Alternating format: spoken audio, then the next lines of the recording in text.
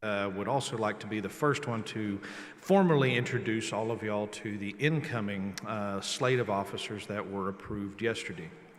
First, President is Amber Blunt. Second is Mr. Drew Satterwhite as our Vice President. Treasurer, Mr. David Bailey. Bobby Bazan is our Secretary. And Mr. Andy Garza is Parliamentarian. If y'all see them around, again, congratulate them and certainly reach out to them for any of your future needs. Before we get started, I'd like to give a heartfelt thank you to all of our sponsors and exhibitors. The event wouldn't be the success that it is with the family and group that we have built around without each and every one of you, as well as our speakers and attendees. We hope that you have enjoyed our programming yesterday and were able to enjoy last evening's networking reception as well, thanks to HAF Associates for sponsoring that event. Also, thanks to Glasscock GCD for sponsoring the breakfast this morning, giving us all the all-important sustenance to put up with me this early in the morning. I also want to give a special acknowledgement to some visiting student scholarship recipients from Texas A&M University, Texas State University, Oklahoma State University, and Baylor University. All of these student scholarships were sponsored by the board and staff of the McMullen GCD, and we express our deepest and greatest gratitude for continuing to advance the education and participation of the next generation to take over. We are very proud to bring you another day of good, wholesome groundwater discussions, and this morning we will hear from a panel conversations on investing in groundwater's future, a topic that's important to all of us as our districts are only as strong as our human capital. We are then going to turn our attention to the legislative session that's hopefully wrapping up for yet another time, but at least from a groundwater perspective and a water overall perspective, we'll have some good discussions to wrap up there. We're also very excited this morning to have Ms. Brooke Popp, Chairwoman of the Texas Water Development Board, who will be delivering a keynote. We'll be inviting you to join us for lunch today, graciously sponsored by Water Grows. After lunch, we will have technical and focused breakout discussions, which, again, at that time, you'll have a choice on whether you come and see me or not, and not be forced with me. There are also, again, a few changes to our agenda that if you're following in the app, all of those things have been updated and you'll see. Again, not surprisingly, and a few of the legislators are not able to join us this morning in person with the special session. However, both Senator Eckhart and Representative Bowers have both recorded remarks to share with us this morning. We appreciate that Senator Springer will be able to join us later this morning as well. We also had a last-minute cancellation of one of our speakers in the aquifer mapping and modeling time schedule with Mr. Jim Schneider not being able to be here. So that session will just have 2 speakers rather than 3 presentations as originally scheduled on the agenda. This evening we have two events. From 5 to 6, we have a happy hour reception thanks to the Edwards Aquifer Authority for sponsoring. And then we invite each and every one of you to join us at 7 p.m. for our 10th annual birthday party celebration. We'll have sliders, snacks, cupcakes, as well as a beverage fermented to your taste. So unless that doesn't work for you, you don't have to worry about dinner plans after the events. Just work on traveling to your rooms, change out of your conference attire, and meet everybody back outside at the lawn on the Lukenbach Pavilion. Thanks to the Barton Springs District, the Kinney County Groundwater Conservation District, the Middle Pecos Groundwater Conservation District, and the Blanco Pedernales Groundwater Conservation District for generously sponsoring this event and the fun that will follow. Is again a forewarning, ping pong did get a little out of hand last time, so you've been warned. Again, to get back to the program, our first panel this morning is moderated by Ms. Sarah Schlesinger, Chief Executive Officer at the Texas Water Foundation, and certainly no stranger to groundwater or this group, as Sarah was previously the Executive Director of TAG. Welcome, Sarah, and the panelists. Thanks.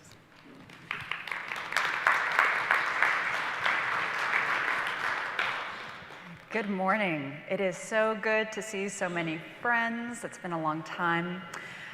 I want to share with you my favorite Dr. Robert Mace quote, which I think is appropriate to yesterday's meeting and today's panel. He said, once upon a time, We will all be in a cone of depression when C.E. Williams retires.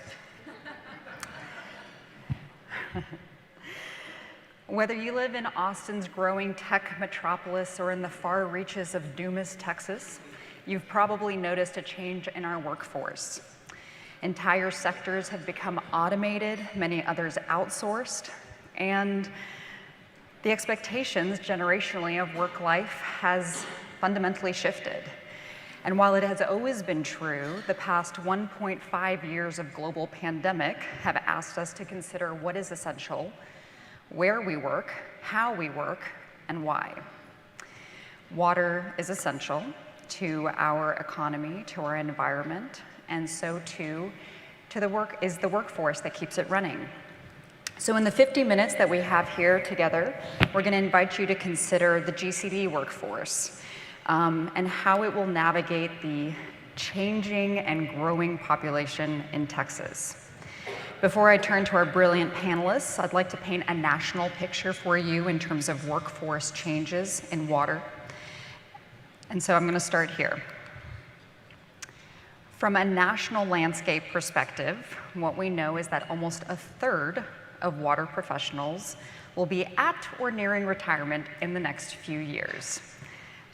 While that feels like an alarming fact, know that there are a number of entities that are researching this, including the EPA, with a number of programs in water workforce development, as well as Brookings Institute. And also know that that is not unique to the water sector. A number of workforce sectors are experiencing the same type of generational shift, sometimes referred to as the silver tsunami. But it is important in terms of water because it is an essential workforce and because we need to make sure that we are investing in the pipeline of opportunity of young water professionals. The other thing that we know on a global scale is that by 2025, 75% of the workforce will be millennials. And with that comes some generational shift in expectations. And studies have shown that some of those factors include things like work-life balance, purpose over paycheck, diversity and inclusion, expectations of employers to consider that, time off, and benefits like maternity, paternity, and adoption leave. And you ask, why is that important? It's important because as you consider how to recruit and retain workforce, that you take those things into consideration. There is also a changing tide in Texas, so let's take a look at the GCD workforce really quickly to set a stage for our discussion. Of all of the challenges and threats to groundwater, you're probably not thinking about workforce development as one of those. And one of the things, okay, so let's paint a landscape here, and I have to always give the caveat, right, with tag surveys, is that these statistics are coming from those who responded. So I believe in this case, Leah and Julia provided me with a statistic that 69 of the 90 tag members responded to this survey, so please take that into consideration when you see these numbers. So here's the landscape. We've got a median budget of $375,000, median staff of 2, a breakdown of 47 males to 22 females, and most importantly, an age distribution in our general managers that is similar to the national statistic, thinking about that 1/3 of the sector retiring. 31 of the 69 respondents are over the age of 60. 17 of the respondents are between the ages of 50 and 59, 14 between 40 and 49, and 7 between 30 and 39. Although we do have a caveat, one of them is just below 30 and sitting on this panel today. In terms of the workforce, and thinking about some of the benefits and kind of general statistics there, 47 of the 69 respondents offer health insurance coverage, but only 3 pay the employee premium. 49 provide at least 10 days of paid time off. 14 provide paid parental leave. One district offers 12 weeks, which, as you might know, is consistent with the FMLA standards. 21 pay for additional education or training, meaning they invest in their staff. And 9 allow for permanent or long-term remote work. That means 60 do not. So, what we know is in terms of the respondents, the 69 respondents to this survey, where we asked if you had plans to retire in the next few years, we can estimate that about 20% of our GMs are going to plan to retire in the next 5 years. Okay, so consistent with what we're seeing on a national stage, and pretty alarming if you think about the number of GCDs and what that means in terms of generational turnover. So when we're talking about hiring, retention, and succession planning, here's a couple other statistics to throw out at you. Of the 69 respondents, 54 employ a full-time GM. That's important because some of them are employing part-time GMs or contract kind of variations of it. 8 employ an assistant GM. Of the 69 respondents, 16 have 1 employee, and every single one of those is in a rural district.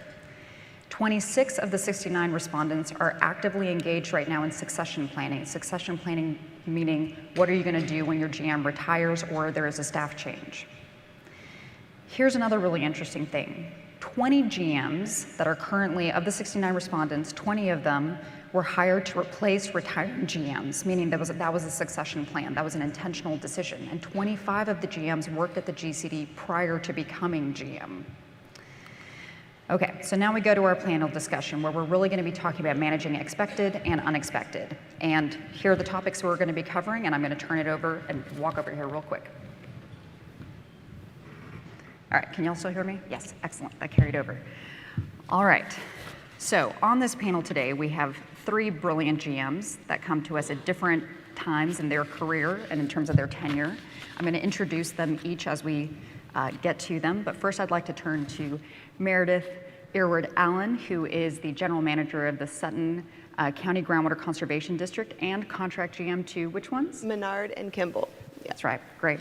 So when I think about the next generation of GMs, you really come to mind to me, and specifically because you were very intentional in how it is that you built your career into water, going to A&M specifically to study water, I think with Zach, right? Yeah. And working for Representative Price, interning at Post Oak Savannah, so you groomed yourself to be a water professional because you wanted to route back to living at home in Sutton County, correct? And so now you're in the process of raising your next generation.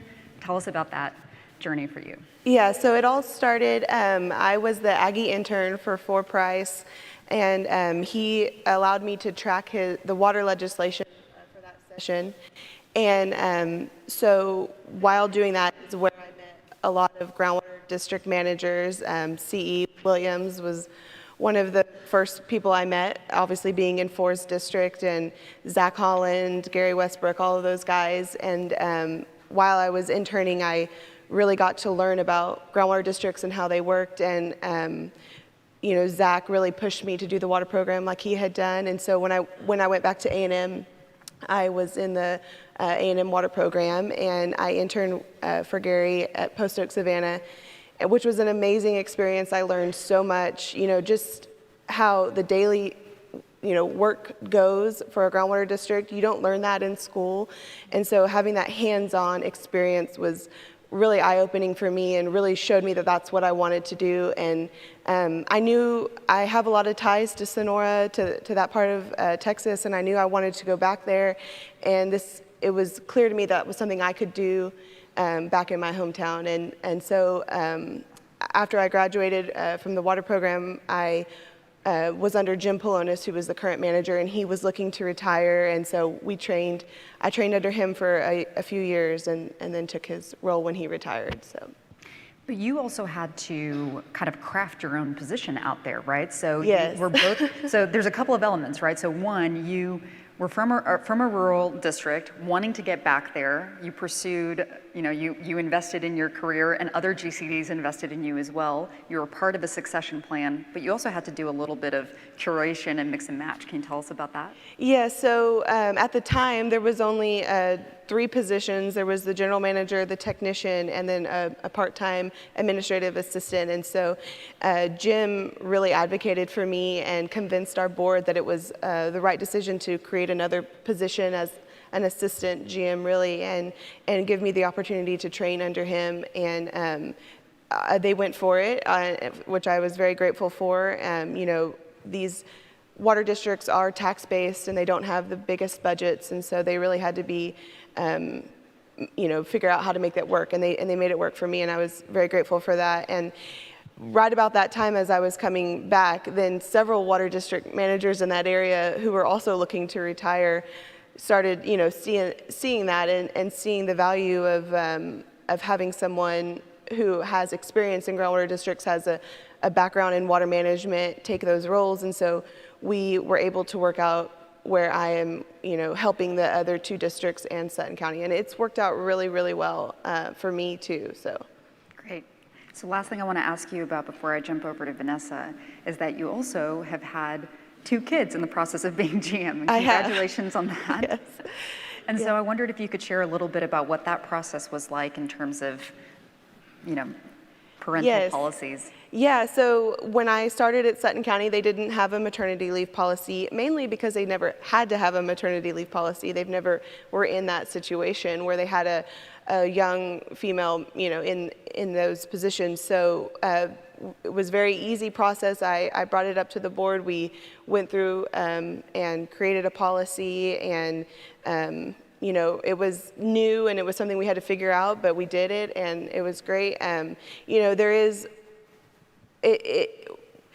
so I did have a maternity leave policy, but it is always hard when you are the manager and there are people applying for permitted wells, and there's deadlines for that. So that was a little tricky to figure out how to manage those issues, but we were able to do it. And then when I had my son, I was working for the 3 water districts, and so it was the same thing, and they just jumped on board, and we figured out a maternity leave for me, and it went pretty smoothly. But when I started at all 3 districts, none of them had a maternity leave policy in place when I started. That was something that I had to bring to them and figure out what would work best for each district. So.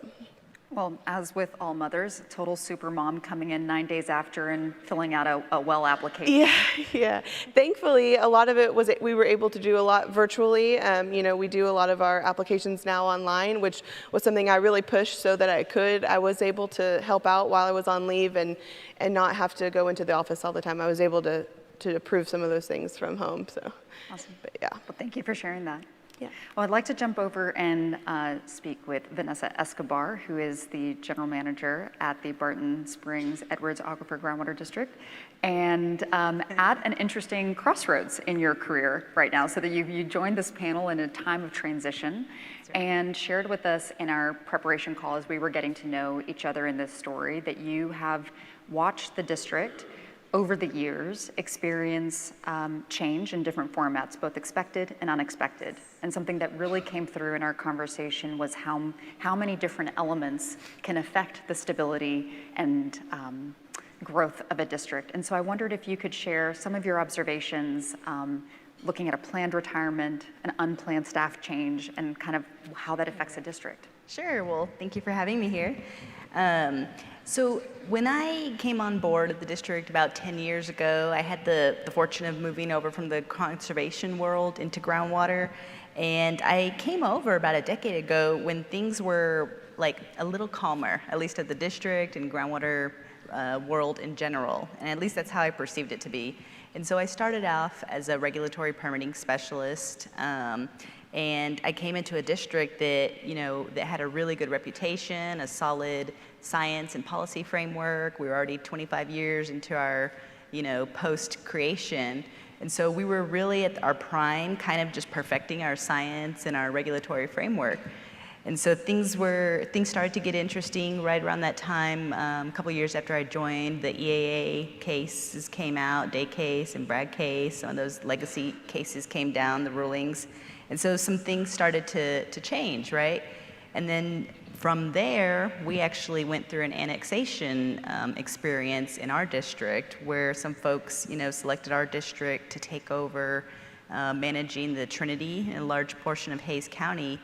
And so that was quite a unique circumstance to find ourselves in because we were both a very seasoned, experienced district that also was experiencing the challenges that some startup districts experience. And so there was a real sense of urgency to establish some data sets, to build scientific models, and establish some policies and regulatory frameworks for this new area. And so that was quite a big change for our district and our history. And then to overlap on top of that, like most organizations at some point or another, you go through natural transitions. People leave, you bring on new people, and so it's just a part of growth of an organization. And so there's opportunities that present itself. But that was definitely, the time frame where things started to kind of compile onto each other. And so when you add various layers of transition, that's where an organization starts to face, things that might feel a little bit unstable. And so, I feel like during that time frame, as people were leaving and new people were coming in, we had the benefit of experiencing both ends of the spectrum when it comes to succession planning. We've had the benefit of having time, which, when one GM can see that they're going to be phasing out and retiring, they can select their successor and train them up and really get them primed up to lead. And in that case, it's a very seamless transition, and it's easier on staff and board and constituents. And then sometimes things are unplanned, all of a sudden a change, happens at the leadership level. And when there's not a plan in place, it's much more of a reactive response. And so that can lead to different layers of stress, for depending on who you are, your role in the organization. So I would say, oftentimes we get caught up in some of these transitions, and we're just in the midst of it, trying to survive, trying to react. And I think we don't really take the time to kind of take a step back and reflect, like, what are the factors that ultimately lead to stability in a district or instability. And I would say, that when we think about factors that lead to stability, I think most of our GCDs feel they're the most effective, successful, and stable when we have good funding mechanisms, when we have stable leadership on the board and in the management roles, when we have, no real regulatory challenges that we're faced with immediately, and in general, just financial stability. And so for districts that find themselves in those positions, usually we feel good about our science, where we're at with our science-based policies, and having good engaged boards. And typically we also have, really capable staff that have institutional knowledge and really informed board directors. So those are factors that I say lead to stability. And then factors that, really lead to instability, I would say, are often external factors, like things like legal challenges or legislative shifts or local politics, pandemics, things that, really do cause. Things you can absolutely control, yes. right? And so I would say, from our experience being a rapidly urbanizing district, that those districts are probably a little more vulnerable because some of these issues are much more prevalent. And so I would just recommend that, districts in that transitioning zone, just give some thought to just preparing and planning to the extent you can. Thank you. And I know we're going to talk about some of those techniques. Thank you for sharing that story, and especially in such a rapidly growing tech metropolis like Austin. Y'all definitely have got some challenges. Steve Walthour, GM of the North Plains Groundwater Conservation District. You have been at the helm of one of the biggest and oldest groundwater districts for, what did we decide, 4.25 years? 14.25. 14, that's what I said. Yes. That's what I meant. Yes, Yeah. That's right. I said 15 and he corrected me. Yeah. And you have seen change occur within within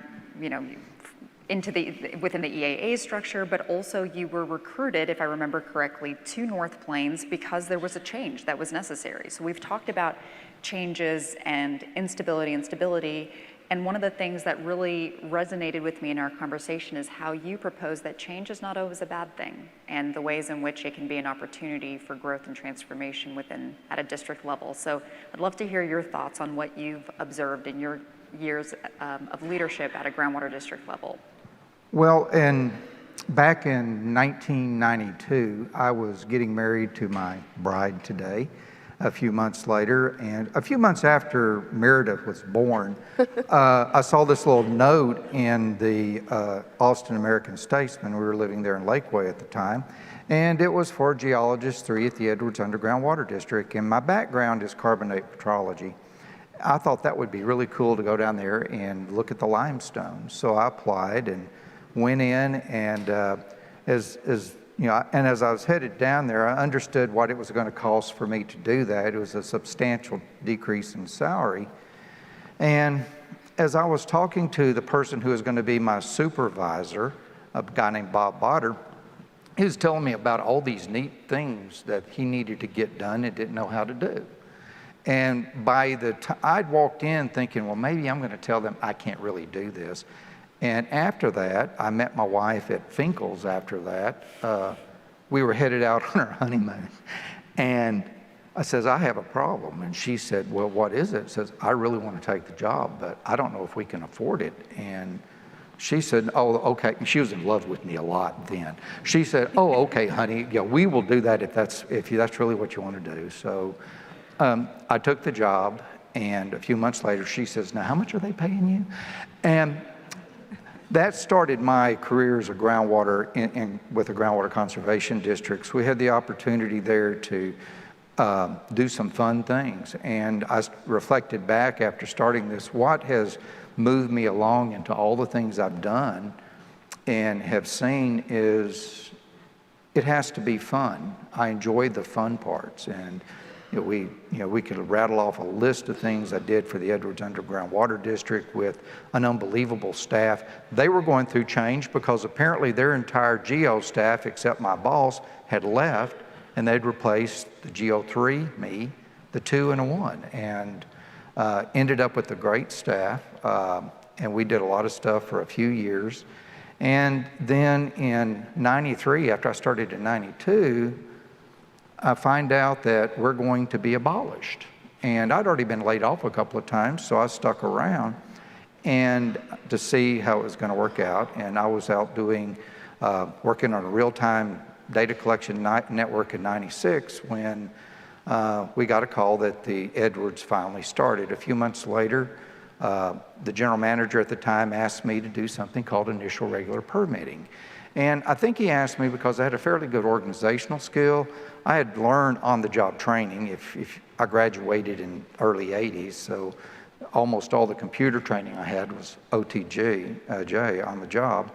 And I started doing the permitting for the authority. That took me away from doing the science, and I always thought that once I finished, or once the authority could afford to hire someone who knew what they were doing, I would go back to doing the science.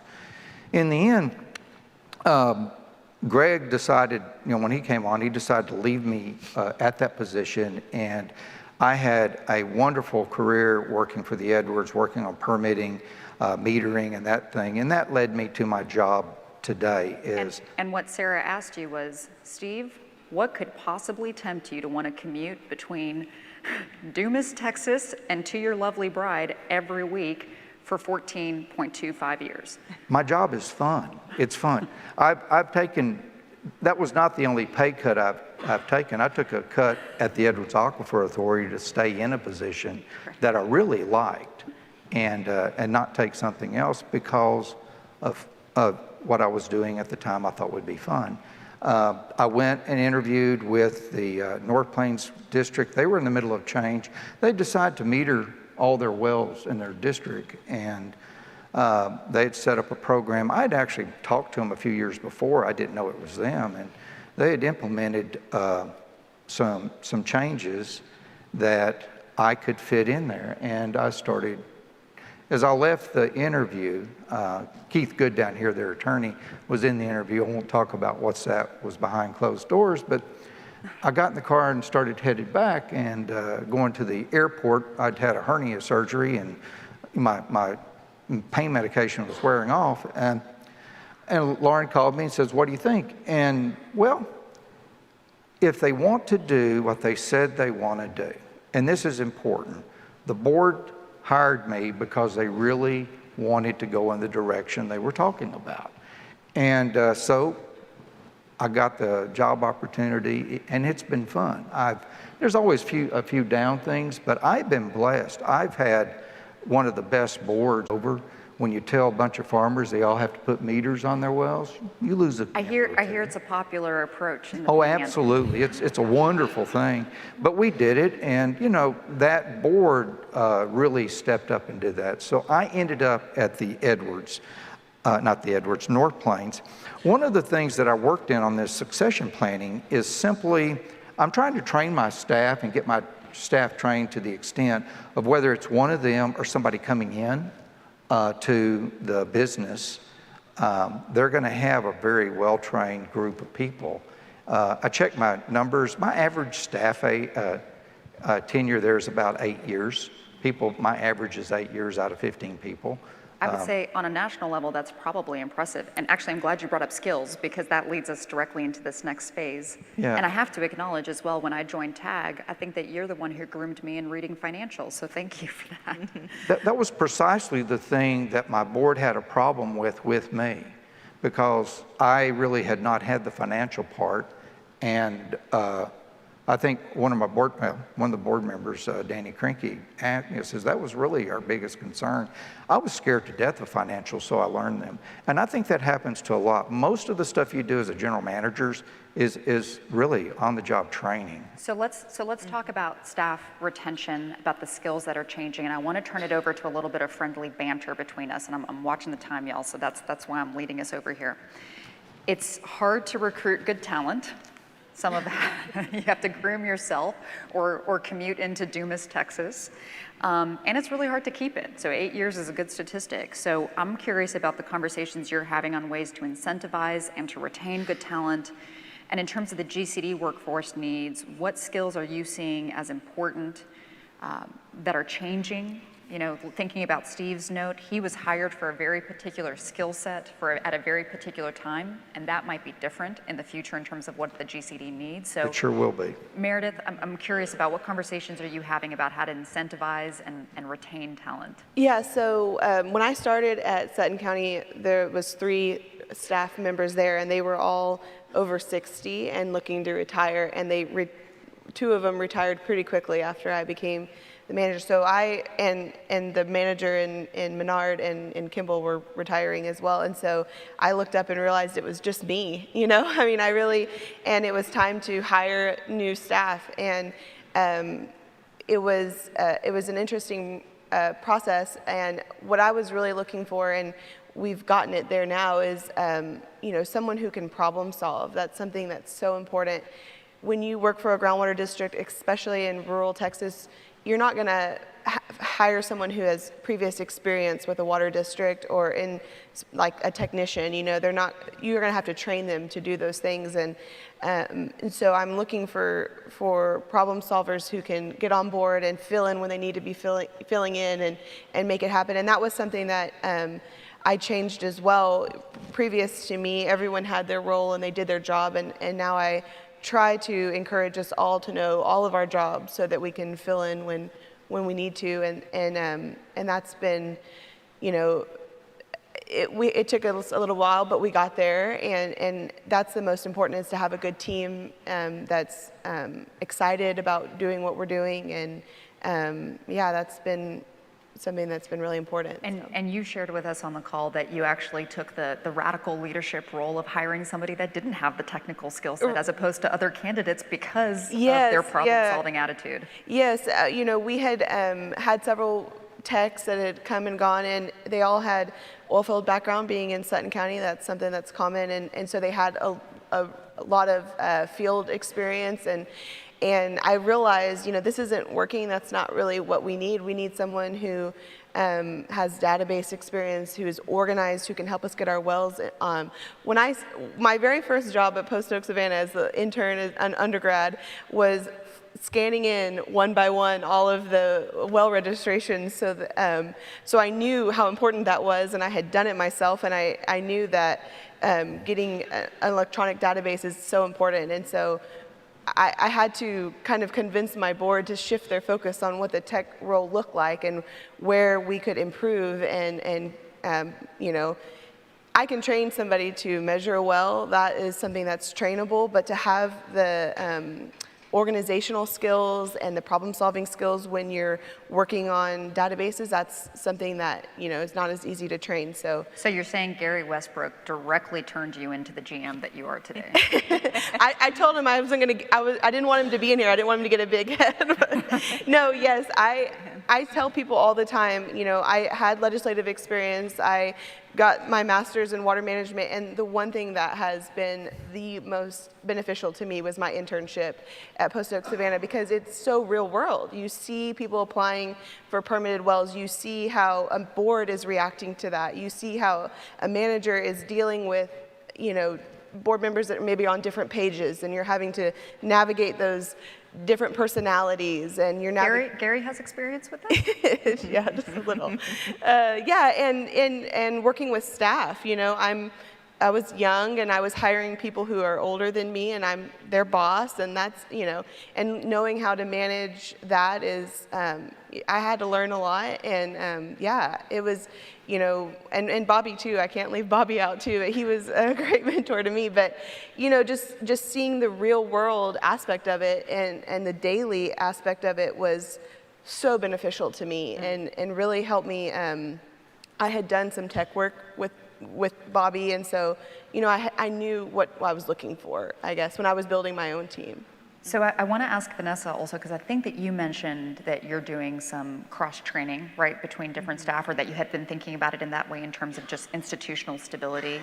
And so as I prep you for that, I know that one of the things you said about hiring from the oil field is, and it makes me think about the challenges in retaining staff within groundwater districts, and you brought up your budget, that turns out the oil field pays a little better than groundwater districts? Yeah, that's been a problem for us in all three districts is, you know, we do have small budgets. And so, you know, trying to make that work and incentivize people to come work for the groundwater district in other ways, maybe, you know, benefits and things like that. So it was good to invest in somebody who stuck around. So Yeah. Vanessa, your thoughts on Especially challenges? someone having 2 babies and is only been a GM for 6 months, and yeah.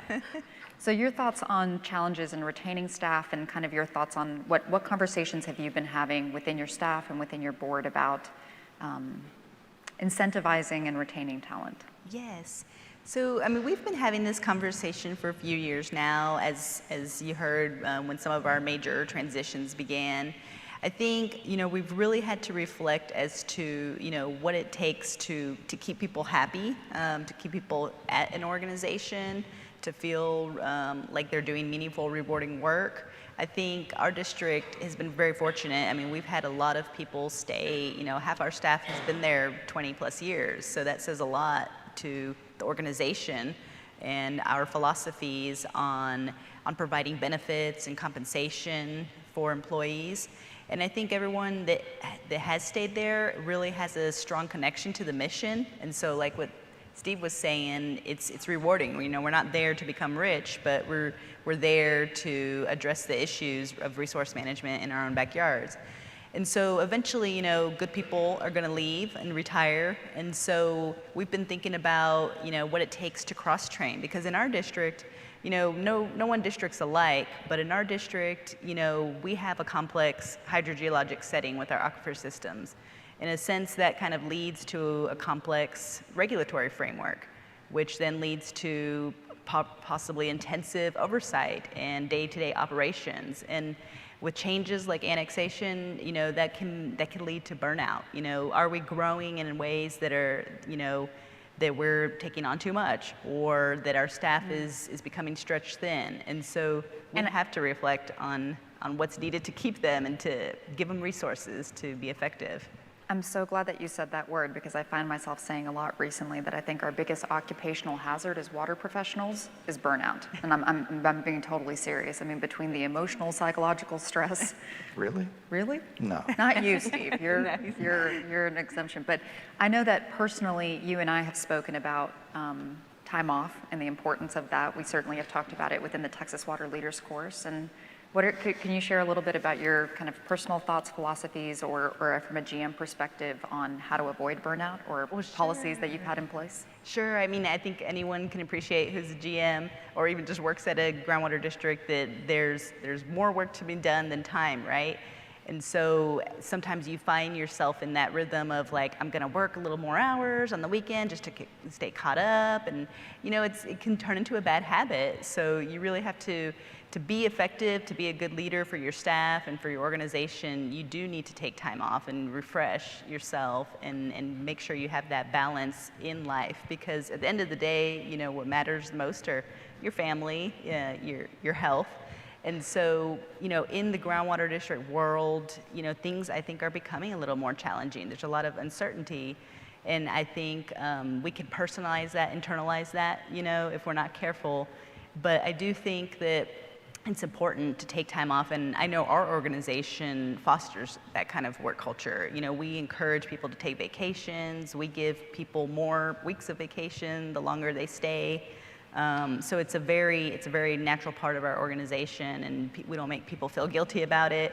And we're really flexible and treat employees uniquely based on their circumstances. Like, when people go on maternity leave or paternity leave, when people have health issues or need to take mental health days, those things matter because we want to keep these people because they do a hard job. And although we're all like political subdivisions, it's not really like any other government sector job, where you have one niche and you're doing one thing. I mean, we're doing everything from HR to legal stuff to facility management and dealing, with unpleasant people sometimes. And so it's a lot to ask of people.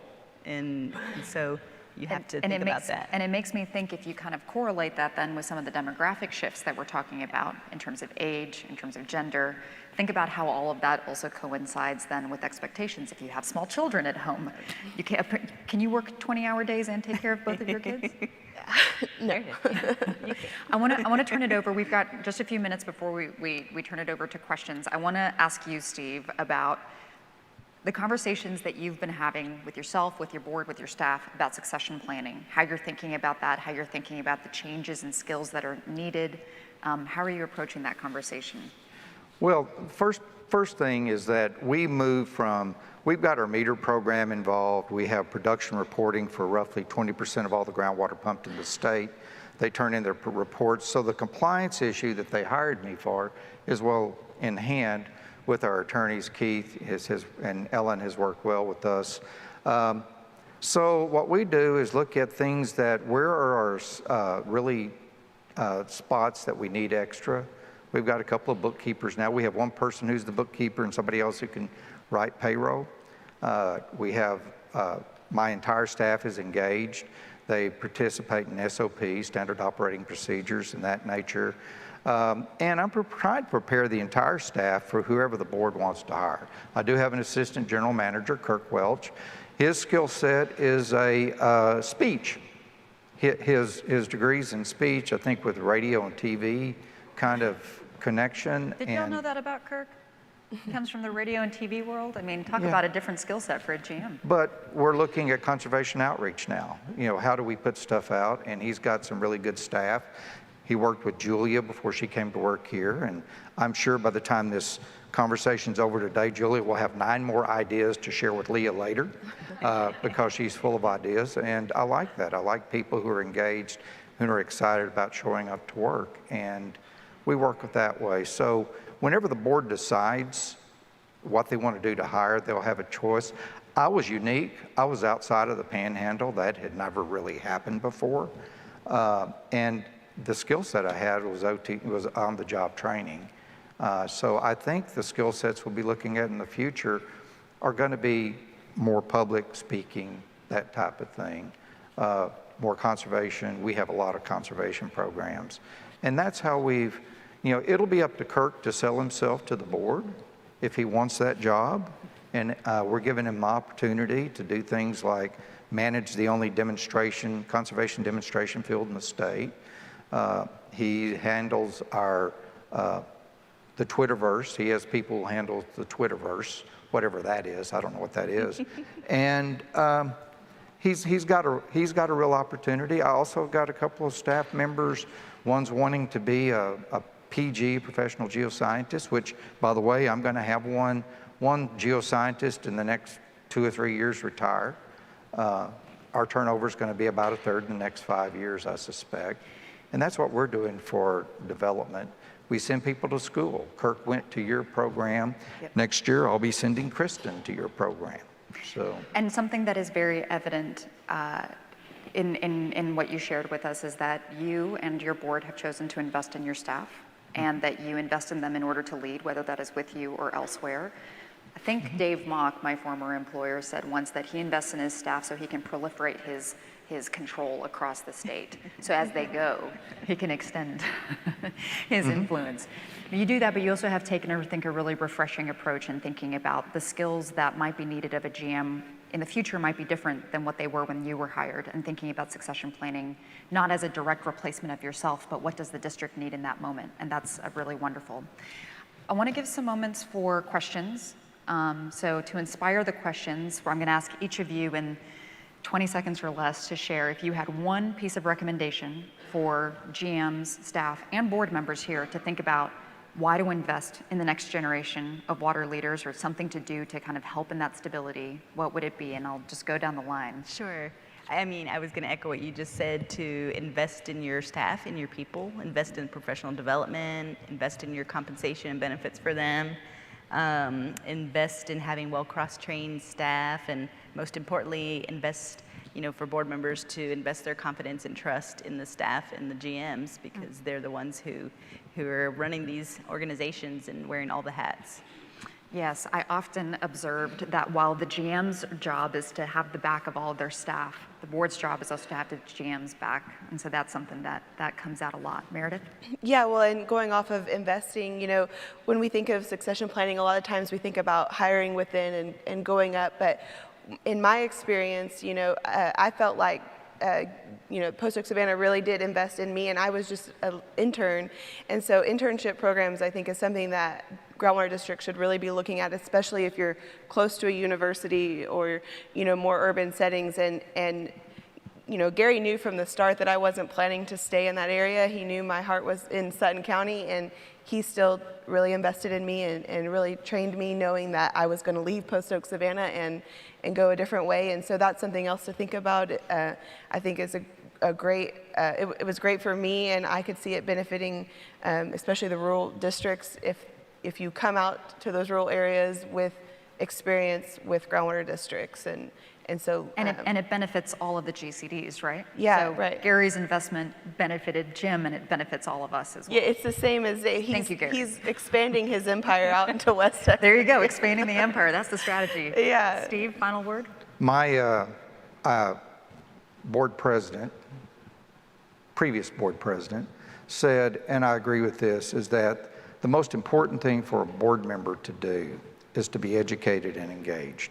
And if you don't do those two things as a board member, you don't know what your responsibilities are and what you need to be doing. And that applies to the staff, investing in your staff to make sure your staff's educated and engaged, keeping them interested and fun. So I would say that's the biggest takeaway I would leave, is that for board and general managers, education and engagement. Thank you. Well, hopefully this has inspired you to think a little bit about planned and unplanned changes at the district. Think about succession planning, think about investing in your staff, and think also about some of those generational changes and expectations, particularly as we live through a global pandemic. Work-life harmony, I know we scoff at it sometimes, but it really is key to retaining talented staff. Are there any questions from the audience? Any challenges that you'd like to bring up? Okay. Well, with that, join me in thanking our brilliant panelists. Or do you have a question? I did get a couple in here. Oh, absolutely. Yes. I think I saw a statistic that said that within that millennial study of the 75% of leaders are going to be millennials, they said that if you invest in your staff, you're more likely to retain in them because they feel like they want to stay, right? So strategy. Go ahead. This question came in and then Steve made a point, but I think it's worth maybe having a little more dialogue on it regarding board involvement and how to kind of convince your board to strike that balance between supporting a GM without micromanaging, but giving them what they need and what your experiences are with that. Any advice you may have?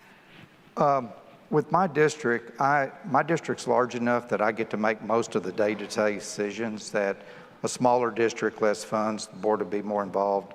I have 15 employees. I've got several consultants, but the other 7 people that are part of my team is my board, and my board is engaged in all of our conservation programs, and that's good. And they do policy, but I handle the day-to-day as far as the operations of the district. Any thoughts from either of you on striking that balance? You know, I think it's just important for the board to form a good, solid working dynamic with the staff and the GM. Obviously, that's the GM's main role. But I think, you know, for the board to have a sense of what the staff does and just kind of ask the right questions and try to get informed and educated is really important. And then for the staff to understand that the board's there to represent the constituency and to have some kind of trust in each other that works both ways is kind of leads to more effectiveness and success collectively. You know, something that occurs to me that I think about often is that water is more than pipes and technology. It's informed decision makers, you know, and so I'm so glad that you brought up the trust part, because the trust and legitimacy, I feel like, is not considered as much in terms of building the trust between GM and the board, and making sure the systems and the human governance piece of it is just as important as the technology and the policy decision. Yeah, and actually a second question also came in on the board topic. You talked about recruitment of general managers and staff. What about recruiting new board members, particularly, you know, how do you get people ready and willing to run for a position on a GCD board? Have y'all had any strategies in terms of offering educational opportunities, or how has that looked? You know, we're going through some board transition right now and trying to recruit the next successors. I think we've talked about going into the community groups, the ones that are engaged in trying to support the district's mission and managing the aquifers sustainably, and just trying to recruit active kind of leaders from those organizations to come and participate and follow conversations at our district and at our board level. It's obviously an extra commitment for people, so I think we're in some areas of our district it's a little challenging to get some interest. But I do think you have to treat board succession just like the GM has to treat internal succession. You know, be thoughtful about it and actually plan for it in advance. Otherwise, you find yourself in a reactive mode with either no interested candidates, or maybe the wrong kind of candidates. Sure. I mean, there have been several examples of where very vocal minorities can overtake a board. Yeah. Yes. Yeah, in the rural setting, it is always difficult to find board members, and when we get into that situation. But problem solving, you know, just like my staff, I try to recruit board members who can problem solve, who are willing to take on the task, because it is a task, and they are serving to do it. And I encourage them to come to these programs like this, the conference, and some tag trainings. I've had some board members come to some tag trainings in the past, and that's been really beneficial too. In the 14 years I've been there, we've had 2 board members who lost an election, and we got 2 new ones.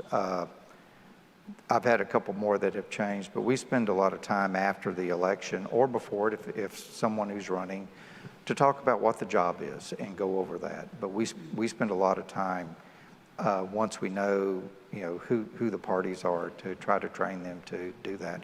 I don't have to look for board members, except when someone resigns and I have to fill something for a short period of time. I've been really blessed there, so hope we'll continue to do that same system. Well, that was a fantastic panel, a lot of food for thought, and you know, they're really important conversations, not necessarily easy ones. Just yesterday, in our announcements in the TAG meeting, there are 4 retirements that we announced, so it's very timely for sure. Thank you, panel. Thank you so much. Thank you.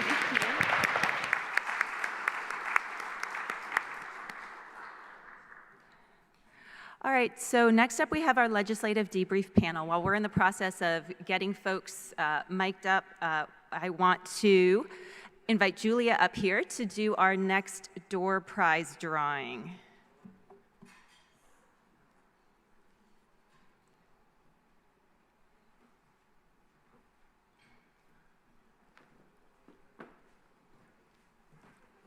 that previous panel could make your way to the new panel so we can steal your mics back. Steve's trying to run off so he can talk very loudly all day. Good morning, everyone. We have this door prize will be an Eagle Creek wheeled carry-on duffel. I have never found a duffel bag that I really wanted that bad until I saw this one. I thought they were pretty much all the same, but this one has apparently a special exoskeleton. It's very fancy, but rugged as well. So I'm just really jealous of all the door prizes. This door prize winner is Stephanie Moore. Stephanie, are you in here? I think I saw a hand. I'm assuming. There's Stephanie. Congratulations, Stephanie. You can pick that up at the registration table.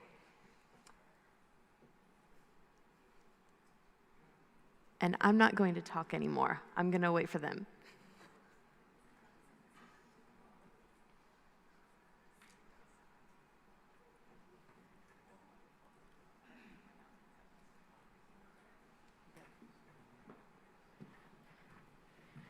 Okay, and while we get the rest of our panelists mic'd up, I just want to take a minute and let y'all know about a location change in our breakouts today. Breakout A, the board and staff training. Your program says it's going to occur in this room, but it's actually going to occur 2 doors down in Independence Room 6 and 7. And then breakout C, the challenges in groundwater management breakout session, is going to occur in this room here. And that's during the challenges will be in here at that 1 o'clock time slot. I also want to take a minute to, again, thank our live stream sponsors, Kelly Hart and Hallman, Post-Savannah GCD, Daniel B. Stevens, and Lloyd Goslink. Also want to thank North Plains GCD for sponsoring the app. Remind you all that the exhibitor bingo is outside during our next break, as is that photo booth. So now I'm going to step over, have a seat, and we're going to take up our legislative debrief panel.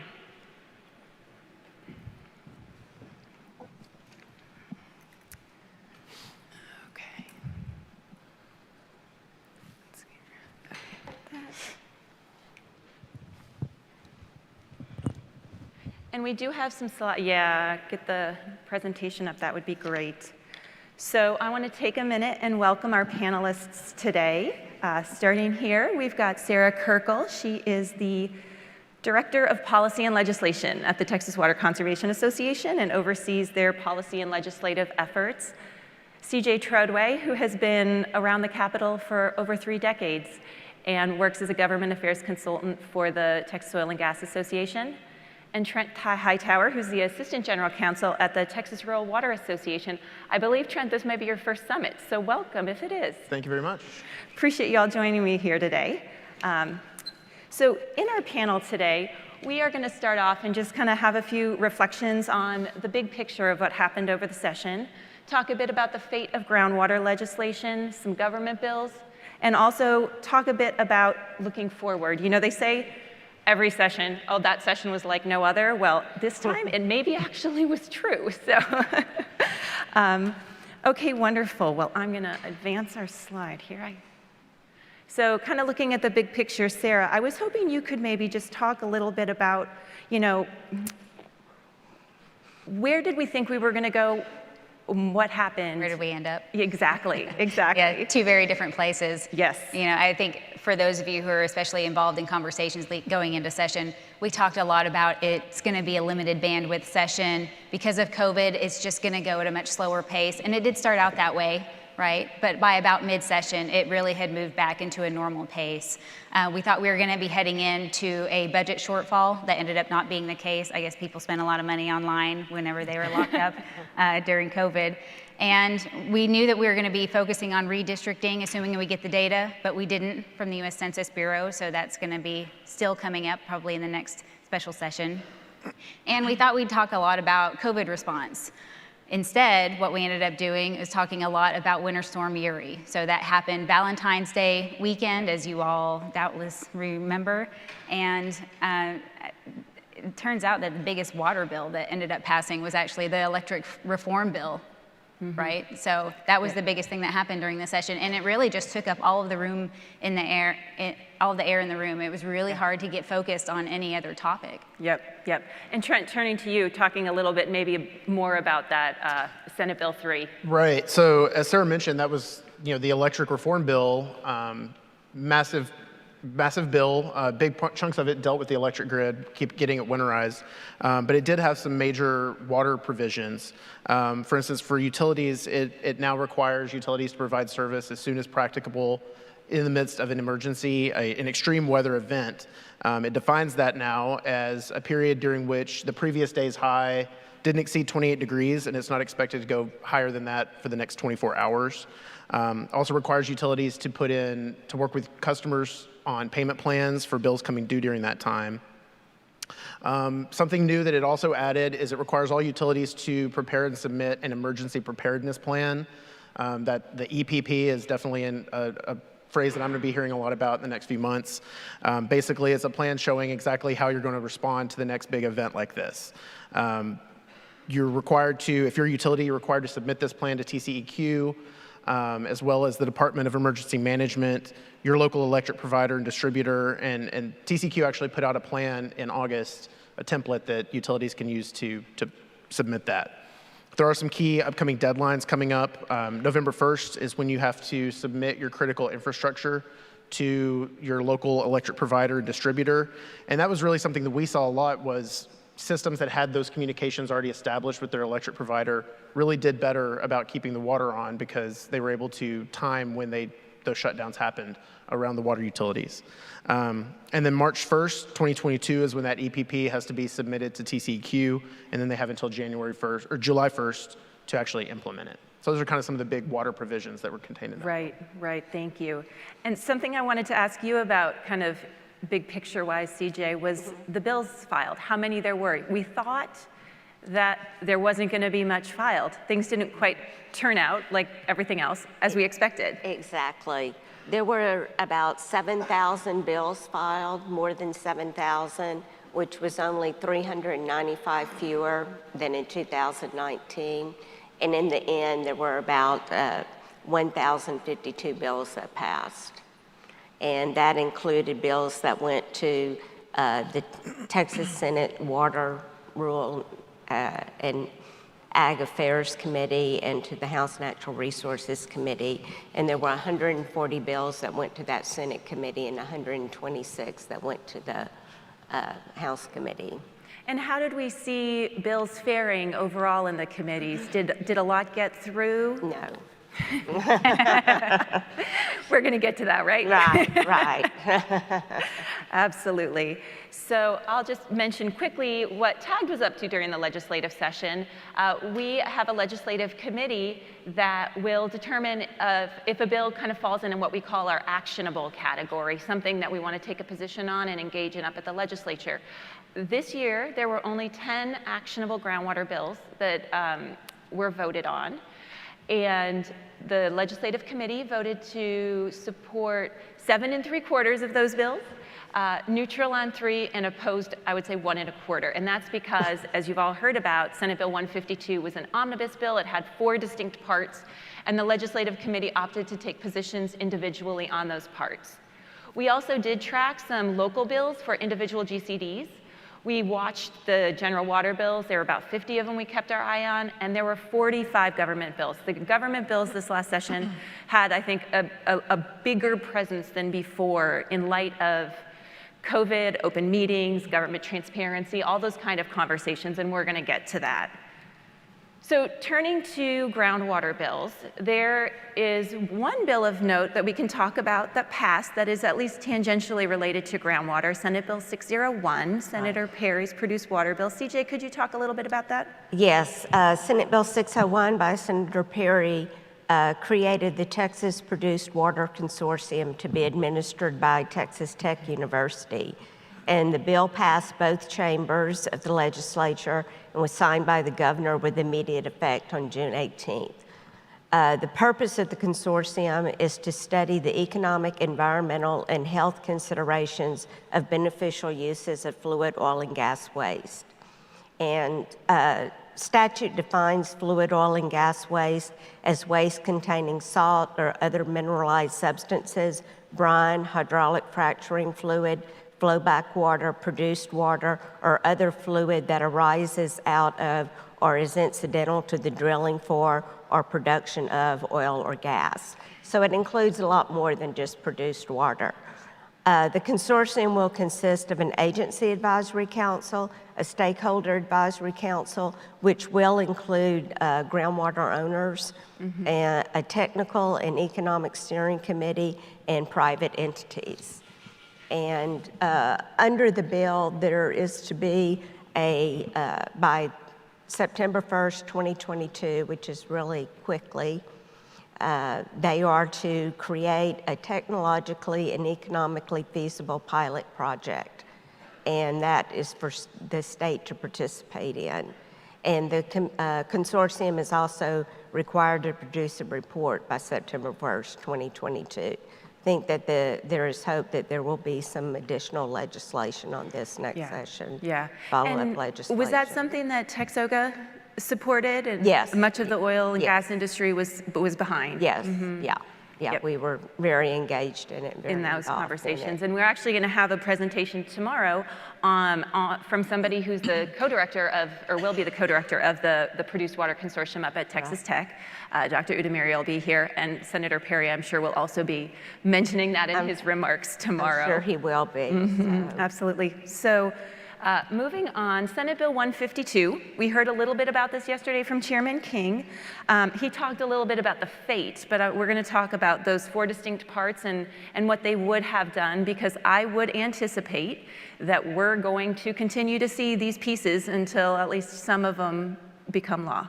So why don't we start with you, CJ? Could you talk a little bit about the notice provision that was in Senate Bill 152? The notice provisions added a new section to Chapter 36 regarding a notice by groundwater districts that regulate the spacing of wells that are a certain distance from other wells. And it specified that these districts are to adopt rules requiring notice of application for a permit or permit amendment to drill a well or increase production capacity of an existing well, and that's to be provided to certain landowners that are specified in the bill. And I think early on there were a lot of conversations at TWCA about this and didn't quite get over the finish line, but there continued to be some stakeholder discussions that ironed out some kinks, and at the end of the day, I think most folks got to where they felt like this is workable, we can live with that, but ultimately, because it was part of that omnibus bill, it didn't get across the finish line. So speaking of TWCA, Sarah, there were a couple parts of this bill that did come through the TWCA consensus process, both the petition for rulemaking piece and the unreasonable DFCs. I guess, shorthanded it. Do you want to speak to those for us? Yeah, absolutely. And just as a reminder, for those of you who may not be familiar with TWCA's consensus process, we have a groundwater committee that has about 150 members, and we work during the interim to come together and think about proposals to bring to the legislature. And all 4 of these items actually came through our committee, but only the middle 2, the petition for rulemaking and the unreasonable DFC, were the 2 that came to consensus with the members of that committee, because it has very diverse perspectives on it. So the first one, the petition to change rules, that provision really is to allow anyone with a property interest in groundwater in the district to be able to petition a district to adopt new rules or change their rules. This process is based on the same process that is used to petition a state agency for rulemaking. And the idea here is really, even though some groundwater districts already had this in place, not all of them did. And so for those districts that didn't have that process in place, the idea was you can provide this clear process in lieu of having to sue a groundwater district, which is going to cost money for both the people that are suing the district and the district. And the second provision is really designed to address the uncertainty related to the management plan review by the Texas Water Development Board when a DFC has been petitioned or determined to be unreasonable. And what this bill would have done had it passed, and it was also filed independently as its own bill, is state very clearly that the previously adopted DFC is the one that should be included in a management plan that's submitted to the board, even if that DFC has been declared unreasonable or is under petition. Thank you, Sarah. And just quickly, I would be curious to hear how you felt like, from TWCA's perspective, having that consensus process occur virtually. How did that go? Well, I am new to my position, but I had observed some groundwater committee meetings in the past.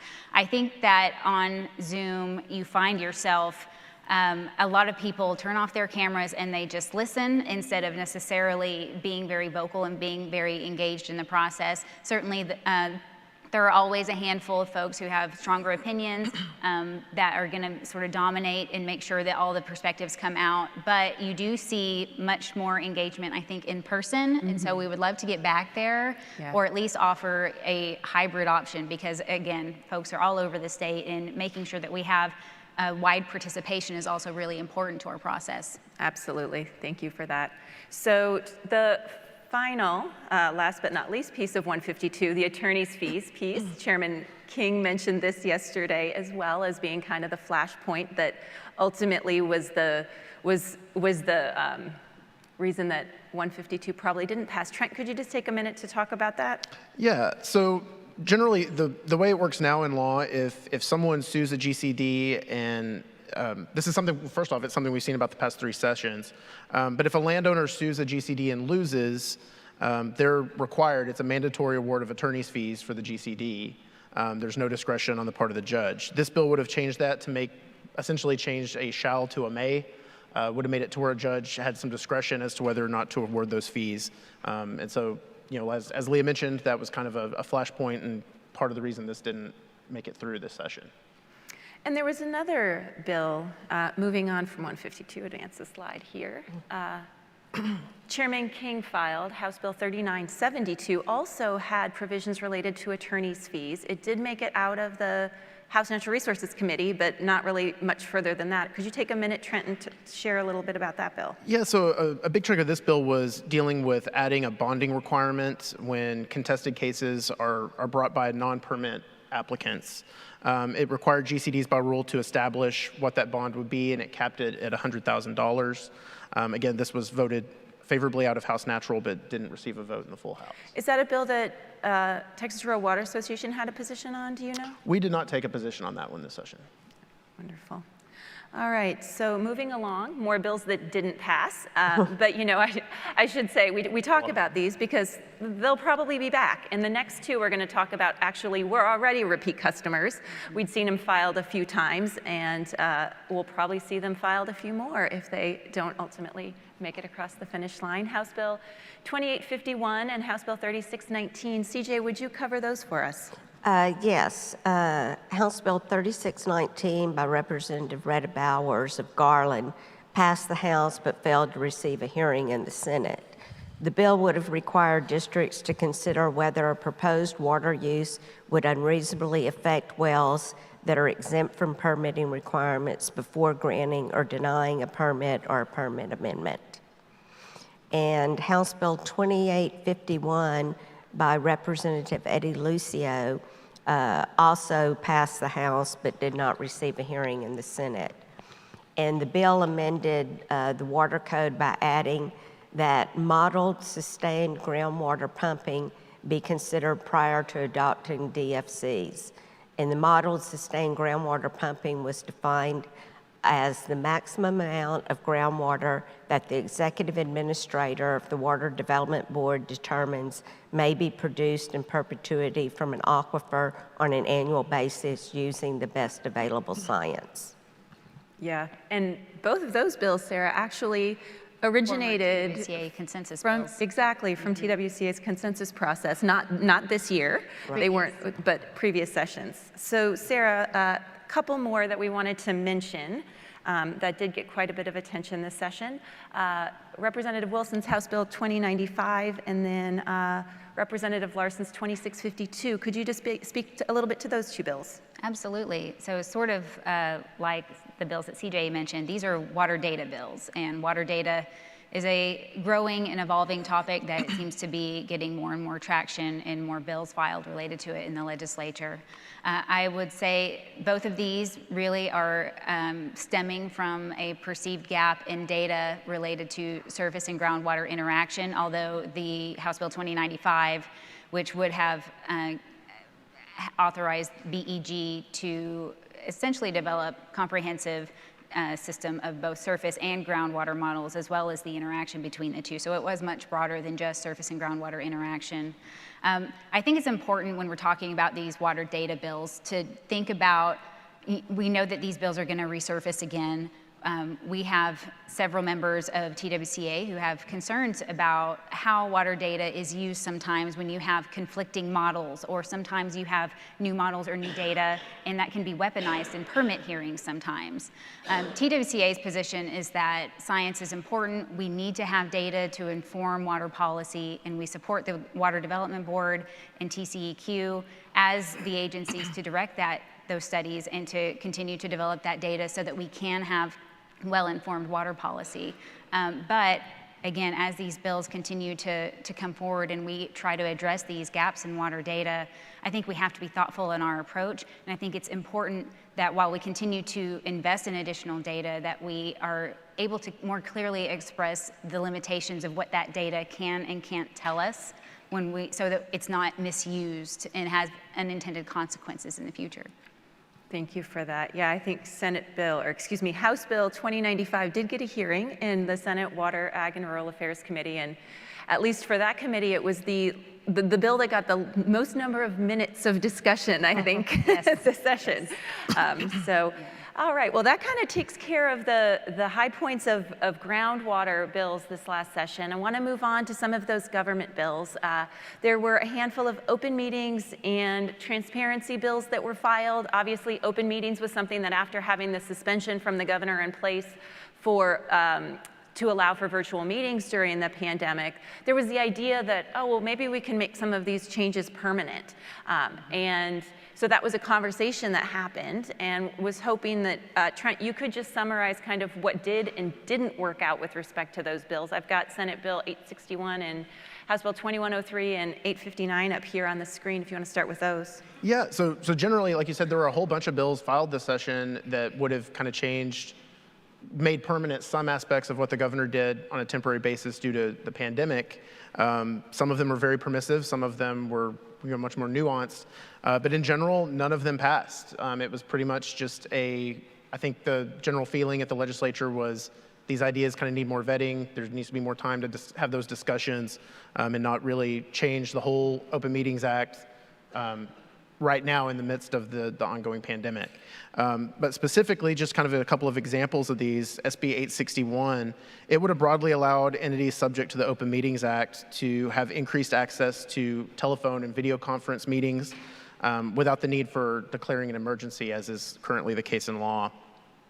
And then HB 2103 and SB 859, that would have clarified that meetings of groundwater conservation districts within groundwater management areas are subject to the provisions regarding video and telephone meetings currently in the Open Meetings Act. That one was approved by the House, but not referred to committee over in the Senate. And that 2103, that Representative Bowers, we as an organization did have a conversation with her, and that was something that groundwater districts felt like, I think many, that it would be great for the GMAs to have the ability to take advantage of that as well. And so we had worked with her and gotten that added to the bill, but unfortunately it didn't really get very far on the Senate side. Right. So that's something hopefully we can continue to think about for those GMAs, particularly ones that span many, many counties, and you're all taking hours out of your day to drive for those meetings. To have the ability to get some of that work done remotely, I think would be good for the process. Right. Couple other government open meetings bills. Trent, if you could just speak to a few here that have green after them because they actually passed. Yeah, these did. So the HB 1154, this one requires certain types of districts to include information about the district on their website, things like the names of the board members, management info, contact info, tax information. I don't believe that one applied to GCDs, but it also, for rural districts, it required them to physically conduct their meetings within 10 miles of their district boundaries or at another place within the county. HB 1560 was the general sunset bill for TDLR, the Department of Licensing and Regulation. It continues the functions of that agency through 2033. All right, great. So open records was also a conversation that was had, and we did see a handful of bills pass in that regard. Sarah, could you cover some of these for us? Absolutely. So House Bill 1082 ensures the personal information of elected public officials are exempt from public disclosure. This is something that already existed for state officials. It was just broadened to include any elected officials. So this would be all of your board members, essentially. Senate Bill 1225 requires, it essentially says that you have to continue to respond to public information requests even if you're working remotely. And if a disaster occurs where you're not able to respond to those requests, you can only pause that one time, and then once you start responding again, you can't decide to stop it again and start it again. There's no start and stops, right?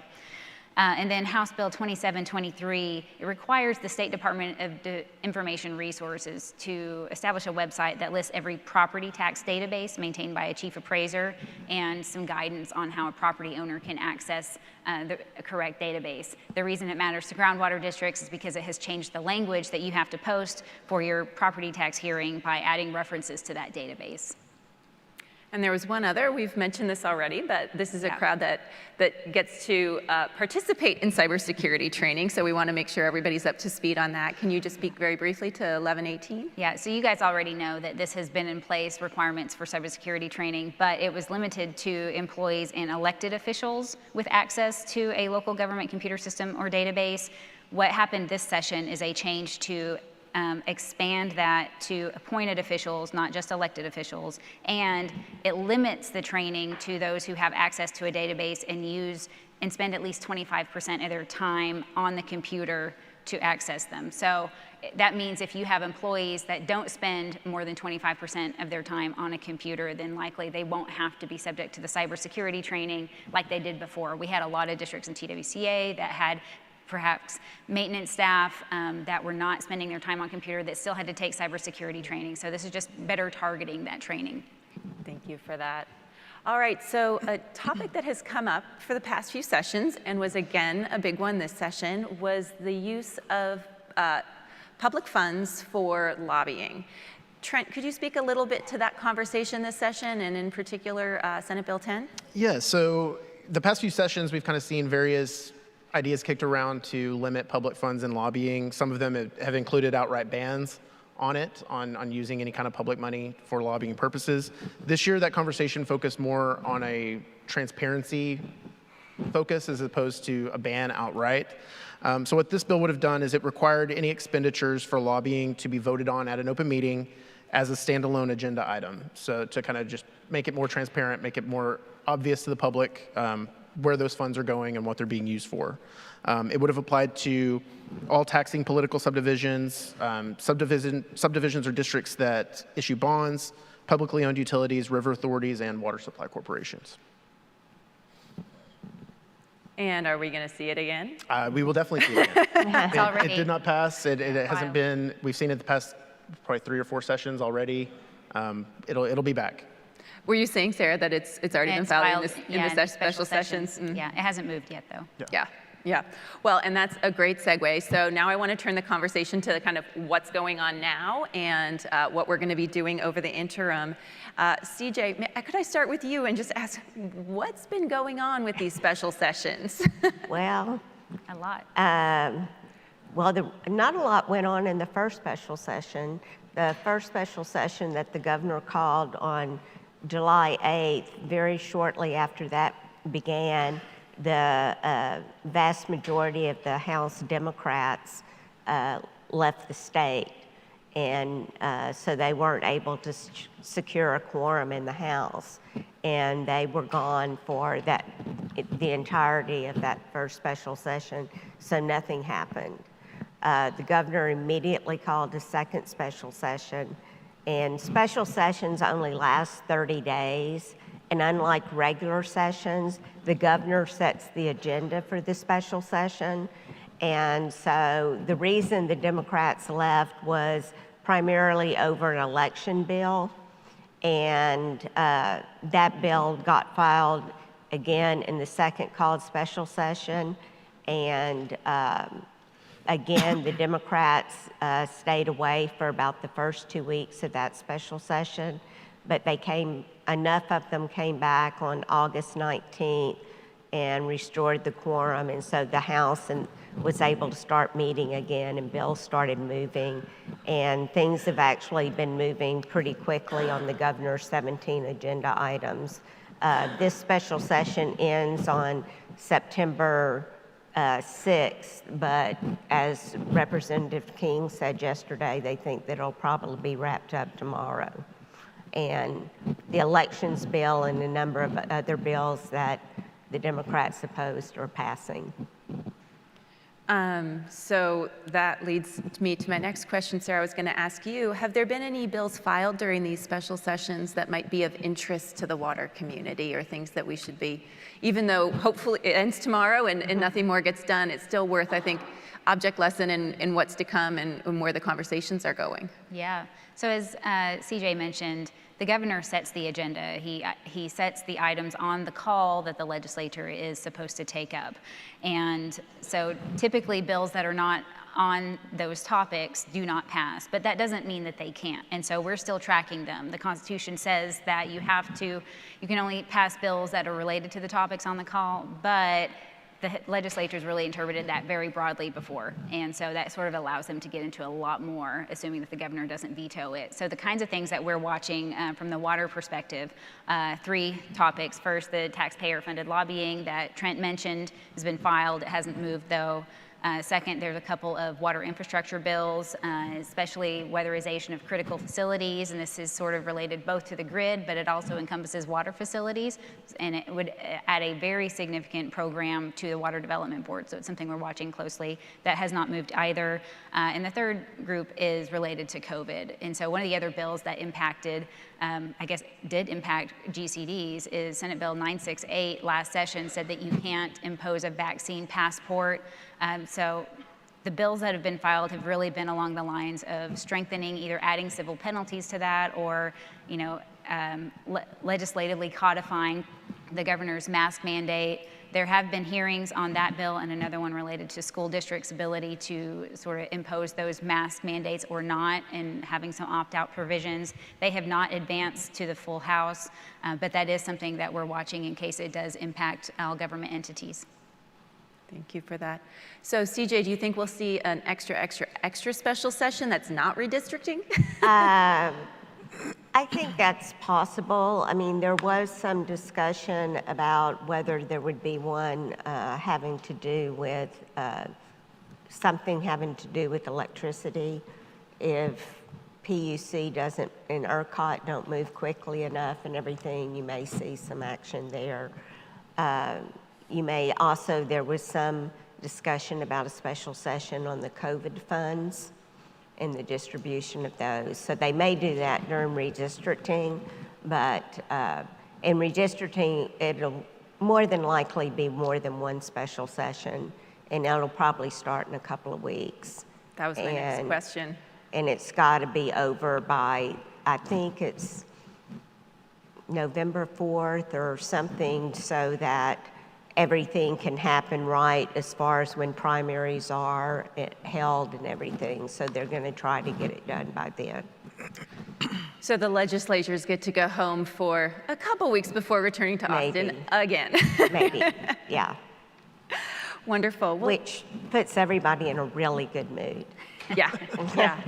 Well, and especially for a lot of those representatives who were up in Austin for 6 weeks with nothing to do but couldn't go home, right? Right. Yeah. So now I want to turn to the interim. Again, something that Chairman King mentioned, that sort of what you would typically be doing right now is not what's happening. We're not thinking about preparing for the next session, but we're going to get there eventually.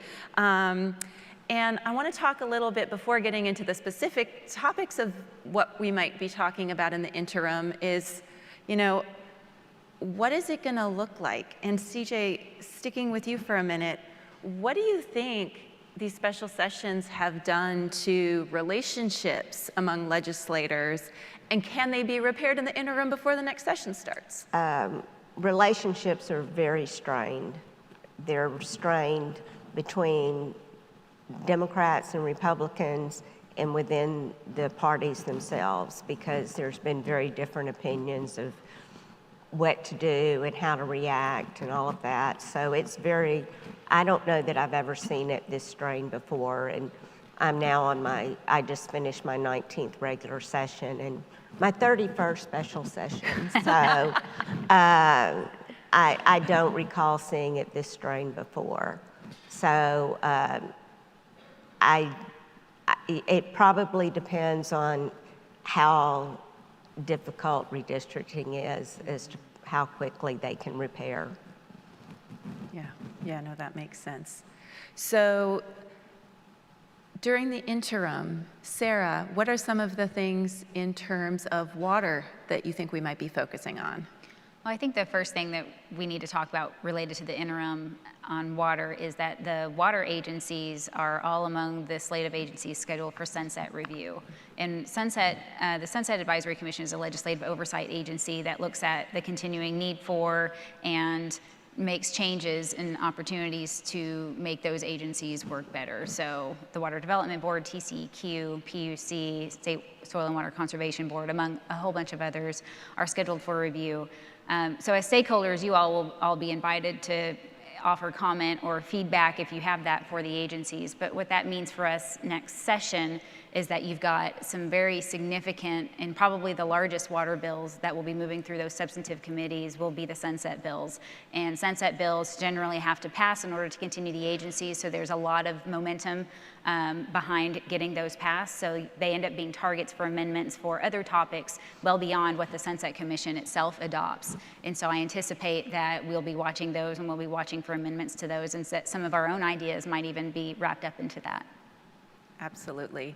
So turning to you, Trent, what topics this interim is your organization focused on? I think the big one is going to be SB3, getting compliant with it. A lot of our members, SB3 had provisions for various things you can do to comply with it. Some of them very simple, like just belonging to a statewide mutual aid organization, which most of our members do.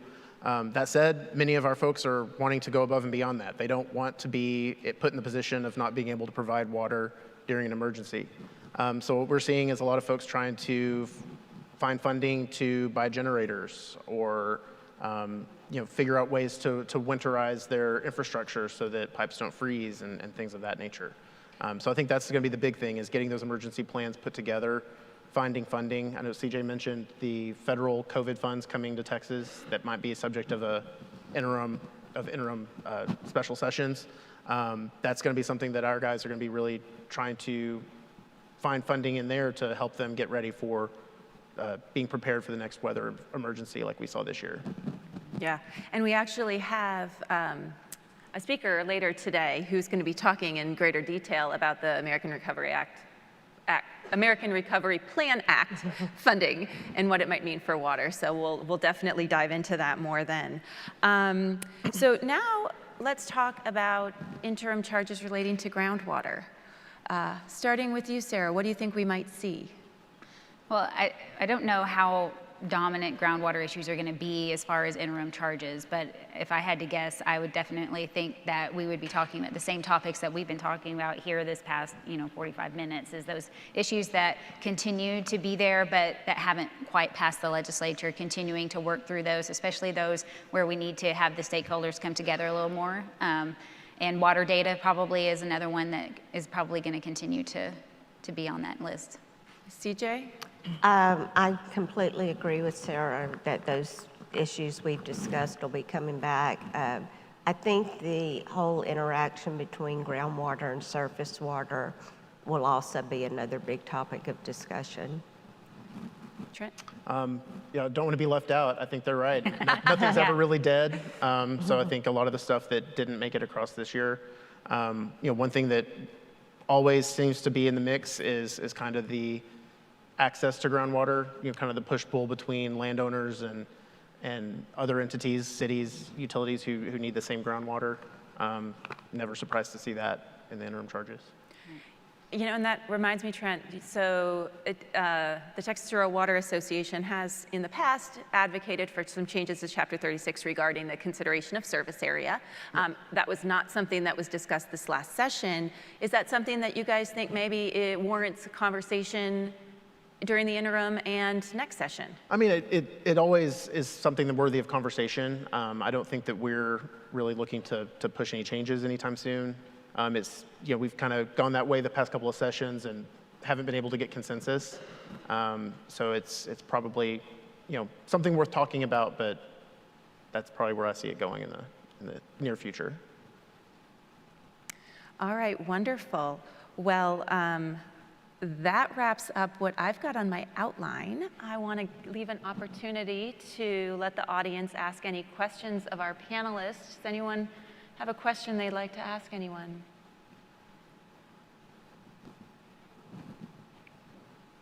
All right, I do not see any questions from the audience, so I want to thank you all for coming today, for providing your thoughts and your insights. It has been a wild ride this last session, and it doesn't feel like it's over. It's just going to bleed into the next one, I think. So thank you for that. Thanks for coming and being a part of our event. Thanks for having us. Thank you. Thank you.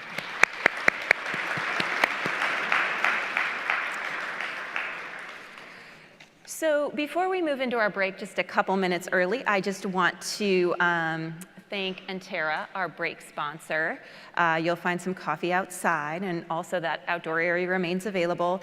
During that break, I encourage you to go visit the exhibitors, play that exhibitor bingo game so you can be registered to win those Amazon gift cards tomorrow.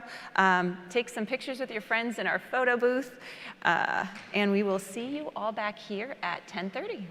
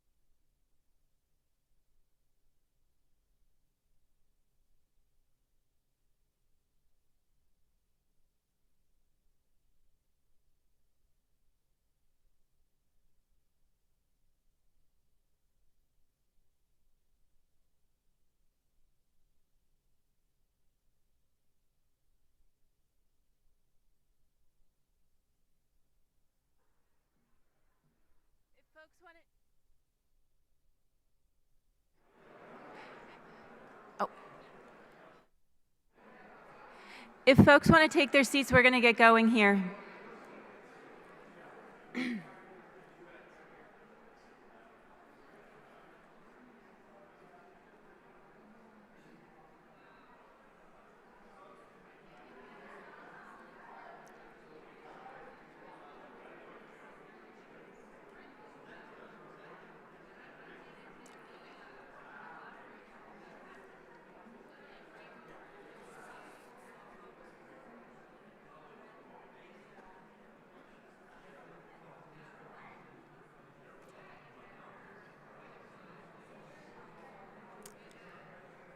All right, welcome back. We're going to get going again here with our next session. I'm delighted to introduce our next keynote speaker, Brooke Popp, Chairwoman of the Texas Water Development Board. Chairwoman Popp was appointed to the board by Governor Abbott back in 2018, first female chair of the Texas Water Development Board, appointed just this last spring after Winter Storm Uri.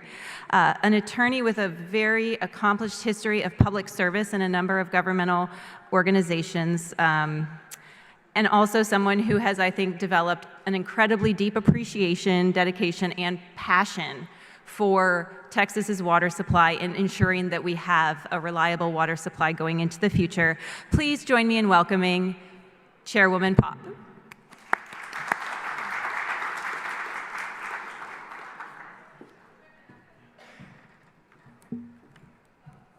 I'm going to do this keynote masked. I'm just kidding. A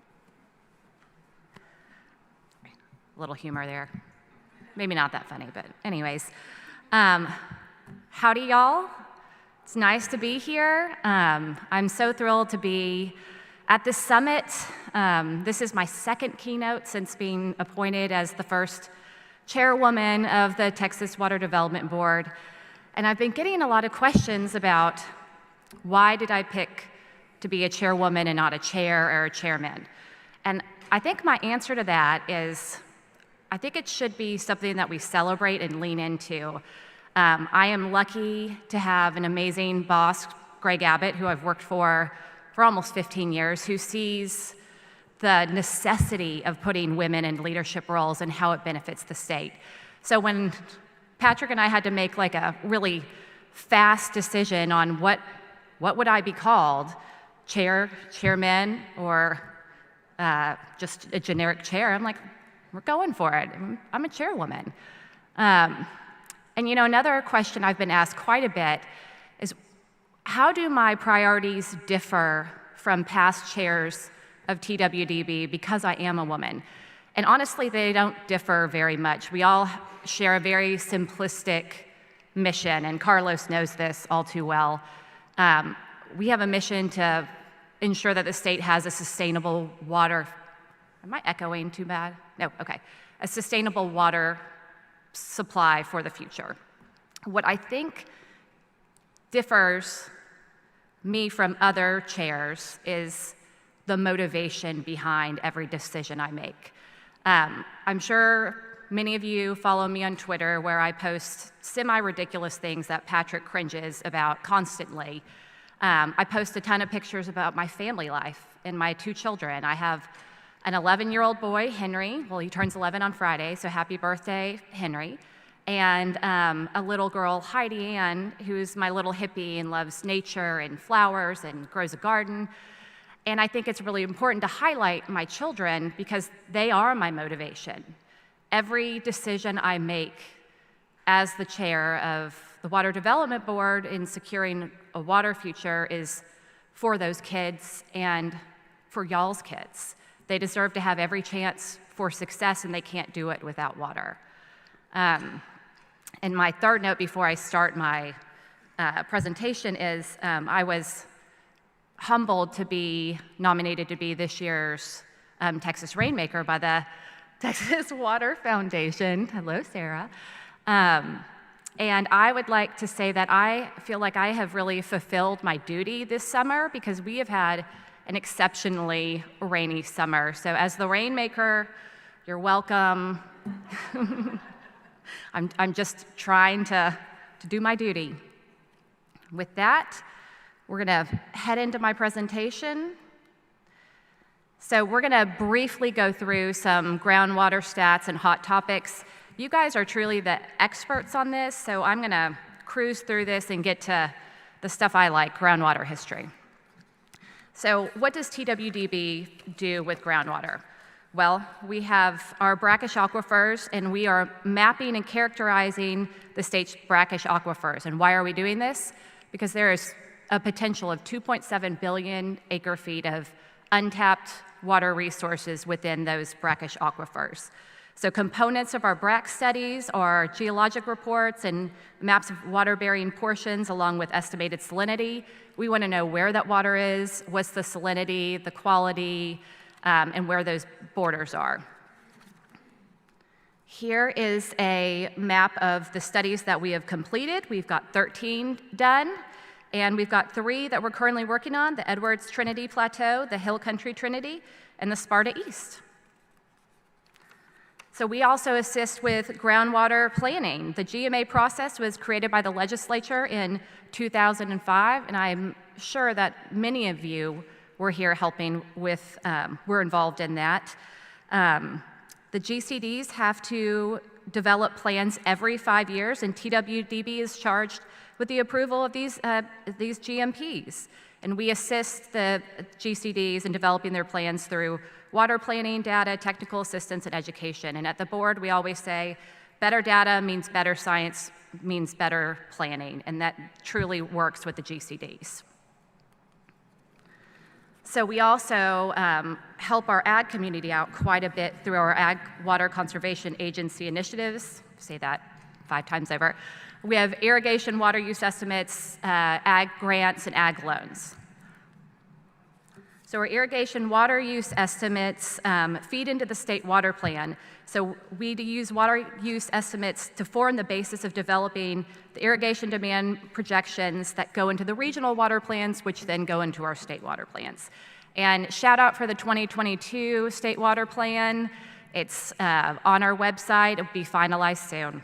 An incredible feat for my agency to do in the middle of COVID, and also for our 16 regional water planning groups who had to meet virtually and kind of do the last parts of the state water plan by Zoom, which is a feat in itself.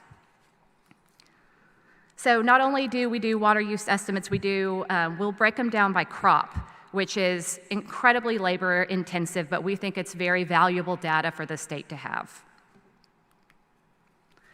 So our grant program, the money, this is what everyone always likes to hear about. So we have $1.2 million available annually, and that was bumped up in 2019 from $600,000 because the legislature, and everyone knows how conservative the Texas legislature is with money, saw the value and saw all the good that this program was doing, so doubled that amount that we get annually. Only governmental entities and universities comply, but our ag producers often participate in the projects, and we just approved this last round a few months ago in the spring. We've got some great projects included. So our ag conservation loan program, not as utilized because it's a loan and everyone loves free money, but we just approved a $1 million ag loan to the Panhandle GCD, which in turn they will loan out to their producers for irrigation equipment. I think it's a very beneficial program, and it has great terms too, so I would tell you to look at this as well. All right, let's get into the good stuff, y'all. So I'm a history buff. I was a military history major at Texas A&M, and really feel like if you want to understand where we are in a current situation, you got to look back into history. So with groundwater law, I went way back, way back, with the help of my good friend Dylan Drummond. He has a fantastic paper, The Texas Groundwater Law from the Origins of Antiquity. He's also a Texas Tech attorney, so I really looked at his paper and dug in. It's fantastic. It's probably about 20 pages, but if you like history and you really want to dig into your subject matter, I would recommend it highly. So let's talk about the original gangster rule of capture. His name was Marcus Claudius Marcellus, and he was a contemporary of Cicero and was a Roman consul in 51 AD. He coined the rule of capture. No action, not even the action for fraud, can be brought against a person who, while digging on their own land, diverts their neighbor's water supply. The OG rule of capture. Unfortunately, after doing some independent digging, I found out that Marcellus unfortunately picked the wrong horse in the Caesar-Pompey battle, was exiled, and then ended up being murdered by his attendants in Athens. I don't think it was because of the rule of capture, but he had a sad demise. So Ulpian was one of the most renowned jurists to live ever. If you're really into legal history, he's quoted quite a bit, and one of his most famous quotes to the legal community is, "The basic principles of law are to live honorably, please, not to harm any other person, and to render each his own." And I love that quote. I think it's beautiful. But he was commander of the Praetorian Guard and a chief advisor to the emperor. He came up with the original injury without damage, a person who prevents somebody from enjoying an advantage which he has hitherto, that's a word we should probably use more, I like that word, hitherto enjoyed, should not be held to be causing injury, there being a great difference between the causing of injury and the prevention of enjoyment of an advantage previously enjoyed. So the original injury without damage. Sad news about Ulpian, too, guys. He, too, was murdered by his own attendants. So, our two ancient groundwater experts just didn't have some good luck. But anyways, let's go into Texas groundwater law. If I could get into, if I went into common law, we would be here for like 2 more hours, and we're not, you guys didn't pay for that. So let's go to groundwater law history. So obviously the primary case of Texas groundwater, Houston and Texas Central Railroad versus East. Let's go back and think about the sleepy little town of Denison, Texas. It's bustling, it's booming, the railroads are coming in. The railroad, Texas Central Railroad Co., decides to drill a well. It drills a well, and it starts diverting and draining all of the community's wells. So they get mad, they sue, and the Supreme Court sides with the railroad and upholds the rule of capture. And that is really one of the primary cases cited in most groundwater law moving forward. But I also love this quote, "He who has the biggest pump gets the water." All right. So when Patrick and I were working on this keynote, we were trying to think about what would be interesting to y'all that you probably don't dig into very often, because you guys are the subject matter experts of groundwater. I mean, honestly, you all teach me about groundwater. So I thought, because I'm the attorney on the board, and I've been very involved with Texas, New Mexico, we could go over the case and kind of go back to the roots of that. So with that, Texas versus New Mexico, how did we get here? So for those of you who aren't familiar with this case, this is basically the Super Bowl of water disputes. This is a state suing another state. It's quite an incredible legal conundrum. But with that, let's go back to talk about how we got to where we are in present day 2021. So 1848, the Treaty of Guadalupe Hidalgo. It ended the Mexican-American War, and Mexico ceded 55% of its territory to the United States. It established the international boundary between the U.S. and Mexico as the Rio Grande, not the Nueces River, as Mexico had originally said. This is an actual image of the document with the English terms in the treaty on the left-hand side and the Spanish version on the right. It's pretty amazing. Moving on, the 06 Rio Grande Treaty. It allocated water to provide for the equitable distribution of the waters of the Rio Grande for irrigation purposes in the borders of New Mexico, Texas, and Mexico. And it alleviated downstream shortages. We talked about storage works, and that is our Elephant Butte. And this is the front page of the San Diego Evening Tribune. Finally, the federal Rio Grande project. It's the U.S. Bureau of Reclamation project, and it supports the implementation of the 06 treaty. We have a lot of treaties, and it provides for an allocation of water to our neighboring state, Mexico, and Texas and New Mexico partake in irrigation, hydroelectricity, and flood control.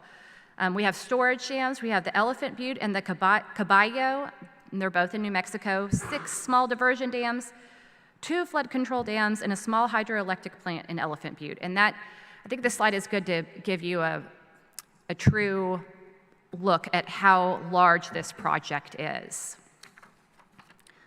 So let's move on to 1938. The Rio Grande Compact of 1938.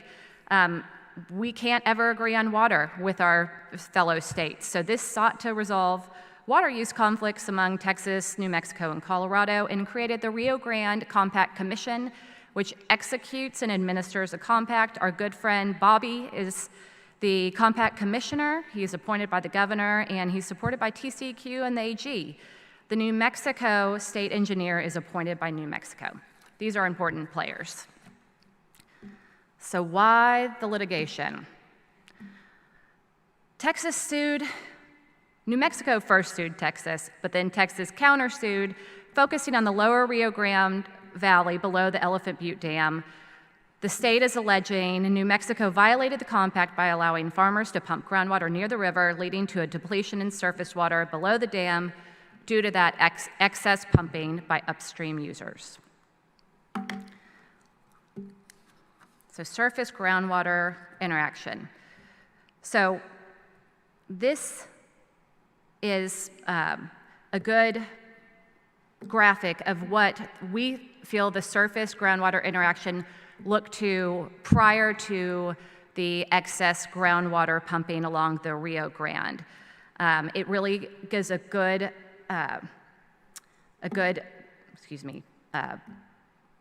estimate on like the diversion and shows the cyclical replenishment of both surface and groundwater. Additionally, the drains running perpendicular to the river convey the return flow back to the Rio Grande, so it can be used farther downstream. So this is best case scenario before the groundwater started pumping. So this is a current picture of Elephant Butte Reservoir. Doesn't look good, does it? It's highly depleted. And why is it highly depleted? Well, it's only 5.2% full, and that is a problem. So this is what the current surface groundwater interaction looks like. The diversion doesn't exist from the river anymore.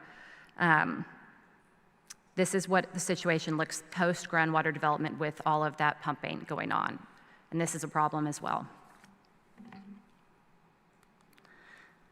So this is a great map because it shows the whole 105 miles to the state line. It's 105 miles from Elephant Butte to the Texas-Mexico state line. That is a long ways to get water to the state of Texas.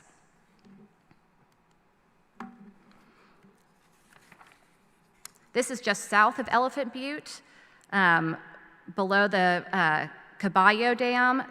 We picked this slide to kind of highlight the amount of agriculture. If you look, you'll see alfalfa and pecans, and those are the most important crops in this area. Zoomed in view of the same area, just again highlighting the intense agriculture along the river.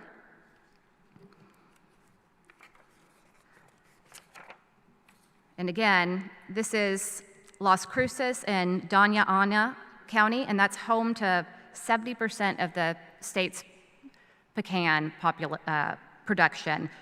I say pecan, but everyone here says pecan. I think it's because my mother is a northerner, so I apologize for that. So there has been a significant increase in pecan farming since 2008, and that has been extremely problematic because what do y'all know about pecan? It's incredibly water-intense crop. It's really not the ones you want to be planting when you are in drought conditions, but New Mexico has really pushed the pecan farming in their state, and they are actually a very highly supplied lobby too. They are, I believe, I think Drew is here, but they are also one of the parties to the case. They're well funded, and they want to keep their groundwater pumping. One last map. So the red is the Texas-New Mexico border. The blue is the Rio Grande. Again, you can see that there is significant ag irrigation in New Mexico all the way to the border of the state of Texas, the great state of Texas. So let's talk timeline. 2013, Texas sued New Mexico for allowing the Rio Grande to be discreetly, it's very polite, channeled away via groundwater pumping near the river. SCOTUS appointed a special master in 2014. That special master was really a water expert and took a lot of time looking at this case. Probably, he's not the special master anymore, so I can say this. He probably took too much time because these cases are very expensive. 2015, we had lots of status conferences.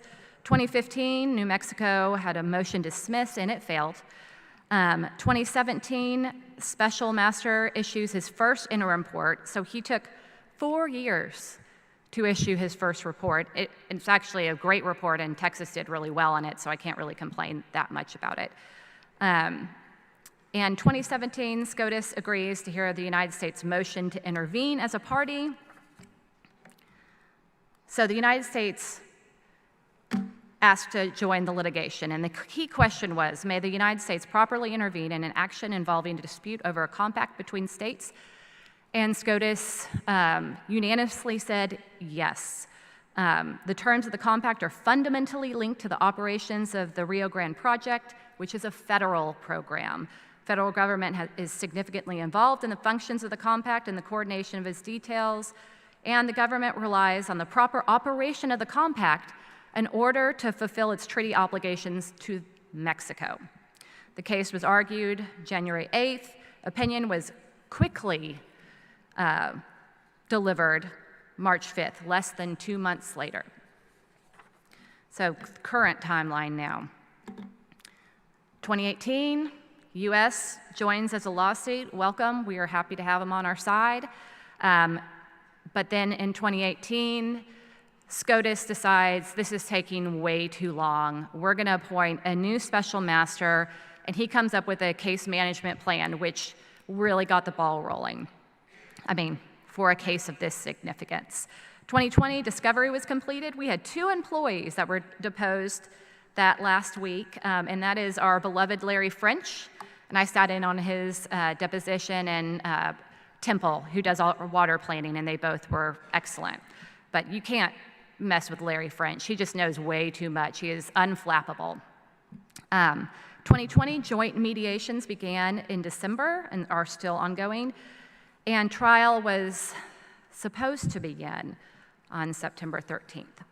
But we have had an issue with our lead counsel. He needed some extra time due to a family emergency, so we last Friday argued for a motion for continuance, and that was granted. So there will be a 6-month delay in this case, which is necessary because we want our legal team in place and comfortable and moving forward.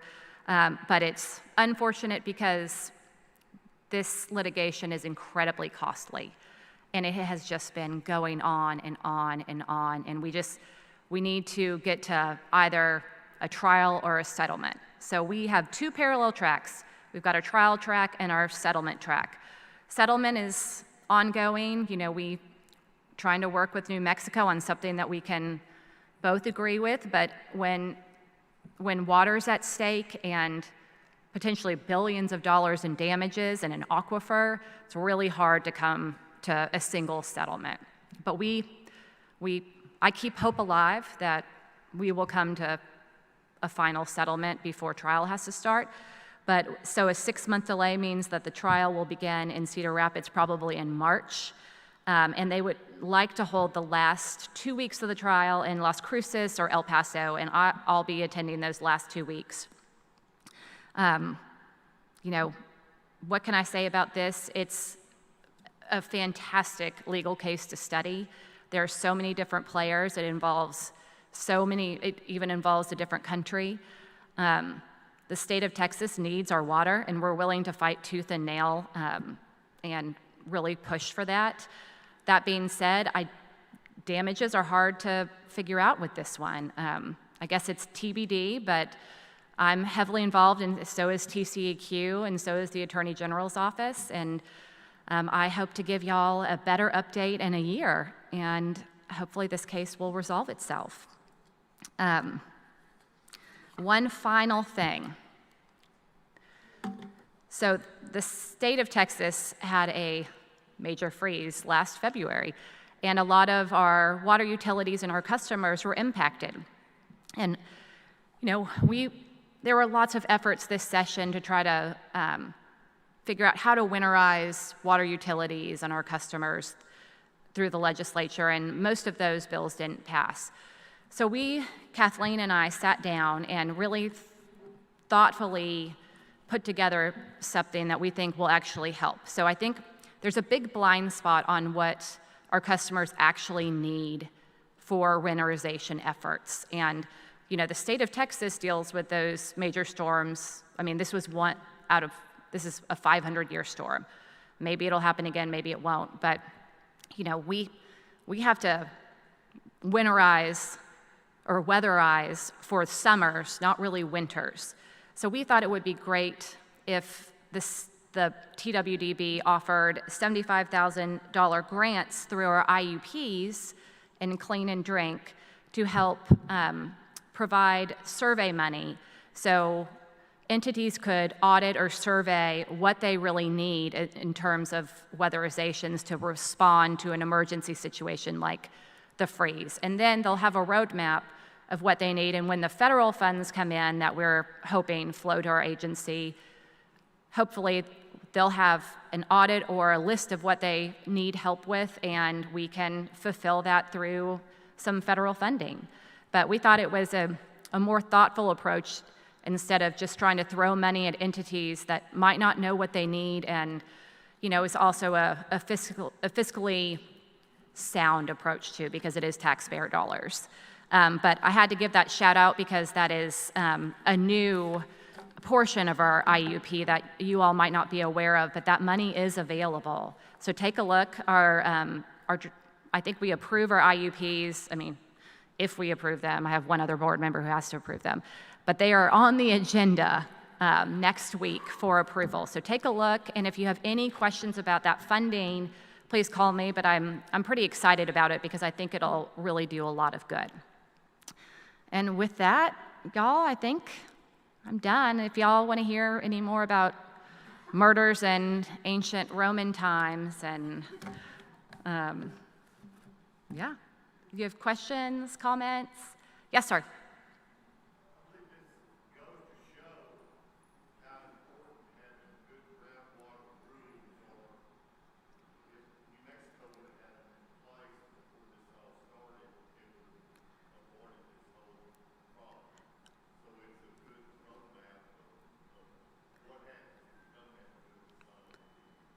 I think you're completely spot on. If you don't have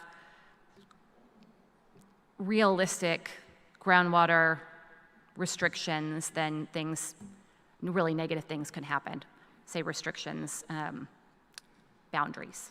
So I have to be careful with my wording. I always end up offending someone, so it's part of the job, I guess. But any other questions, comments, complaints, jokes? No? Okay. Well, thank y'all very much. I hope I didn't bore y'all.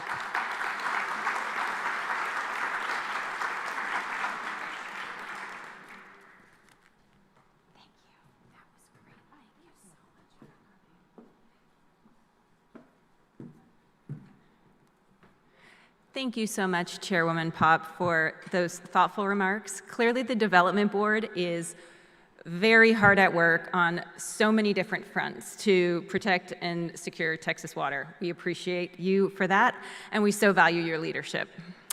So, as you know, with the special session that's currently underway, planning is not easy for a lot of the legislators, and we did have a few legislators who had initially hoped to be here today who were not able to, and we're going to play their recorded remarks in a few minutes.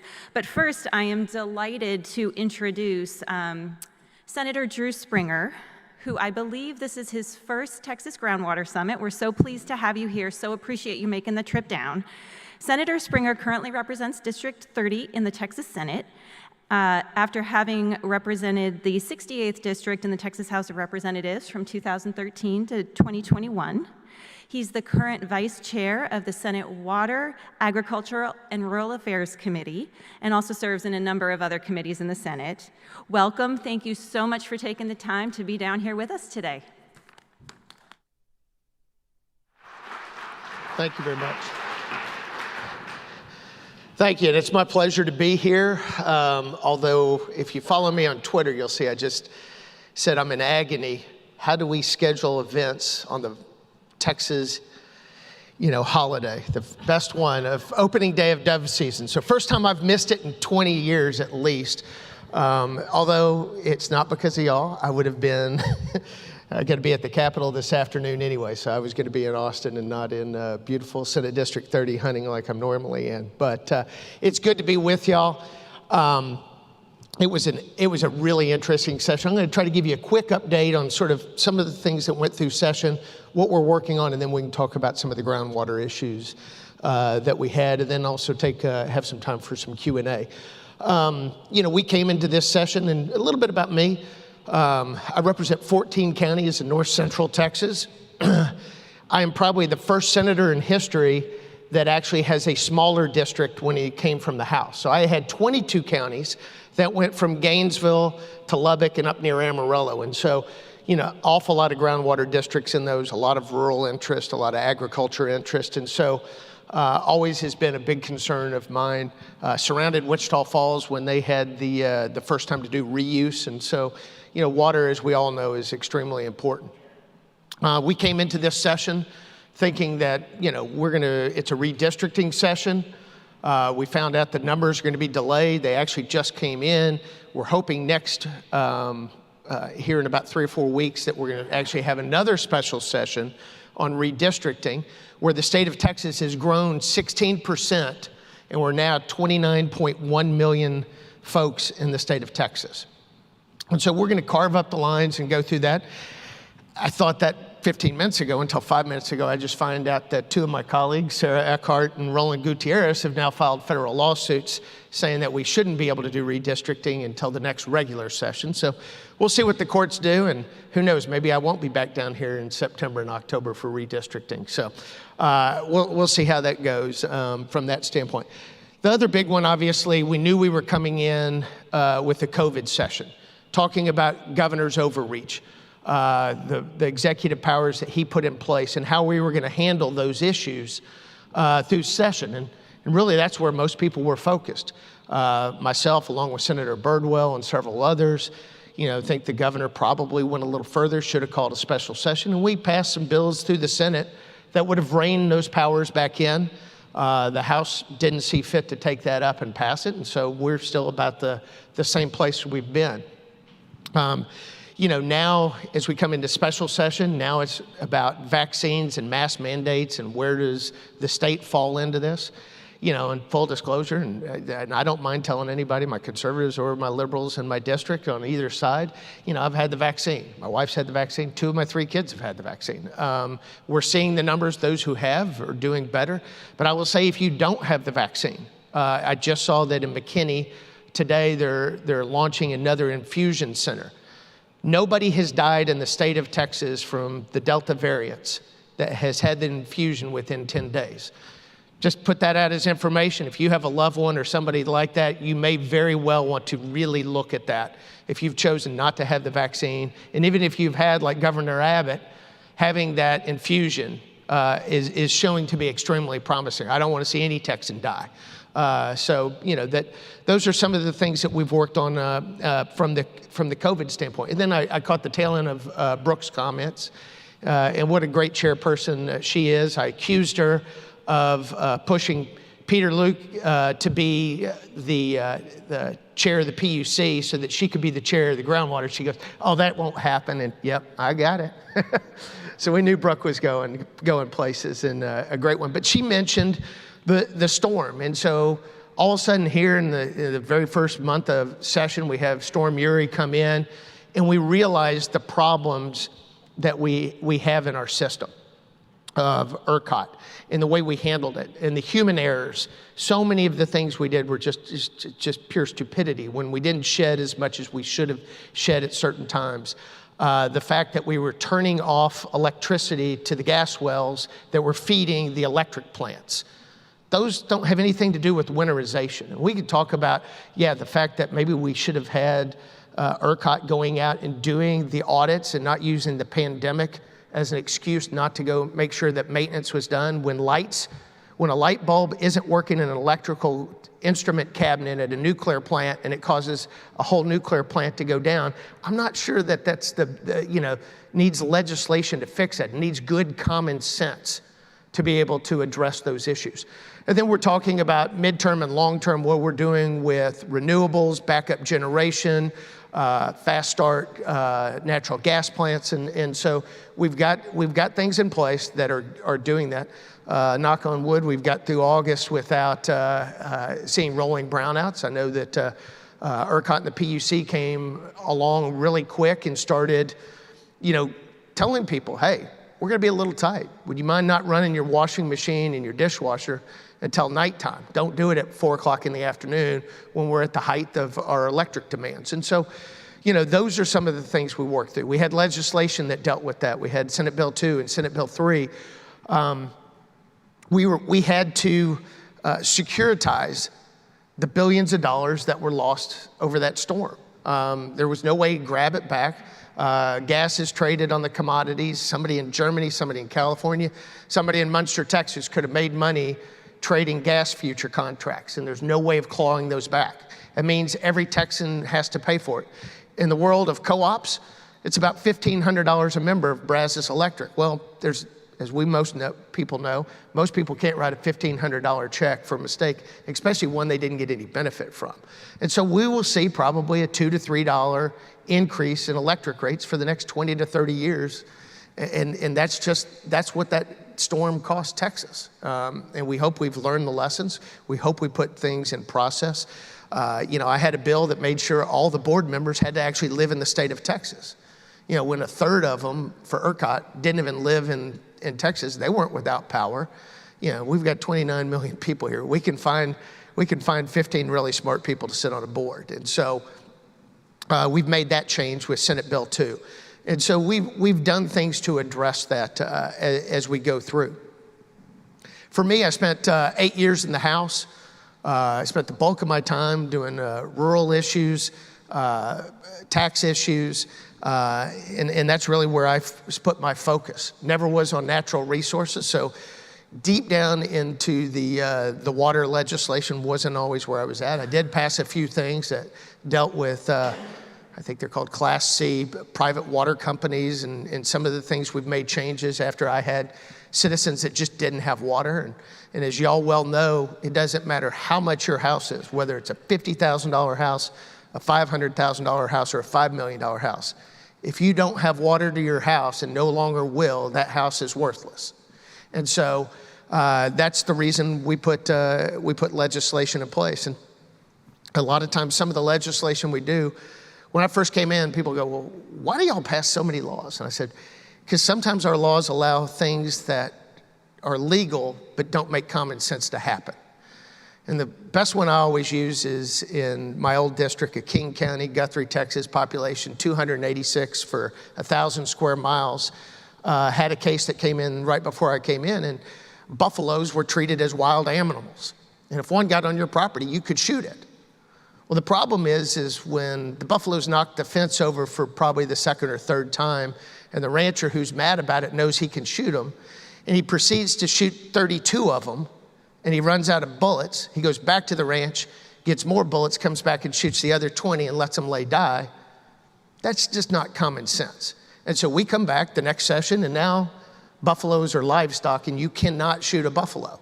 And so we do those changes, and I use that as an example because I know in our Charles Perry's, as our Chairman Perry had, and I had the pleasure of being a vice chair, coming into Rural Affairs, Water and Agriculture Committee. We talk about some of those when we talk about the bill that he had that didn't pass. It had 4 components of it, 3 of it you guys were on board with, the 4th one that dealt with legal fees. And probably that's that hard gray zone. We're in that period of, yeah, there's a lot of times that probably would have gone the wrong direction, but please help self-monitor yourselves. If you've got districts that are abusing citizens of Texas and it doesn't make common sense, that's when we come in and we'll look to change the laws. And so we're trying to find the balance of that. It was my first time really hearing that issue. I know it's been filed 3 sessions in a row, I believe, a bill that has dealt with legal fees. And that continues to be one. And hopefully in this interim, we can work more on that and maybe come up with a solution. We always like to move things off the plate so we don't constantly have these fights every single session that we come through. And that's one of the things that made this session really difficult. There was not hardly any, unless a chairman did it by himself. There was not a committee doing interim studies of what are we going to address. And hopefully with the demands on water in the state of Texas, I see it in my Senate district. I can go to West Parker County, where they're sitting there in East Parker, the whole county. They're chopping that up and they're taking 500-acre cattle farms and turning them into 2-acre, 5-acre ranchettes. And everybody's putting a straw on the ground where there used to never be, but maybe one before. Those are creating challenges as we continue to see that growth in Texas. And we've got to make sure that we have good rules in place that make sure that right of capture is protected, but yet we have resources that continue to be there for future generations. Some of the bills that did pass, I know Giovanni Capriglione, my roommate during special session, passed a bill that dealt with cybersecurity. And that may sound like one of those that, that just cost us money. We'd really rather spend money on a study or going out in the field and doing work. Man, there is a lot of bad actors in this world. And again, water is one of those precious commodities that we can't be without. And so we need to make sure that our computer systems are as protected as they can be, making it difficult for those bad actors. Hopefully I've not heard of any of the groundwater districts that have had ransoms. We had to pay a ransom in our sheriff's office in Cook County where they hacked in and locked it up.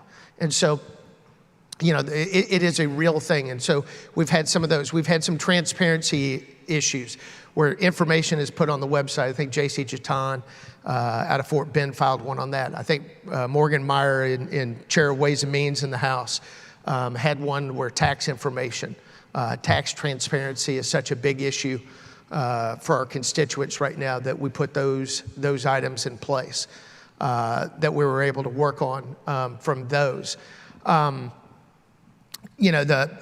But the other piece of that I would say is hopefully in a group like this, every single one of you knows your state senator and your state representative.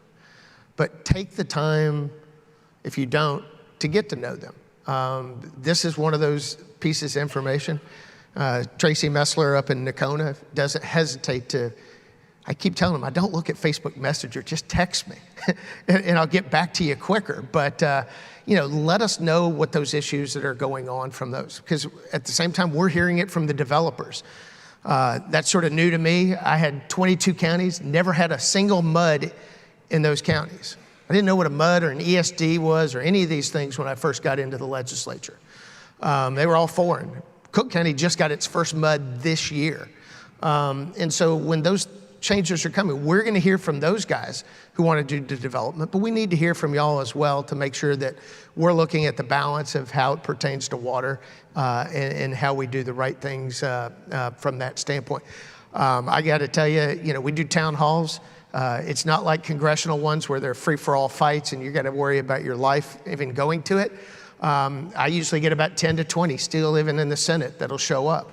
We take Q&A. And if you've got an issue for your water district that you want to push, show up at one of the town halls. Better just schedule a meeting and come by the office and see us. We know it's one of the core functions that the state deals with. I always say we have 4 things that we have to do.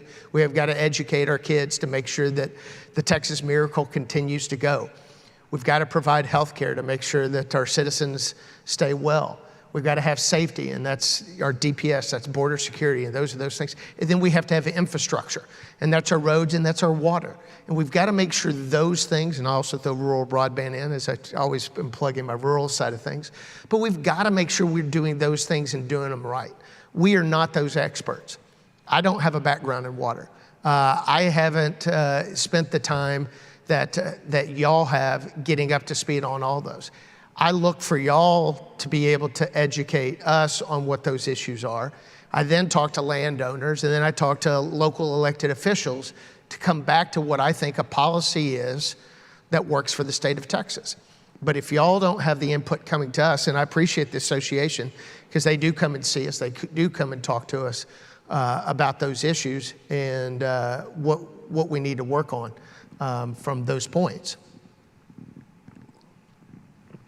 I think this interim, once we get past, hopefully we find out we have maps that we get to run in March. I think that we'll probably see April through August of next year be when the bulk of our interim work is done, to where we want to have feedback coming back. One of the bills I'm excited about was Senate Bill 601 that dealt with produced water. We've got a new consortium board that Texas Tech is putting together. And literally a year from today, their report is due to the legislature that says how that's going to work. I was a joint author of that bill. I do have some constituents that are big in the recycle, reuse of produced water.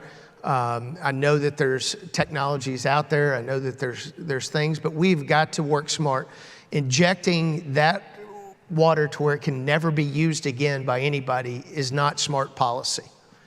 We need to be able to figure out how do we use that as non-potable water to irrigate golf courses or crops, or what other uses we can use it for that frees up potable water or drinking water for everybody else. And we've got to come up with solutions that work for Texas. As so many people say, we have 1,000 people a day. It may only be 800 a day, although it feels like 1,000 a day moving to Texas. Still, they don't bring roads and they don't bring water. So we've got to come up with the solutions that work. And we continue to turn to y'all for how we work on our groundwater.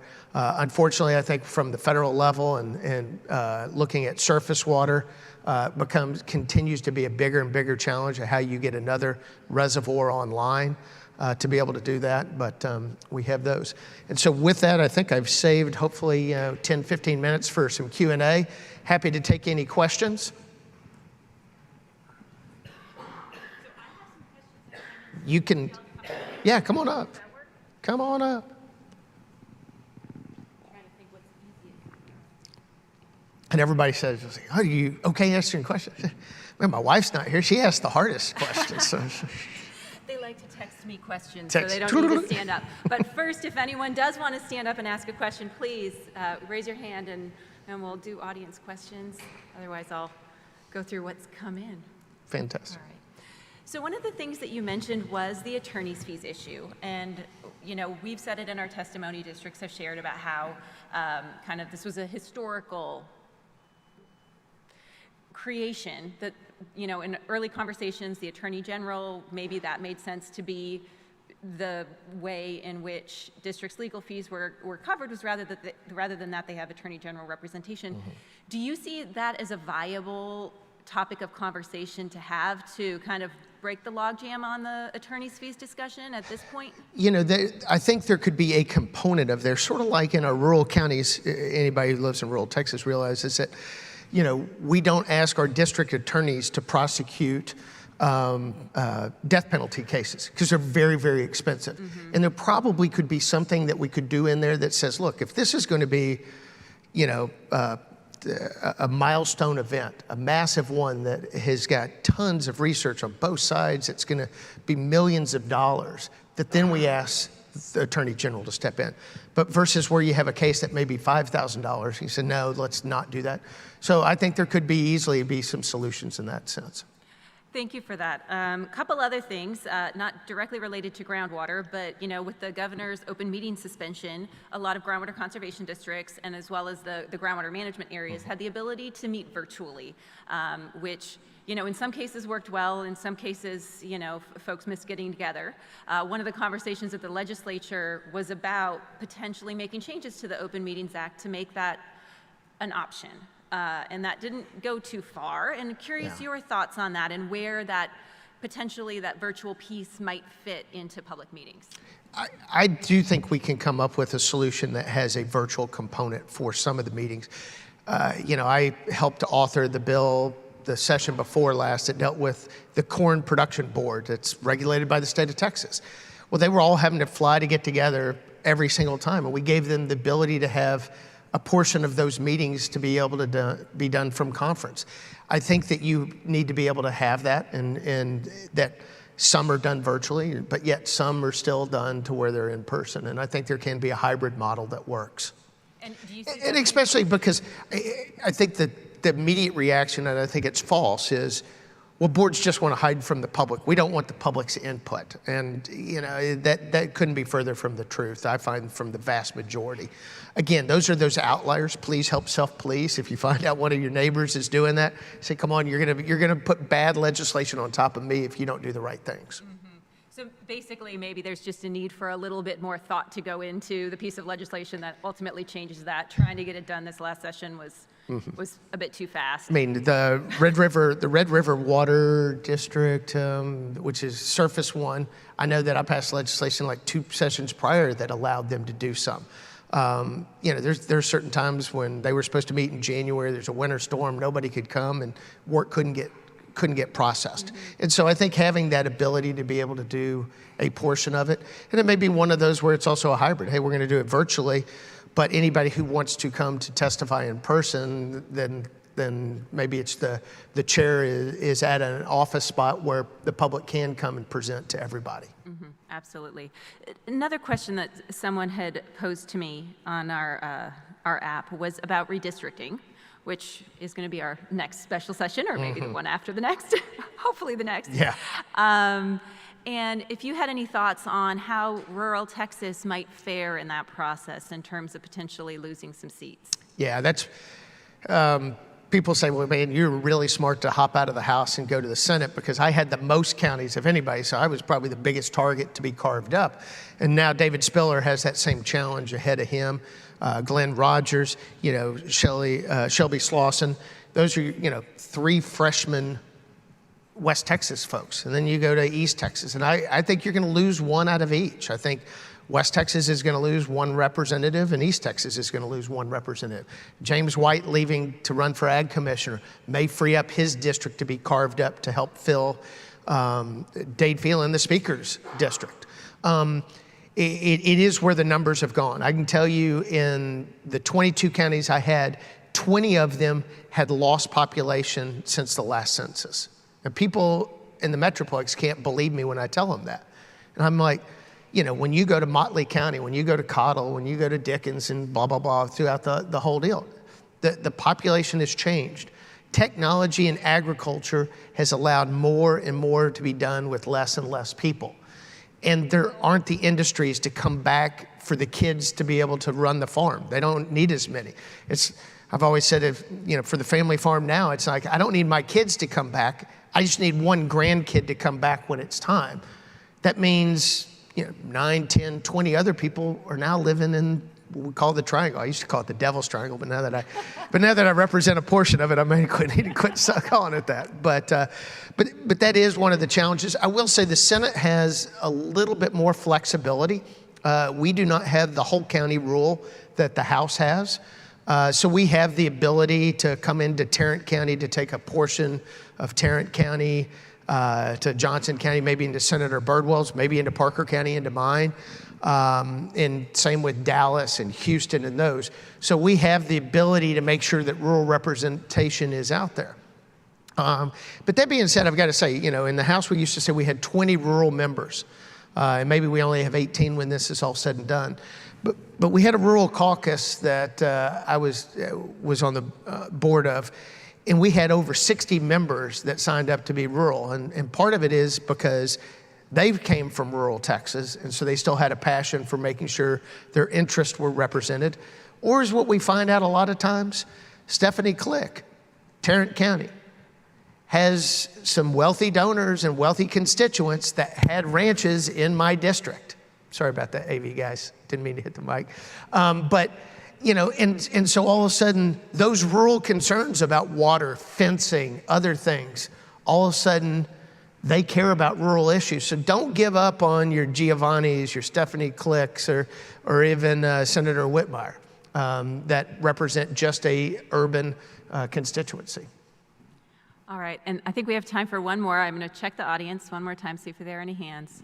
So, and I'm going to tee up actually a talk we're doing later today about the American Recovery Plan Act funding. That's another thing that's kind of on the to-do list for this fall. Mm-hmm. And do you have any thoughts on possibilities for water with respect to those federal dollars? I think that there is probably a component that can be used on that as we look at, how we infrastructure that has not kept up and they're being very loose with their rules. And I think if a case can be made to fill a real need with federal dollars that we've sent to Washington that's now coming back to us, that those can be made, but they need to be made early and in there. Dr. Bonin and Senator Nelson, as our two chairs of Senate Finance, will be the ones driving those. But getting in there and helping make that case early on. Because I can tell you there's a lot of creative thinking that is going on with a whole lot of people that are looking at that 17 billion, I think is the number I've heard. And where can we have that? So, I mean, again, I get back to its core functions of government. We've got those 4 main branches. Water is definitely one of those. If you can make a compelling argument that why that ties in, I think that there is an opportunity for that. Wonderful. Thank you so much, Senator Springer, for being here today, joining us, and for all your service to Texas. My pleasure. Appreciate it. All right. Thank you. Thank you so much for coming. I really do appreciate it. My pleasure. Yeah, Absolutely. yeah. It's always better than watching a video. It is. I appreciate that. Thank you. All right. So now we're going to play the 2 videos for the legislators that could not join us today. First, we're going to be hearing from, I'm going to introduce them both rather than hop back up between them. First, we're going to be hearing from Senator Sarah Eckhart. Where are my notes? She serves District 14 in the state Senate, which is Bastrop and Travis counties. She was elected in July of 2020. She's a longtime public servant, having most recently been the Travis County judge. She's also a member of the Senate Water, Ag, and Rural Affairs Committee. We will also hear from Representative Bowers. She also is a longtime public and community service servant, having put a lot of effort into that over the years. She was elected in 2018 to represent District 113, and she's a member of the House Natural Resources Committee. So we can get that first video going once you've got it loaded in the back there. Hi, I'm Senator Sarah Eckhart, and thank you so much for inviting me to address you by video. This has been such a strange year and such a strange legislative session. With COVID-19, a worldwide pandemic right here occupying most of our attention, and understandably so. We also had Winter Storm Uri, which put us in crisis mode, and also the educational deficit that was brought about by 2 successive school years being interrupted by the pandemic and then also by the winter storm. We did, however, have some good conversation around groundwater, even though there wasn't a whole lot of movement around the issue of groundwater. I am grateful that Senate Bill 3, Senator Schwartner, included emergency planning for water, wastewater as a reaction to Winter Storm Uri. I thought that was really important. I was glad to see that. And also we had some good conversations in Senate Bill 152 by Senator Perry about the petitioning of groundwater conservation districts. And as you all well know, that foundered on the issue of attorney's fees. I think that's an important issue. We want to be careful there so that we don't gobble up the very limited resources that groundwater conservation districts have in possibly continual lawsuit and attorney's fees. So I'm sure that we will revisit that, and I will be prepared for that as a member of the Water, Agriculture, and Rural Affairs Committee with Chairman Perry. In the interim, of course, we'll be looking at the sunset of every agency that we care about with regard to groundwater. And those are going to be some important times. Of course, we lost Peter Lake over at PUC, over at Texas Water Development Board, but we gained him over at PUC. And I'm looking forward to working with Chairwoman Pop over at Texas Water Development Board. Such a good water development board, so stable, with such deep talent there. I'm also looking forward to working with the TCEQ and working with you all, of course, on finding better ways to acknowledge our limited groundwater supply and its interplay with surface water, to address the growing demand on our groundwater, and to find appropriate, efficient, effective, and equitable distribution mechanisms in groundwater. I think Winter Storm Uri is instructive. We were very much in reactive mode. Lots of crisis management occurred when the lights went out, but it was not a secret to anyone that our power supply was limited, that the demand on our power supply was increasing, and that the distribution of our power supply was fractured and largely private. Sound familiar? I don't want to repeat that mistake with groundwater. We know that these are our issues. We don't want the water version of Winter Storm Uri where the lights go out and the tap runs dry. So I am committed to working with you all in the interim to get around to water conservation districts, landowners with wells, wet counties and dry counties, fast growth counties, and also agricultural counties to discuss where the common ground is on our common pool resource, our groundwater. So thank you so much for this wonderful summit. I look forward to learning from you all, and I look forward to working with you all in the interim, in the next session, and in many sessions to come. Thank you for inviting me to be a part of the Texas Groundwater Summit. This truly is the premier groundwater event in the state, and I am honored to be a part of it. I am Representative Retta Andrews Bowers, and I represent House District 113, which is in East Dallas County, including parts of Rowlett, Mesquite, Garland, and Sunnyvale. This past legislative session was my first serving on natural resources, and I can honestly say it was my favorite policy committee. We all know protecting and securing Texas water resources, especially groundwater, is what will guarantee Texas has a successful future. You all are the experts in this field and have dedicated your life's work to water. I want to thank you for seeing the importance in this issue. Your daily work truly makes Texas run. You make sure communities can grow, schools are open, and hospitals can save lives. Your work has a huge impact on our everyday lives, and I want you to know I see you and appreciate what you do. This past session, I also had the opportunity to see how much water impacts our community. Often people, myself included, until recently, don't think about water. It's available to us, we turn on the tap, and there it is.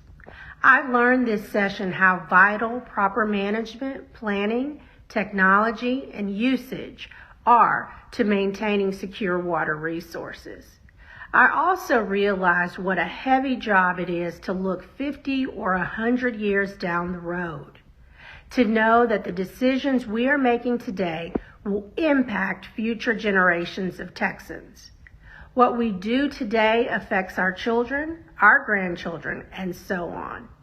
I am excited to be a part of this field and honored to get to be a part of the decision-making process. I will be honest, I am still in the learning stages of water, but I want to know more and continue being a part of this field. My door is always open, and I look forward to hopefully developing relationships with many of you so we can continue to work together to make Texas the best place to live with an even brighter future.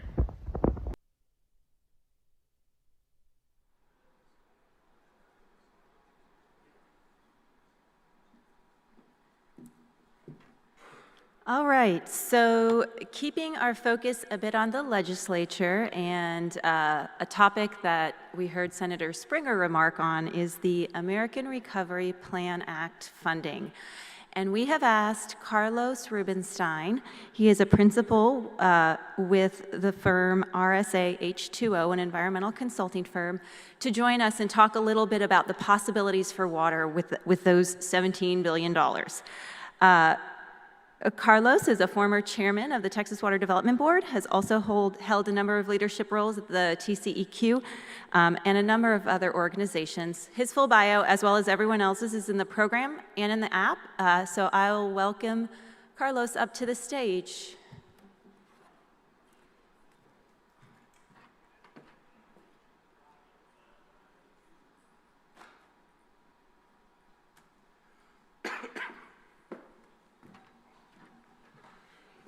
Thank you, Leah. I appreciate the opportunity to talk about the American Recovery Plan.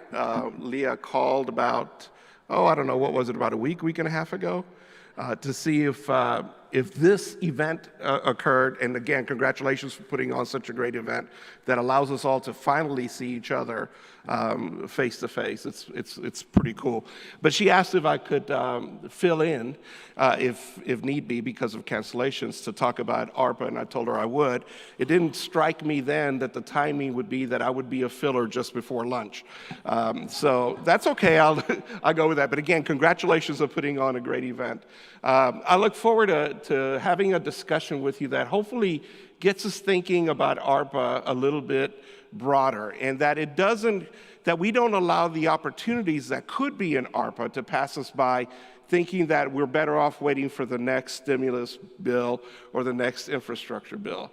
The reality is that there are opportunities there that we should look into, and I think it would help advance some of the issues that we've already heard about yesterday and today about how is it that we provide for better data? How is it that we advance our projects to become more resilient in Texas? So with that, let's jump in a little bit into this. During the last stimulus, one of the last stimulus bills, the American Recovery Plan Act, was included as part of a broader one. It's easy to read it incorrectly and think that this is not for us in water. It is also easy to not pay a lot of attention to, and I think those would be to our detriment. There is a substantial amount of money there. Yes, it is COVID related, because COVID is what is causing all of these stimulus bills to be advanced. But it does have a water component with a lot of flexibility that we'll explore here in the next few slides. There's about $350 billion that has been allocated to states and local governments and territories, again, with lots of flexibility. You see how it's broken down.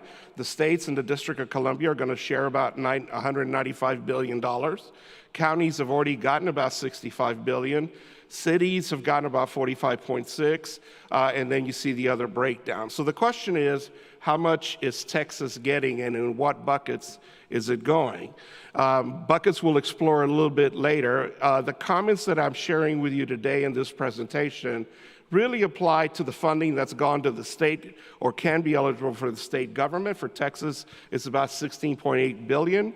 for the cities themselves as a direct allocation, $3.37 billion, or for the counties. So as you think more broadly about ARPA, think about these three buckets, not just focused on one. In total, Texas is getting about $27.3 billion. That is a substantial amount of stimulus funding. Half of it has already been allocated. The other half is expected to be allocated by May of next year.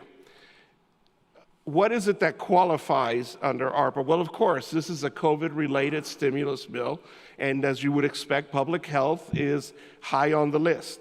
But it's also recognizing that because of COVID, we have had some serious economic impacts, and it is about also job creation. If you read ARPA, it keeps saying, let's build back stronger.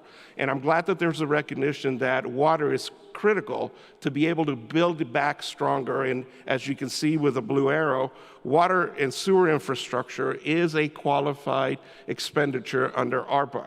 If you just read this information sheet, you're going to say, well, maybe that's not for me.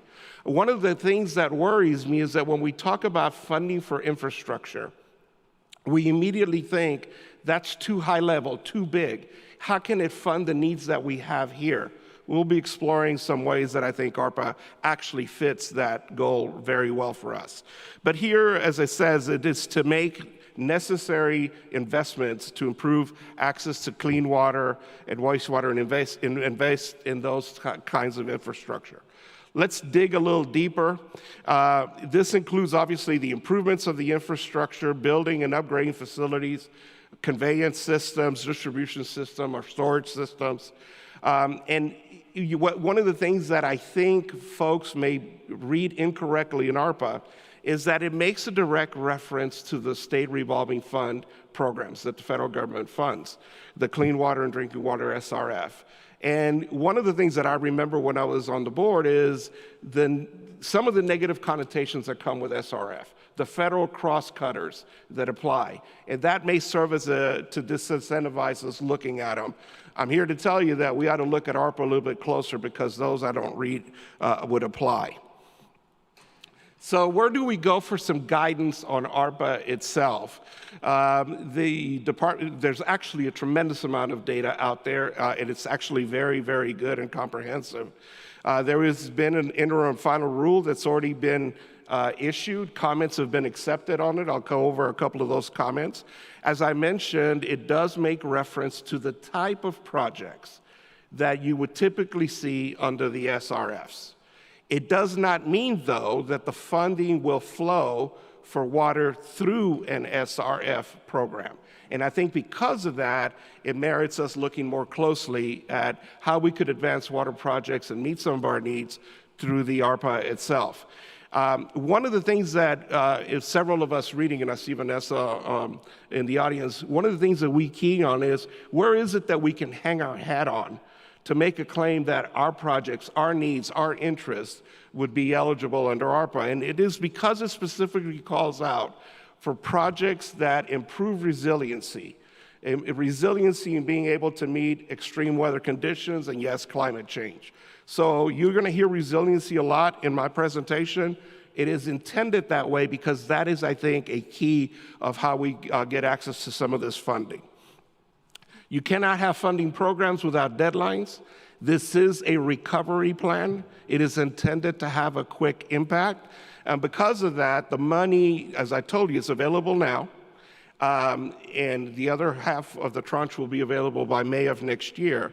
All of it has to be obligated by December of 2024. It doesn't have to be spent by then, but it has to be obligated by then. Projects do need to be completed by 2026. It is important to see that it is retroactive. So we've had expenditure on some desired projects that will go over some ideas that we have for you to consider. And those costs were incurred or have been incurred starting March of the 3rd of this year. Those would be eligible for reimbursement or coverage. So keep that in mind as well. Flexibility, we think, is key to why we need to take a deep look at ARPA. It is written everywhere that we've looked at, and it stresses that they're leaving the decision on how the money is to be spent to meet the greatest needs to the local governments, to the state and local governments. And remember, I mentioned those 3 buckets, the amount that's going to the state, the amount that's going to the counties, the amount that's going to cities. They have the say-so of how the money could be spent. And again, as long as you meet some of those 6 criteria that they focused on, one of them being water, we would be in good shape. Another thing that I think is interesting for us in Texas, and particularly those of us who have been involved in water, is that ARPA also calls out investment to assist unserved, underserved, disadvantaged communities. We have a great program in the state of Texas that assists with that. We have greater need that could be assisted also through ARPA, and particularly in rural areas. So keep that in mind. So again, because there's that flexibility, there are no federal cross-cutters that I've identified that would be as a disincentive to look at ARPA. Now let's just think more broadly on how we could make a case, or where we should focus on making a case that some of this funding, it would be great if we got all of this funding towards water, but some of this funding should be looked at to meet some of the needs and demands that you all know you have, particularly because some of them are not large-scale costs, large infrastructure, billion-dollar infrastructure, but they are real pressing needs that keep us from meeting our future demands for water in a better way. I mentioned earlier that the interim rule had already been issued and comments were accepted. On it, the Water Development Board submitted an exceptional letter to it. I would welcome you all to get a copy of it. I have just a couple of excerpts out of that letter here for you to look at. By no means does it capture the entire essence. And again, I congratulate the board for having submitted those comments. They did call for even greater flexibility in ARPA and water infrastructure to make sure that it would apply for any project that would strengthen our resiliency to both our water and wastewater system, that would help us and restore and protect natural habitats that are dependent on clean water, that would help us in mitigating the threats to life and property because of the droughts or floods that Texas clearly has experienced before, that it would help us in developing long-term water supplies, which are necessary for communities to prepare for extreme and sustained drought conditions. We know that those needs are there, and we also know that the needs and the demands for some of our water exceed the available funding that we are accustomed to today. So ARPA could be yet another bucket where we could go to meet some of these demands. It does allow for expenditures in flood control, flood mitigation, and stormwater. Again, this doesn't capture the entire essence of the Water Development Board's comments, but I would welcome you to get a copy of it and read it. I think it'll make you think more broadly about how ARPA could be utilized.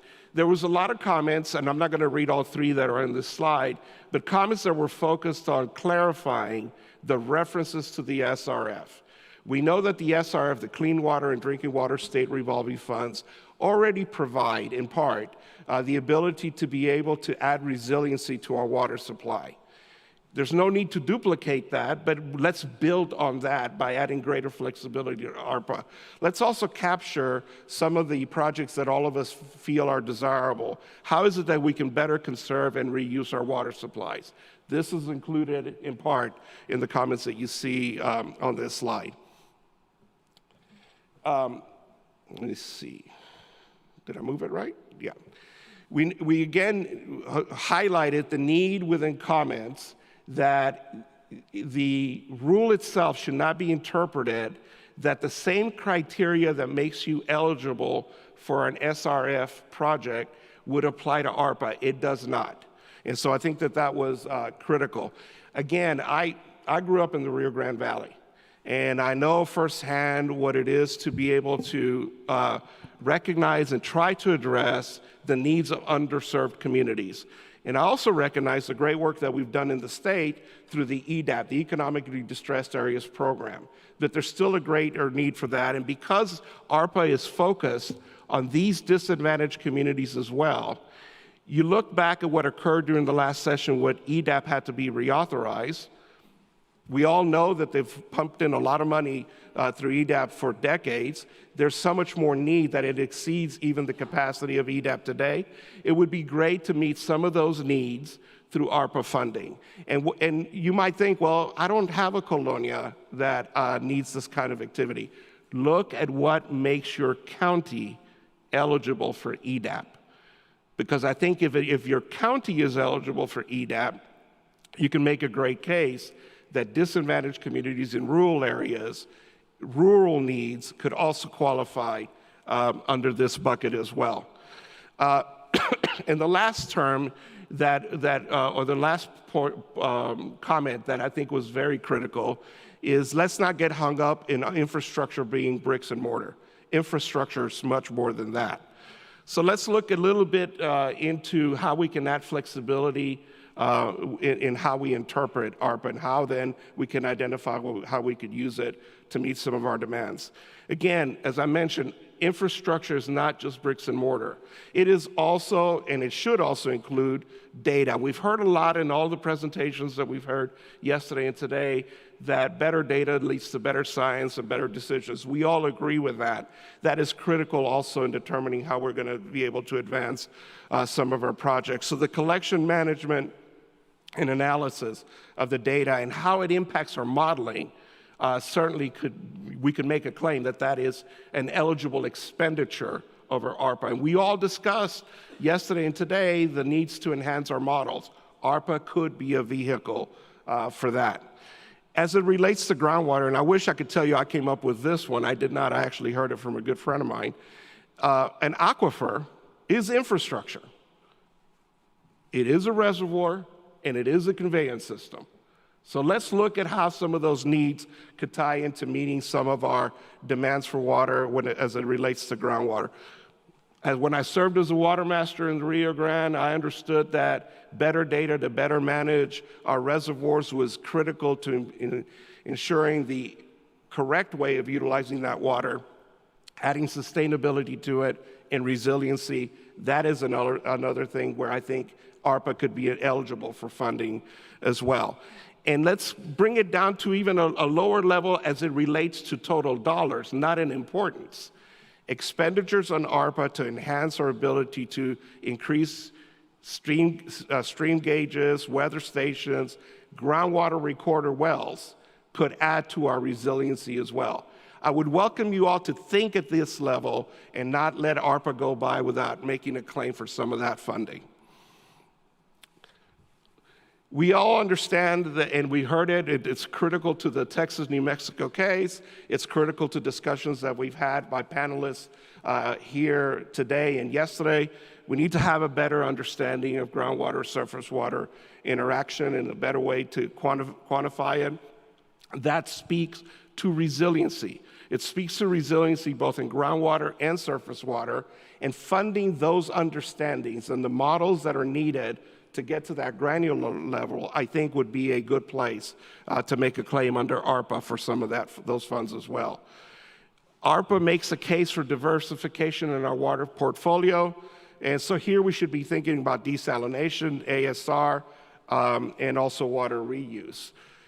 Why is it that we could not think under ARPA to help fund resiliency and conserve water by funding market-based solutions that protect groundwater while at the same time monetizing that investment for the groundwater holder? If that market-based solution is not quintessential for the protection of property rights to water, I don't know what is.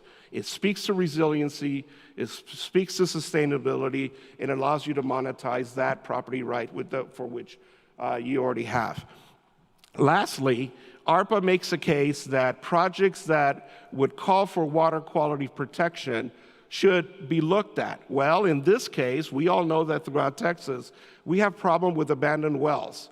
How about developing a project to cap those wells utilizing ARPA funds? Or utilization for water quality protection and enhancement, land conservation projects. Again, things to consider because of the flexibility that is allowed under ARPA. We don't have to stop there. Sorry, I think there was somebody wanted to take a picture of the previous slide. I'm gonna let them do that. You're good? Okay. Next one. Just letting you know I'm paying attention. It's all good. We know that we talked a lot again about data, and we've all recognized that we don't have enough data. We probably never will. We always want more and better data. And we know that it informs our models. When I served as commissioner at TCEQ, Brian Shaw, who's our chairman, and I still consider him one of the best chairmen the commission's had a great saying. He applied it to air quality models, but I think he really intended it for all. All models are wrong. Some of them may be useful. Well, we also know, and a good friend of mine suggested that we actually add to this phrase, better data could make the models less wrong. And if the models are less wrong, they might be more useful. Why not invest in those kind of activities? We do know one thing. The uncertainty in the models and the lack of trust in some of the data doesn't add to resiliency, it adds to conflict. And the more that we move towards resiliency, the better we all will be served. So let's look at ways to utilize this money to advance projects that call for better data collection, which will lead to more resiliency. As it has been said, and it is true, if you cannot measure it, you cannot manage it, and if you cannot manage it, you cannot improve it. Again, we know and recognize that within Texas, we have made great strides in how we have developed models to manage our groundwater. But we also know that it's not all fully integrated. The fact that we're still talking about groundwater, surface water interaction and quantification, the fact that we're still having concerns about how the criteria that is already enumerated in Chapter 36 for consideration of DFCs are still a point of contention means to me that there's still room for improvement here. And I think ARPA could be a great source of that funding to be able to identify it. And particularly, I have a couple of them bolded, but I'm going to key in on the third bullet of the first set. I think that we need to have a process and funding that allows us to quantify the socioeconomic impacts and the changing water conditions at a more granular level, at a more local level. How is it that it's actually impacting economically and water-wise our well owners that are out there? Not at the regional perspective, but bring it down even to a more local level. I think that would be a good expenditure of ARPA funds. What you see here, and if you follow it all, I think you're going to get dizzy. It really is a depiction of how the DFC adoption process is supposed to work, and how it impacts our MAG, and how that then impacts regional water planning. If you're looking at the shaded boxes, those that appear in orange are the Water Development Board. The lavender or purple, whatever color that is to you, that's the GMA. The light tan is the GCD. You see the lines, those are our policy issues. You'll notice about 7 boxes that are outlined in red. Here's where investment through ARPA or other funding in better data could enhance this entire process. Again, the consideration of the criteria that's in Chapter 36, better informed science, better informed modeling, better discussions for DFCs, more robust and thorough explanatory reports, better groundwater models, better modeled available groundwater, all of it feeding into better regional water planning. This is the payoff of having the proper level of investment in getting better data and better modeling, and I think ARPA, certainly because of resiliency, we can make a case that funding should be allowed there. A couple of 4 guiding principles that I would leave you or recommend that you keep in mind while you're thinking about ARPA. We have, and I know this firsthand, we have a model as a state when it comes to available planning and available funding through the Water Development Board. We know that it is highly attractive, very competitive. Some of the programs are oversubscribed. That just speaks to our need. But they are by far, low-interest loans. And we know that through ARPA, the ability to have this kind of funding as grants will be of greater impact in meeting our our demands for better modeling, better data, and advancing these resiliency type projects. So we would recommend, again, that ARPA continue to be intended as a grant and not a loan. We know that our environment of water in Texas is changing. The state is changing. The way we manage water has to continue to evolve with that change. So again, we need to be able to be nimble in that regard. When it comes to water resiliency, we all know and have seen firsthand the impacts of floods and droughts in Texas. And as we all have talked and heard in previous panels, February added a new dynamic as an extreme. That freeze event certainly taught us something that's a little bit more different. So as we look at resiliency and the ability to plan on how to respond to these events, certainly that is a case for funding from ARPA could be of assistance. And then again, to close with a topic that I think you all know is important to me, and I know it's important to the chairwoman as well, is the disadvantaged communities. Again, let's not lose focus on that. We have made great strides in improving water conditions for those communities, but the demand for additional work remains. We still have Texans today without access to clean water or wastewater treatment facilities. We should do better. ARPA can be utilized for that kind of an activity.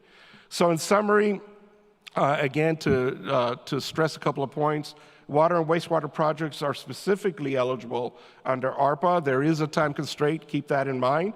It is all about flexibility and resiliency. Water infrastructure is much more than bricks and mortar and pipes. It is also about data collection. All models are wrong. Some of them may be useful. There's room for improvement. Let's fund those as well. And then let's also enhance modeling methods and resources that could make our GAMs and WAMs better as well as our MAGs. Thank you much. Appreciate the opportunity. Right on time.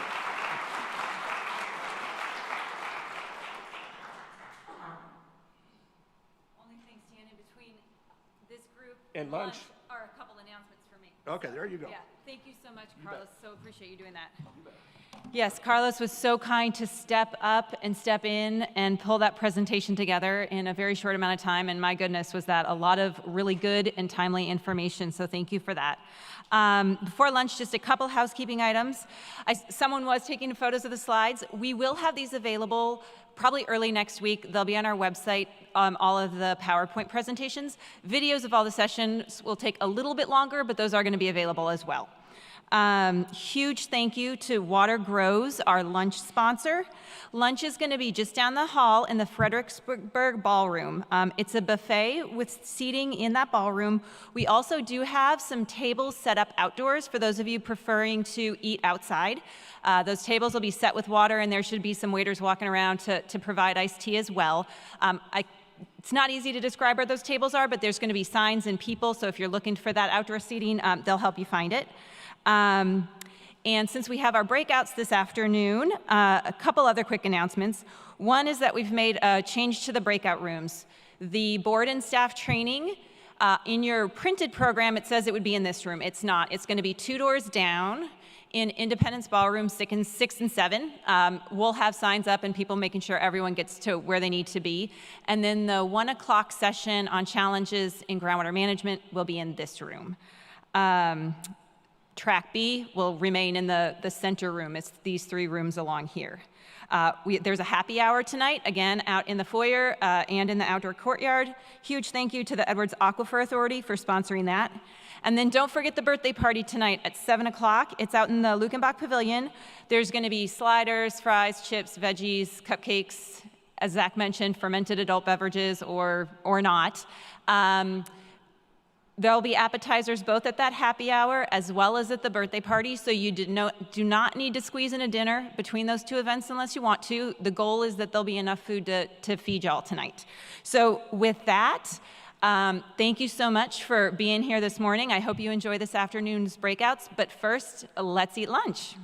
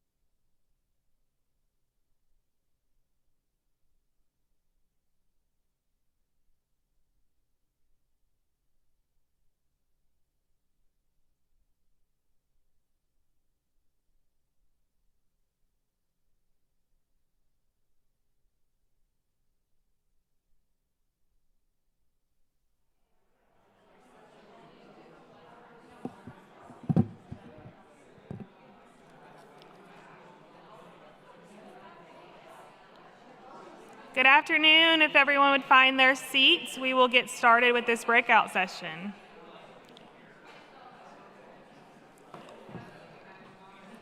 Welcome to Track C, Addressing Challenges in Groundwater Management. We have several great speakers this afternoon. We'll try to keep it on time.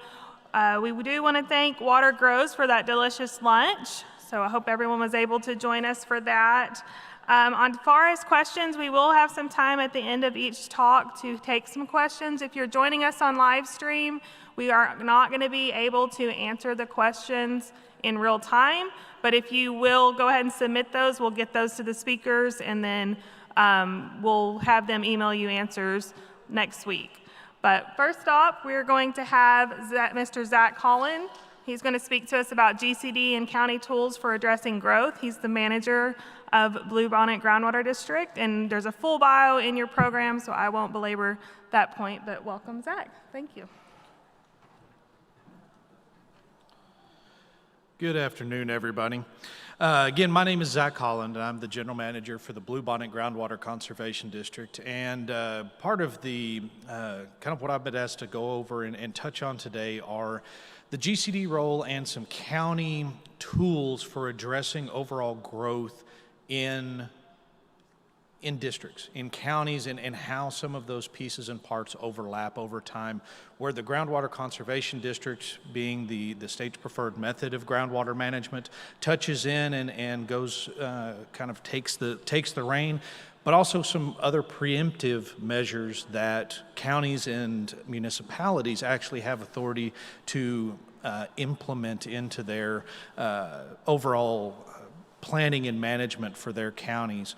Again, to address the lightning fast development, the master plan subdivisions, the return on investment from the developer side of things, and you know, trying to balance and recognize and acknowledge all of those different perspectives all at once, while also kind of touching on the cumulative impacts and the ambiguity of where exempt wells kind of fall into the greater state of things anyway.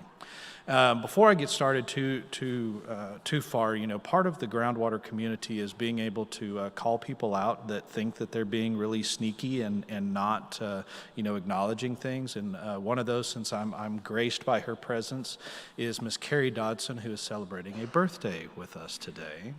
I am smart enough not to say which one, but we greatly appreciate you spending our time with us. So thank you, ma'am.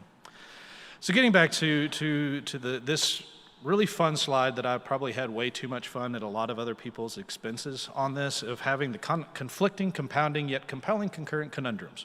If that doesn't sum up where subdivisions and platted subdivisions that are planning exempt wells and individual wells on that spectrum, I'm really not sure what is. Again, when you start talking about just the overarching kind of opinions, thoughts, and really overall ordinances and planning that goes behind subdivisions at the county level, you know, there's really very broad restrictions, limitations, ordinances that are even outlined for counties and municipalities, and it still takes them picking up those tasks and those pieces to implement them. And again, as all of y'all know, as political cycles go through and how counties and municipalities can change over, you know, one regime may pick up and start with this, and then it kind of gets lost in the wayside. The other thing is again, as everybody knows, when you submit plans for platting and everything else, you're only susceptible to the rules that are in place and passed at that time. So it can create an extra layer of headaches for counties and municipalities to really kind of catch up and get ahead of the next development and not just kind of keep spinning their wheels and kind of being behind on where their growth is overall happening. Again, this also, unfortunately, I did put it in parentheses, so it's officially in black and white. This actually kind of falls into the category of exempt wells from a groundwater conservation district side too. It's pretty broad. I mean, it's not quite as broad as beneficial use, but it's pretty close. Again, as you see on the other side there, you know, for exempt wells, as long as they meet a 10-acre requirement, produce less than 25,000 gallons per day, meet any possible spacing restrictions that are in place, whether that's just TDLR being off of property lines or away from other wells or septic systems or other point source pollutions, you're pretty much exempt. And there's not a whole lot of things that Chapter 36, especially on our end, really affords for addressing those potential issues. Part of those subdivisions and things like that, again, they a lot of times get branded with, cutting corners because they're throwing in plating submissions right before, wells or the rules are being able to catch up with them. They also, sometimes go as far as pre-drilling water wells and septic systems, basically to master plan them out before they even start. It can help on the front end from an exempt well, and again, that kind of individual and cumulative impact that certainly as the groundwater resource manager we're concerned about, and as a county municipality are certainly interested in, from the perspective of making sure that they're not doing irreparable harm down the line. I've even seen some subdivisions that attempt to try to deed restrict how deep or where kind of layers or depths that groundwater wells must go in a subdivision. Again, it's a Band-Aid on the front end and really doesn't address the individual or cumulative impacts that some of those master planned subdivisions of, a concentration of 700, 800, 1,000 total wells on less than 1,000 acres can ultimately have. And again, you're ultimately stuck with this conundrum of which entity is responsible for the design and ultimately setting the layout and the standards of it. You have the developer who ultimately has to try to meet those standards. They have the frustrations of needing to realize their return on investment and grow their development over time. You have that pitted against, they want to submit and apply by the rules, but they don't necessarily like county municipalities not only changing the rules, but when those rules get in the way of that investment and return on that investment. You have county and municipalities that are trying to work together to understand and figure out where they are, with the other understanding that oftentimes they think that, once it's a groundwater issue, that's the GCD's deal, and there's nothing that they need to say or do about it. And so again, we'll touch base and again refer to this lovely thing called the TCEQ Groundwater Availability Certification for platting that can come into play from not only the district's perspective, but certainly for the county and municipality perspective. In theory, this is going to play. Maybe.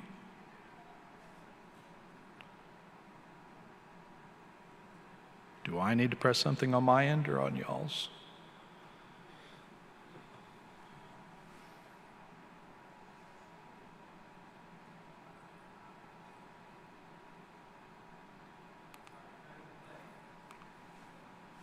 No worries. As most of the folks in this audience know, this is the Abbott and Costello Who's on First skit. Again, they go back and forth. The manager knows exactly who's on first because who is on first. Not what, not I don't know. It's who's on first. And the guy that you're trying to explain that to just really doesn't completely know, understand, and can't fathom and get on the same page. And fortunately or unfortunately, that pretty much sums up the entire conundrum that we find ourselves in the county municipal GCD and developer kind of triangle in going through subdivisions. Again, from the onset of confusion and to continue to build off and build out of this kind of construct and get us closer to the ballpark that we're really trying to talk about and get into, you have the GCD approach and the authority. Again, GCD can exempt and set spacing requirements for exempt wells. Again, we talked about the 10 acres, 25,000 gallons per day spacing, but it has no oversight and really no to the on oversight or authority on the subdivision planning, platting, or zoning. Again, that's all the county and municipal authorities. Really, the only time that a GCD really sees anything about a lot of these subdivisions is on the back end when we're actually getting the registrations, and it's one at a time, and we don't see the full picture until we get to physically see it on a map. Then you have the municipal and county approach on authority, which is, again, groundwater is completely in the purview of the Groundwater Conservation District. I don't have to worry about it. Yes, but no.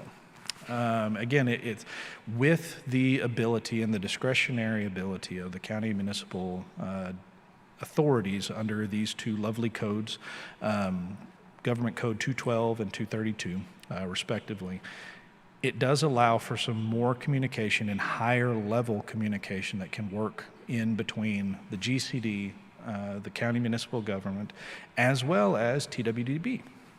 And again, we'll touch base in a little bit more detail on what the specific requirements on the TCEQ provides under the chapter there.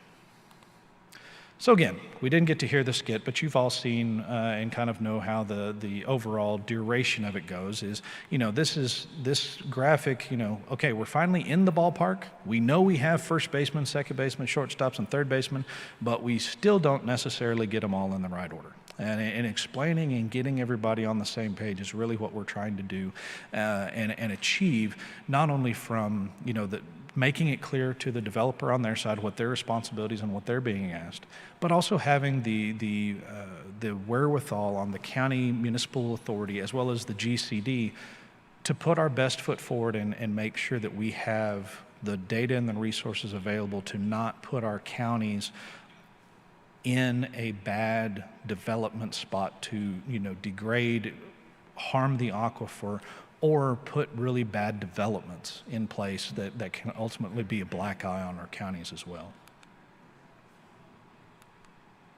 So again, going in and keeping and maintaining the loveliness of this baseball analogy, we want a pitch that's right in the wheelhouse. Again, we want to facilitate sensible, comprehensive practices to alleviate the common impacts through cohesive approach. Again, get everybody on the same page on the front end before dirt's moved, before any of the big spending really comes into play, before it becomes an issue on the backside that's a lot easier to alleviate and fix on the front end than it is on the back end.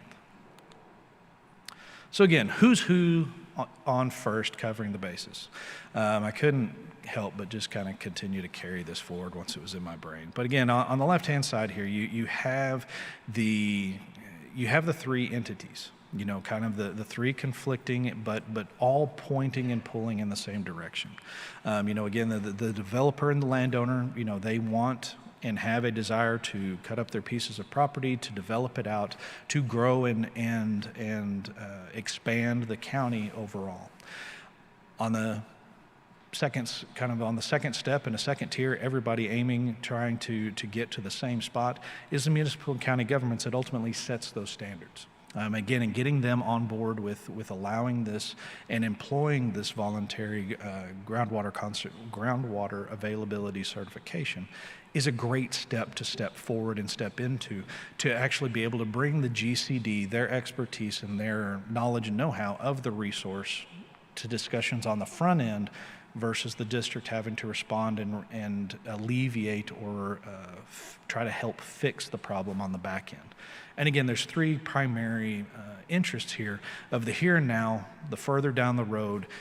Everybody also kind of in this process kind of wants a CYA policy if they don't want it coming back on them, whether they're still in office, out of office, or moved down the road, whether it's the developer, the municipal, or the GCD.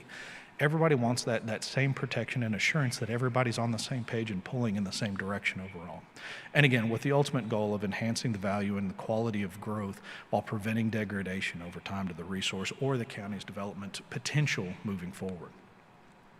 I pulled this quote directly from the Texas Register that laid out the adoption of the groundwater availability certification for platting for counties and municipalities. Again, it's set to provide a standardized approach to statewide certification of groundwater availability for platting.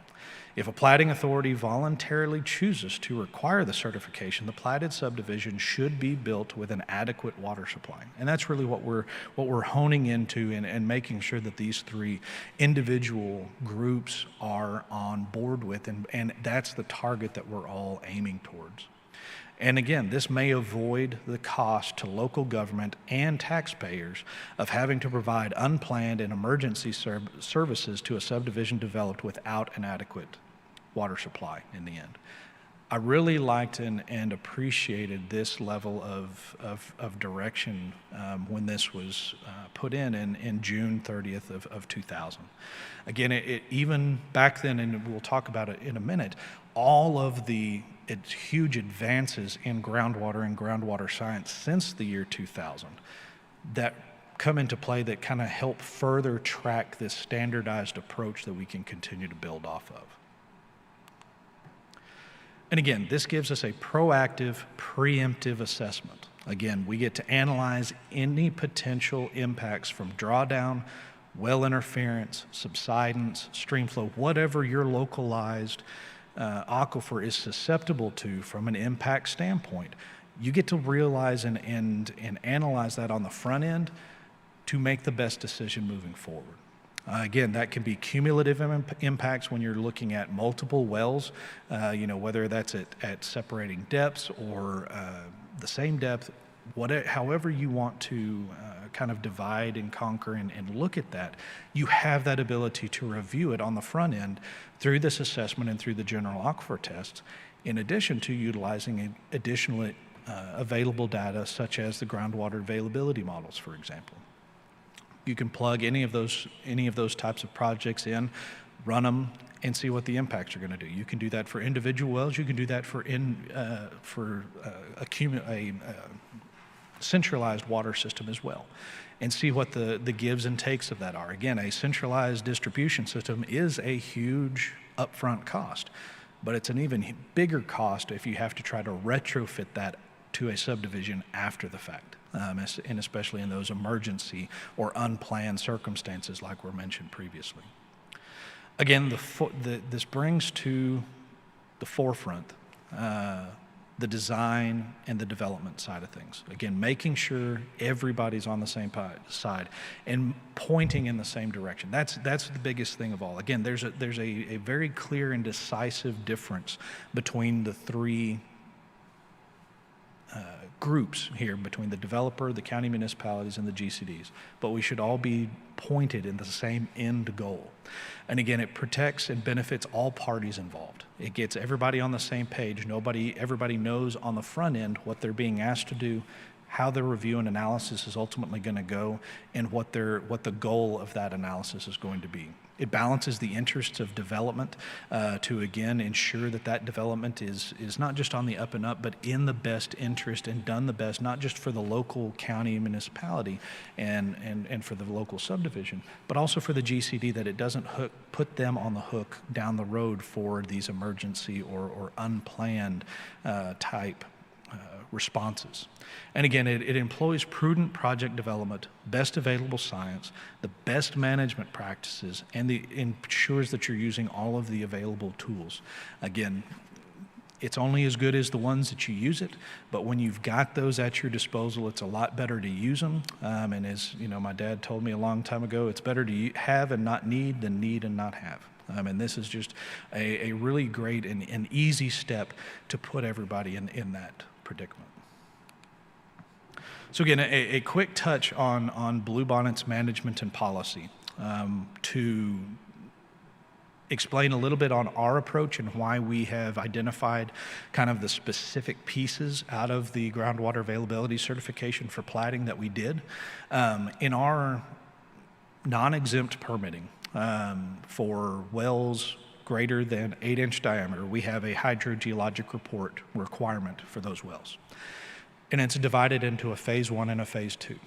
The phase 1 is essentially what are the known data sources, whether that's existing well logs, existing data, groundwater availability models, existing wells, anything that's existing, not having to move dirt, drill new wells, or do anything like that. Expectations based on what we know.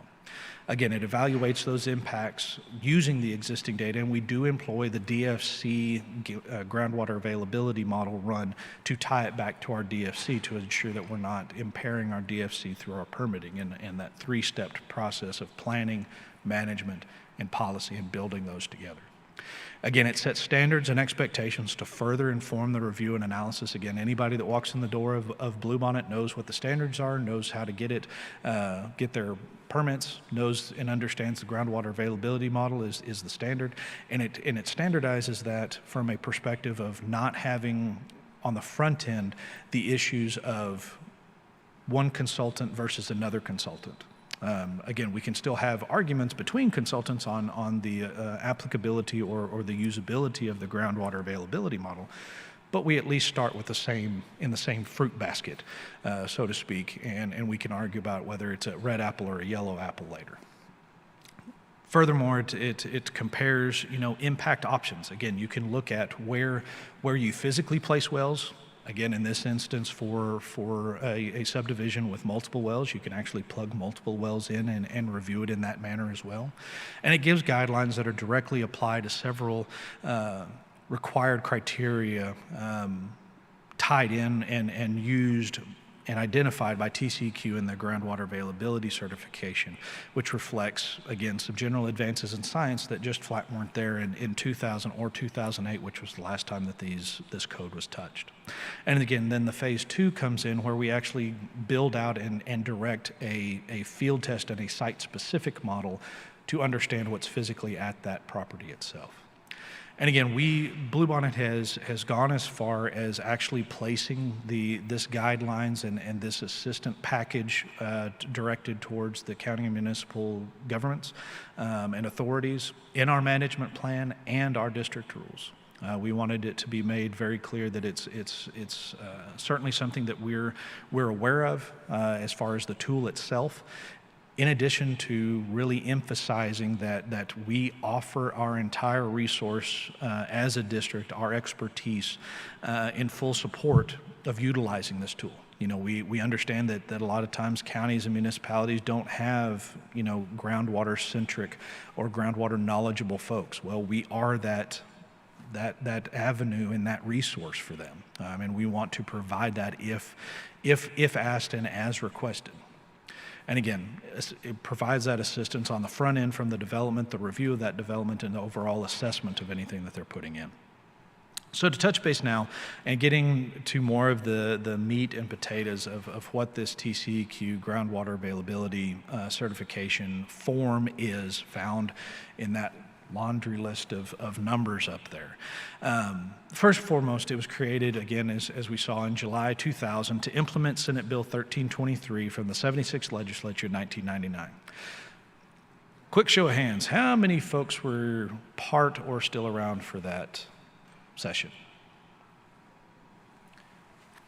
Yet another reason why this statute should really be updated.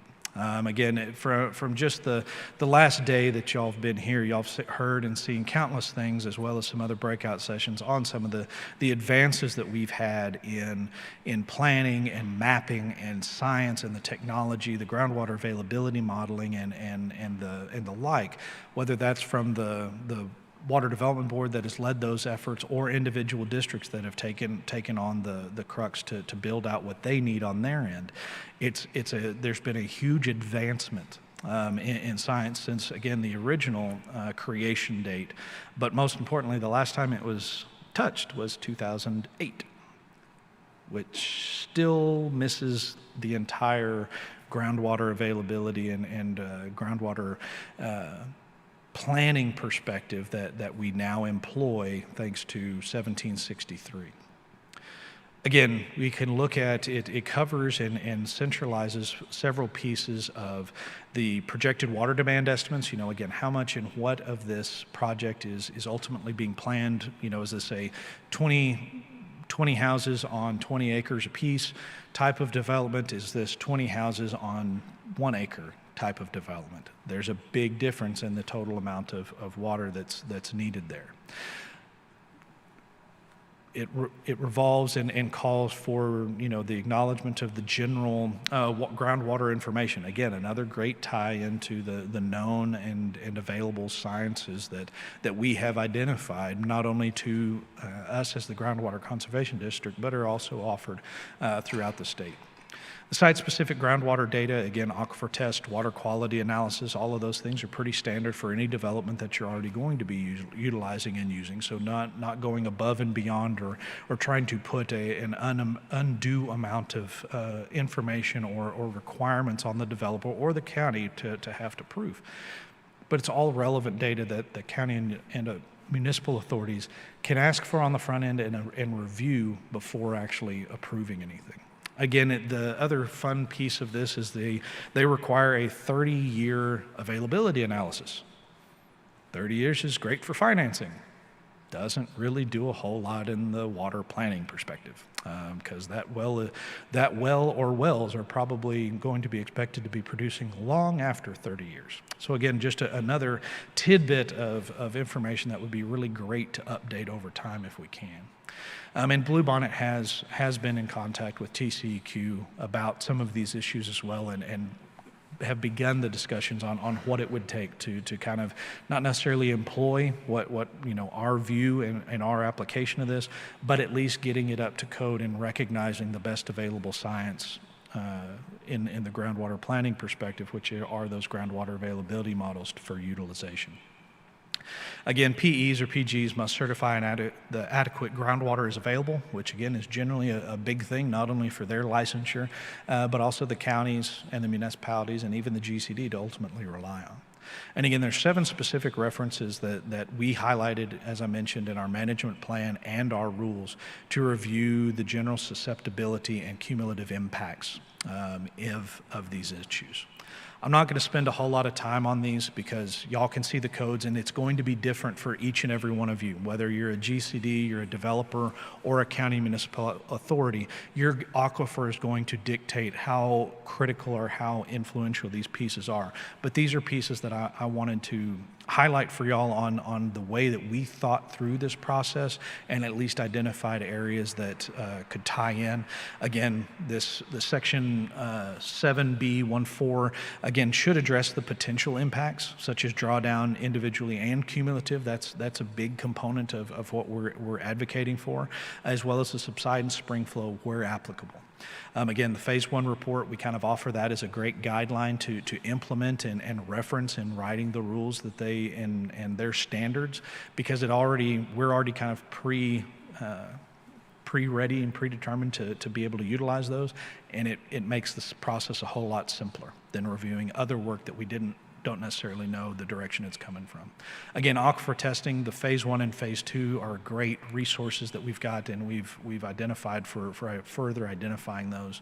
Section 8 and 8C, 8 and D, again, for need for additional aquifer testing, we think that this also opens up the availability to ask more specific, not just site-specific, but aquifer-specific questions. Whether you're in the Ogallala, the Gulf Coast, the Crees of Wilcox, or anything in between, all of those aquifers and in those areas are going to react very differently. And so we believe that the wording and the code gives you those opportunities to kind of highlight and ask more of your specific type questions.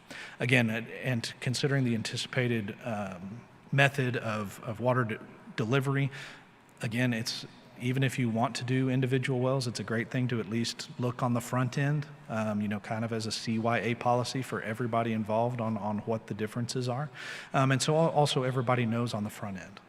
And again, utilizing the aquifer test data to determine aquifer parameters, which is ultimately the key to that entire process, and touching base and keeping those in perspective.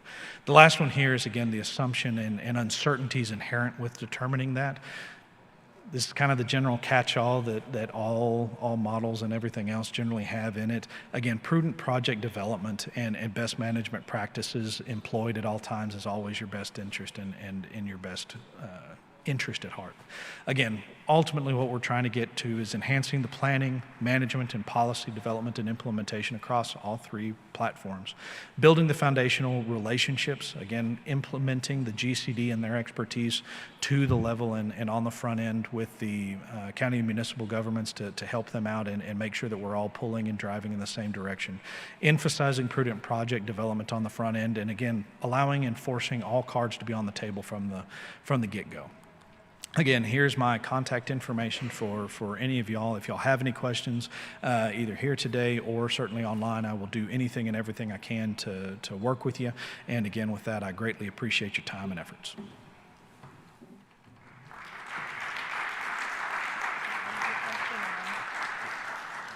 Does anyone have a quick question? Yes, sir. Charlie.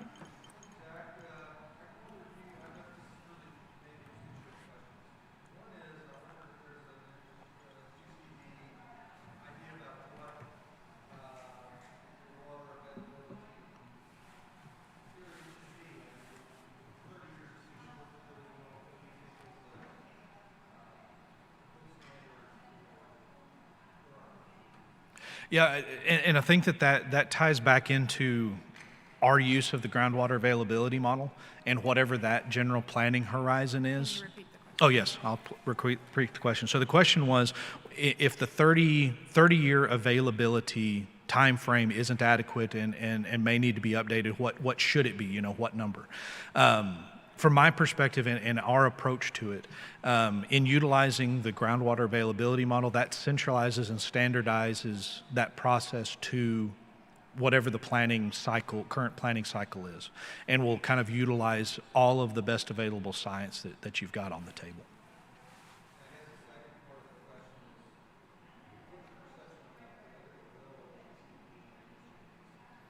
Okay, the question was the political will of TCEQ to make changes. Great question. I think that since it's not necessarily a revamp that needs legislative changes to update, it's more of just an update to their rulemaking. It's more of kind of finding if there's enough interest to do it, and wrapping it into, kind of the best use of their time of getting it on the record and getting it. It's not certainly one of those things that's probably going to rise to the level of a standalone rule change in and of itself, but when their next rule change comes up, hopefully it will be up for discussion. Yes, sir. Yes, sir.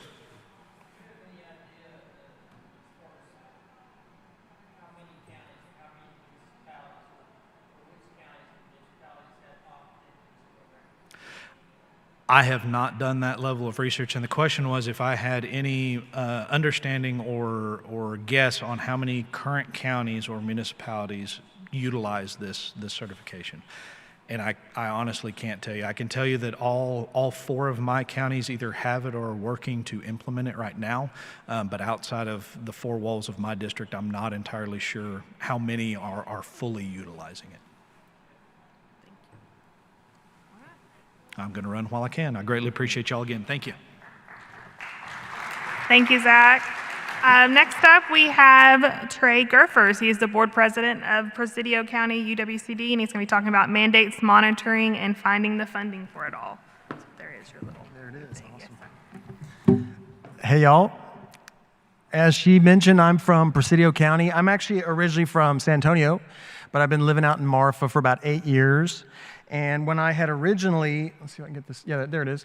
When I had originally submitted this idea to TAGGED, I was envisioning kind of a group discussion because there's been a lot of different groups that have been helping us getting the funding that we need to cover these mandates, but they felt like a one-man show was going to be the way to go. So hopefully this will be of interest to y'all. I'm going to be kind of sharing with you a little bit of the journey that we've been on in Presidio County, and hopefully can give some of y'all ideas if you're like us and don't have very much funding, or if you know other districts that kind of need help with this. Hopefully that I can give y'all some creative ideas for getting some funding. A little bit about me real quick about how I kind of got into this. I used to be the head of a environmental group out in the Big Bend called the Big Bend Conservation Alliance.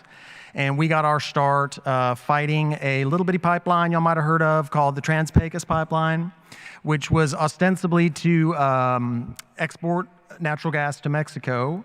And they've never exported any gas with that pipeline yet, but they ended up building it, and it was such a bitter experience, and it was a really divisive experience, but it galvanized public opinion, and it got people paying attention to the fact that we're not so remote as we think we are, and we're going to have to face challenges that are coming at us, and the sooner we face them, the better. So when the pipeline was built and there was a lot of just people that were so angry and so bitter, I was looking around trying to figure out, okay, how can we direct this energy in a positive way so that we can get ready? There was a lot of talk earlier today about resilience and readiness, and I felt like the pipeline should have taught us that we need to be ready for these challenges instead of constantly trying to play catch up. How do we work the process? How, protests and I don't know, all these tools that environmental groups or a lot of protest groups will use, they don't tend to be very successful, and they tend to be maybe a little bit divisive. And so I wanted to find a way to get ready ahead of time for the next challenge. And I think everyone agrees that water's one of the most important things that we need to be ready with. So that's how I got into this water world. And so I formed a water group in Brewster County. We started attending groundwater district meetings, and that's how I got sort of baptized into how do these districts work. And so that's when I started looking at the groundwater district in my county, which was a very nebulous organization because we never really knew when they were meeting. Just to kind of give you some background, our groundwater district covers almost 4,000 square miles, and it's one of the poorest counties in Texas, very, very low income levels. It functions as a fee-based district, but the enabling legislation provides for taxing authority. It just was never authorized by the voters. And so we're also in a bit of a pickle with property taxes right now. I mean, I'm sure everyone says the same thing, but Marfa's in a really difficult position because you have a really, really poor town that falls under the Robin Hood Act with our school district, where we send over $500,000 back to Austin because we're classified as a rich district. We have a lot of New Yorkers, no offense to my friends in New York, Californians, Europeans that buy their 7th and 8th homes in Marfa. And so it's really driven up the values, and it makes it very difficult for us to keep our tax dollars in the county or in the city of Marfa. And then surrounding Marfa and the rest of the county really is sort of a, the landowners tend to be very anti-tax. And then Presidio, which is our biggest town, has had a contracting economy for many, many years. And so the idea of getting a tax for our district is particularly challenging. So when I started looking at trying to get involved with the groundwater district, I found that the directors were not showing up for meetings. It was very difficult for them to achieve a quorum.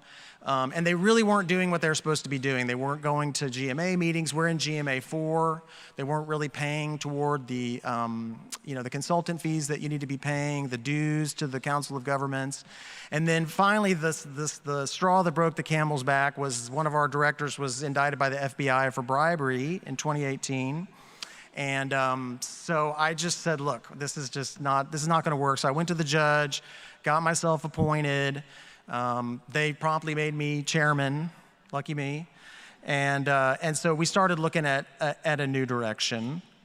The first step was I went to the county commissioners. If you're having trouble, getting funding, probably one of the first things you need to be doing is talking up your county commissioners and really trying to help them understand not just that water's important or that water is life or any of those catchphrases, but frame it in the challenges. What we did was we framed it in the challenges that we're facing.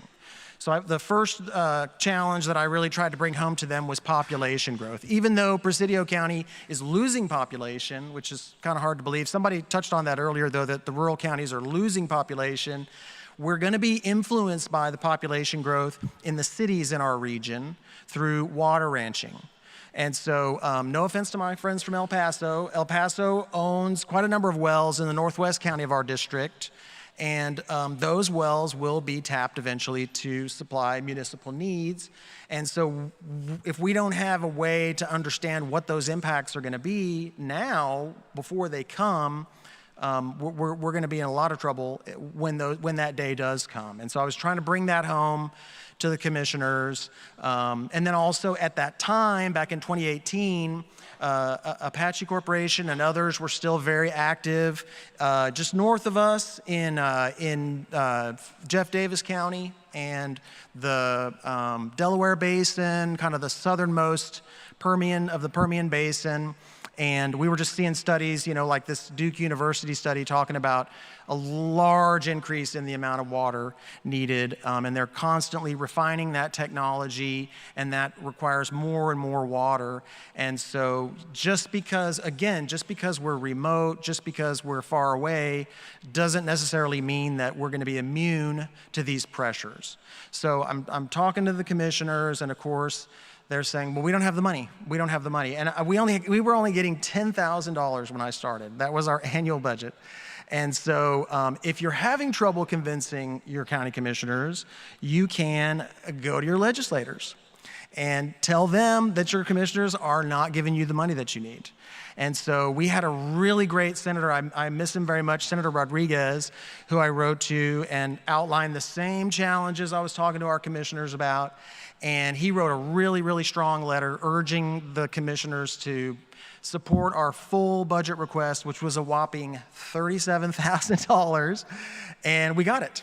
So by then we had enough money to hire a part-time general manager. We were able to kind of pay all the people that were mad at us that we hadn't been paying. But we really didn't have enough money to start a monitoring program. And so if you're in this same situation where your county just doesn't have the funds, you might try looking around for local partners, for local foundations, for local groups that are whose mission might align with your own. So we started talking to the good folks at Dixon Water Foundation. They operate an enormous ranch north of Marfa called the MIMS Unit. And they were very helpful in coordinating or facilitating some money for us to buy our first round of monitoring equipment. And so we started kind of getting that going, and then we started coming to these groundwater summits. And lo and behold, the first one we came to, Senator Perry, many of you may have been here that year, he just laid it out flat. Districts, if you cannot prove that your decisions are data-driven, quote, I can't not help you. And so I looked at my general manager at the time, and I was like, we got to do something. I mean, we've really got to get this data in an actionable form. We're starting the monitoring, but what are we going to do with this data? And plus, we had other stuff, but it was in Excel spreadsheets and super useful PDFs and dusty files. And so we really needed to figure something out. So fortunately, at the summit, we ran into HAF, and this is a bit of a plug for HAF, but really, you want to find some kind of a data solution so that you can, especially if you're just starting out with your monitoring program, because the more data you're collecting, if you have to populate a database later, it's a little more difficult. So we're sort of just now starting out fresh. With our data management software, I convinced the board to dig into some savings that we had. We went on ahead and just shelled out the money to get the data management software. And so then once we had the data management software going, that opened up the opportunity for federal grants. And so USGS has a really good program with their National Groundwater Monitoring Network. And so if you're a district that maybe they don't have any wells that they're monitoring yet, way out in the Big Bend on the frontier, they didn't have any wells. And so when we submitted our application, there was just this giant square all around that part of Texas with 0 wells. So we were able to convince them to give us, I guess it was about $70,000 to become a data provider. And then that will open up for us and for really any district that becomes a data provider, a lot of funding for water quality testing, which we really don't have much of at all in Presidio County, and also the ability to drill our own wells. So I don't know, some of y'all might know how dry it is out there in the Chihuahuan Desert. And because we really don't have the luxury of having equipment ruined if a rancher needs to, pull his pump and repair something on the well, we're always looking for wells that are not in use. And so it's been very difficult to find people with wells that are not in use. And so if we can get this funding from USGS to drill our own wells, then we can start taking advantage of other partnerships in the region. Like if you have a state park in your district, if you have a national park in your district, trying to build relationships with them so that you can drill monitor wells on their land. And I'm fairly hopeful that through our partnership with Texas Parks and Wildlife, we'll be able to drill at least one well in the Chenani State Natural Area, and also some wells maybe up in the north of our county, which is sort of closer to the Davis Mountains where a lot of our recharge happens. So something else that's great about this job, just as an aside, we get to access so much cool land. So I almost don't mind that I'm not paid. So now, if you're looking at your desired future conditions, as we were in this last 5-year cycle, we were finding that the data just really was not very robust. We really didn't have very much. Some of our DFCs were calling for a drawdown that was deeper than the wells that we have. It just wasn't making a lot of sense. And so we started talking about, what can we do as a GMA to get more data. And a lot of them are in the same boat that we are. I mean, Brewster next door, they don't tax. Culberson next door, they do tax, but they don't have a ton of money. And so we started thinking about, okay, who could we partner with to maybe get money to get some sort of a data system, maybe similar to what we have already in Presidio, so that then they can start collecting data that we could more easily share across a common platform. So that's what we did recently. We're still waiting to hear back from this, but we teamed up with 2 districts, Culberson and Brewster, in our GMA, and the Big Bend Conservation Alliance, which I've stepped away from now for a couple of years now. But they wrote the grant and submitted it on our behalf to get a standardized regional data platform.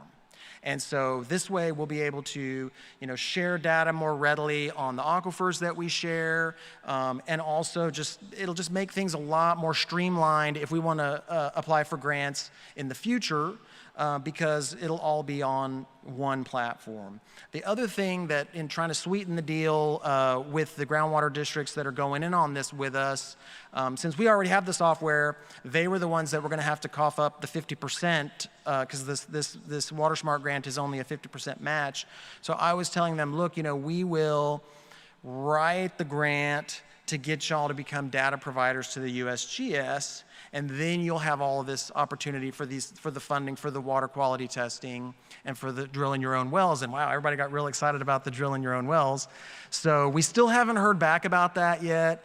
I'm hopeful that even if we don't end up getting this grant, which I've heard is very difficult to get, maybe the districts will just go on ahead and do what we did, which was just dig into their savings and just buy the stuff, because that, again, will unlock all those other funding opportunities that I've talked about. And so hopefully, with any luck, if we can get our data management system going and we can start getting our monitoring systems in place, I'm really hopeful that in the next 2 to 5 years, when it's time to do our DFCs again, we'll have a robust system in place, and we'll be able to really make decisions on our DFCs that are based on science that's current, instead of a lot of this ancient stuff, which our friends at the Water Development Board have done a great job volunteering their time with us, putting that data together. But I'm really, really hopeful that with this new funding and with these new data management systems, we'll have something that's a lot more robust. Because as we all heard earlier yesterday, we got to be able to point to something and say this is how we came up with this. So I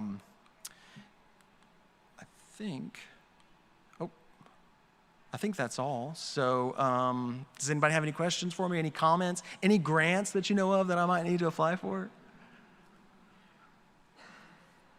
All right, thank y'all.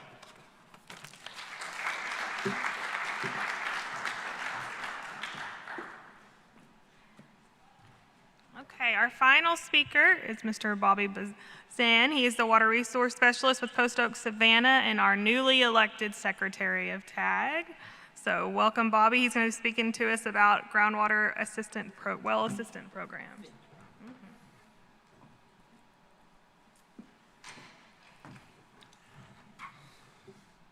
Good afternoon, everybody. Thanks for being here, and thank y'all for having me and giving me the opportunity to talk to y'all a little bit about a program that the Post Oak Savannah Groundwater Conservation District has been running for a couple of years now, and has, in our eyes, been a valuable tool to help build relations with the people within our district, and for some, you know, write some stories about what's been going on in and around our district. So without further ado, I'll get into the quick program.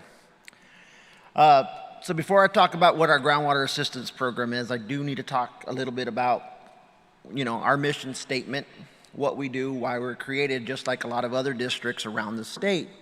You can find very similar language that, you know, we have to create rules and enforce rules that are consistent with state law, and using best available science in order to balance the landowner's right to use water or for production, while also preserving the right to conserve and protect and the prevention of waste of groundwater, which is what these are what our main management goals are, summarized within this mission statement. And you can see that is also within a lot of our enabling documents. Chapter 36, Texas Water Code, states a lot of the same things. You must protect the property rights, balance conservation and development of groundwater to meet the needs of the state. And that's in Chapter 36. Our enabling legislation also says the same thing: protect and recharge groundwater. And at the very end there, you kind of see regulate the transport of water of the boundary outside of the boundaries of the district. So Post Oak Savannah Groundwater Conservation District, when they were created, was created because we already had a bullseye already on top of our, within our district, within Burleson and Milam counties. There was a lot of land leasing going on, or actually groundwater leasing rights going on, that was forming these leases of groundwater to try to market it, to move it outside of the district. So that was already, that horse had already left the barn before the Groundwater Conservation District was created. So that's why the district is around. So, you know, we were put in place to try to protect that and to regulate that transport. And so that always leads us to this constant battle that we're always fighting with, and we're always trying to balance. How do you allow for the most practicable use, or the highest, I guess is the word that a lot of people wind up using, the highest practicable level of groundwater production, but also allow for people that right to leave the water in place, to conserve it, to preserve it, and protect a groundwater resource that, you know, we want for future generations, our kids, our grandkids, and their grandkids to be able to use later on in the future. So we're always battling this tug of war to make that work out. And so you see a lot of these same battles going on here, or those same language going on. And so why do we have the need for that, for this groundwater assistance program? Why was this program even thought of? And so, you know, when you're trying to balance out this highest practicable use of allowing production to occur, but yet also trying to conserve some in place for those future generations to use, you sometimes have those potential consequences that could cause water level declines to occur.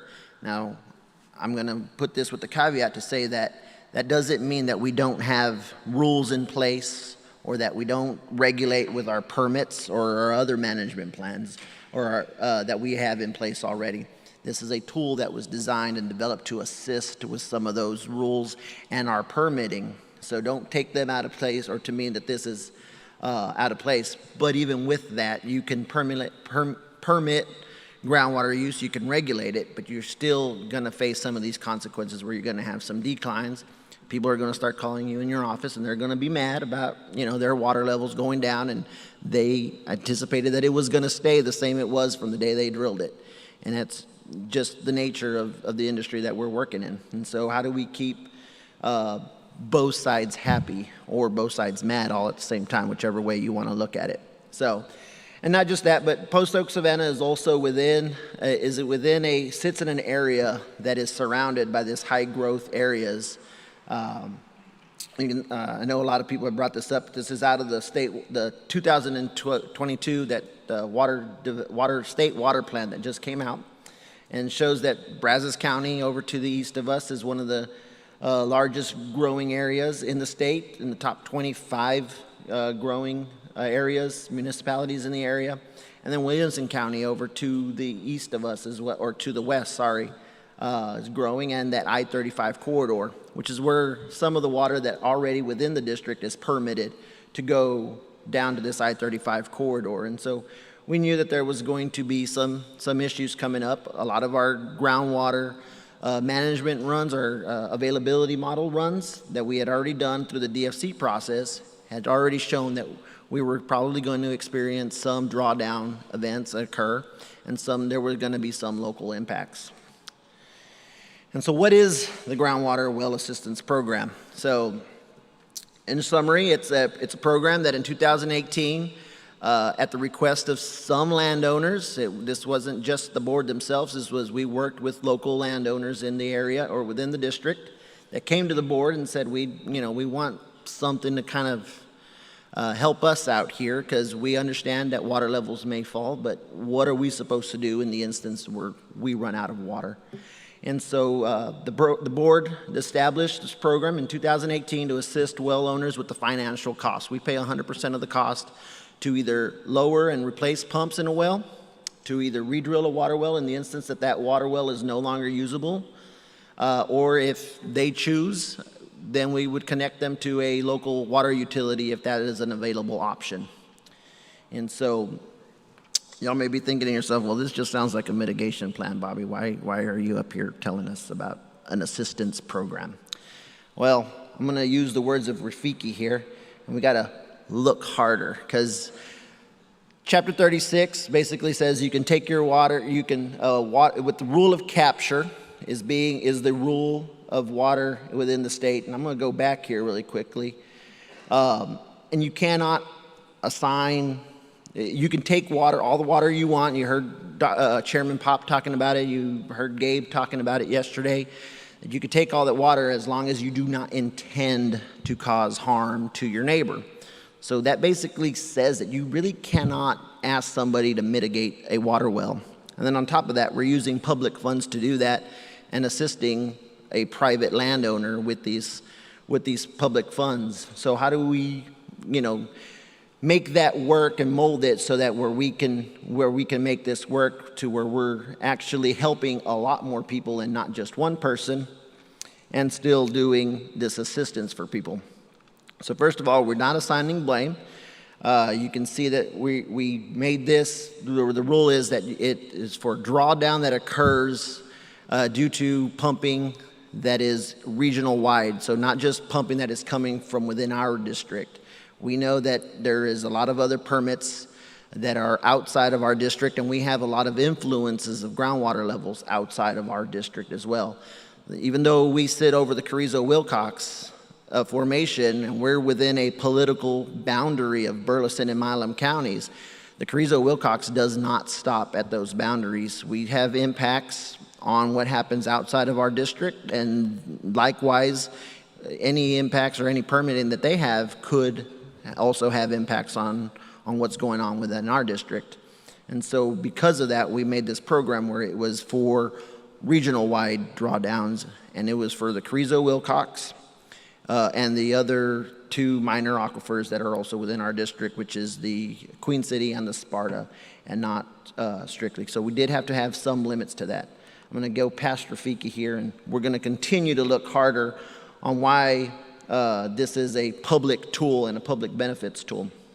So the main one here, so that the well must be located within Milam and Burleson County.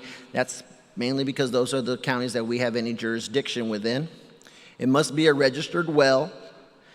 But this is where the rubber meets the road here, is that the owner must agree to allow monitoring by Post Oak Savannah Groundwater Conservation District. So where the public is benefiting from this is that if in place of us going and paying to lower their well, they're in turn telling us, all right, we're going to allow you to come measure our well on a frequent basis, whether that be one time a year or continuously every hour if we put some kind of equipment in it, such as a well intel or a transducer. We can get that data. We're now then able to share that data with the public to either make better management decisions, better rules. Any new well that wants to go in that's maybe neighboring some of those wells, they now have that data available to them. So they're able to make a decision on how deep of a well they may need to put in, or even how deep of a pump they may need to put in that well, and to make sure that they're averting or their risk also. So they're making themselves more risk averse, just like any stock portfolio. You want to make sure that if you're drilling a well, you're averting as much risk as possible. And the reason for why we're trying to make this is because we do have a cutoff period. I mean, as we're collecting more and more of this data, as we're retroactively assisting wells, we know that at some point, any new wells that continue to go in, so that we don't just go and become a well drilling assistance program rather than a groundwater assistance where we're lowering pumps and almost acting like a mitigation there. We don't want to be in the business of drilling new wells for everybody. That's not what we're in place to do. And so we do have a cutoff period that any wells constructed after January 1st of this coming year will no longer qualify, because we would have already gathered enough data, enough information, and when we can then educate not just the public but the drillers on how deep wells in certain areas that are experiencing impacts how deep they're going to have to drill, or how deep they're going to have to set pumps. And so we find wells by basically, a lot of times it's landowners will call us and they'll say, I'm experiencing problems, and we'll send out a field tech either that same day or at least within the next, within 24-hour period, except when we're all in San Antonio at conferences. But I've been working and calling people actually this week on just this, this problem. It seems like this is the job that I've been doing since October. Almost 80% of my time has been this program alone. But and the other one another program that came out of this was that on a yearly basis, all the data that we're collecting, since we're requiring these wells to enroll within our monitoring program, we're then able to upgrade our data and the data that we have and upgrade our models. And we then hired Intera, well, not Intera, but we consult out to Intera, that then runs this annual needs assessment program. And through this annual needs assessment program, we're able to take a proactive measure. We're able to say, all right, which wells within the next 10 years are going to or may experience drawdown to the effect that we're going to have to go in and assist that well owner with the cost of lowering a pump. And therefore, we get in there before they experience any problems, and that way we're not receiving that phone call at 8 o'clock in the morning says I was taking a shower last night and all of a sudden my hair stayed all shampooed and soaped up and everything. So we try to avoid those calls by doing this annual needs assessment on a yearly basis, so that we can proactively make any corrections that we may need to make. And at the same time, we're not trying to make people whole. People are still going to be mad at us, but they're happy that we're out there and taking care of them to the best of our ability. And so here's a little snapshot of what we've done so far. Actually, since October of 2020, we've inspected over about 80 wells due to drawdown or calls from people, or due to this annual needs assessment. We've gone out there and we've actually serviced, we're close to 56 wells now, where we've either helped, most of those, about 95% of those have been mostly well lowerings or pump lowerings, where we have not had to do anything else.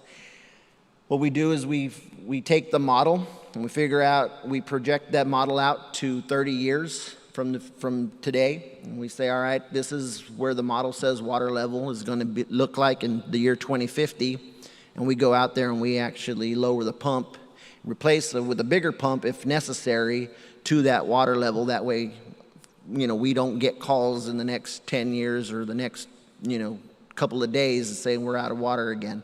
Now, at that point, if the pump were to go out within the next 20 years or 30 years, that would be on the landowner to, take care of it at that place.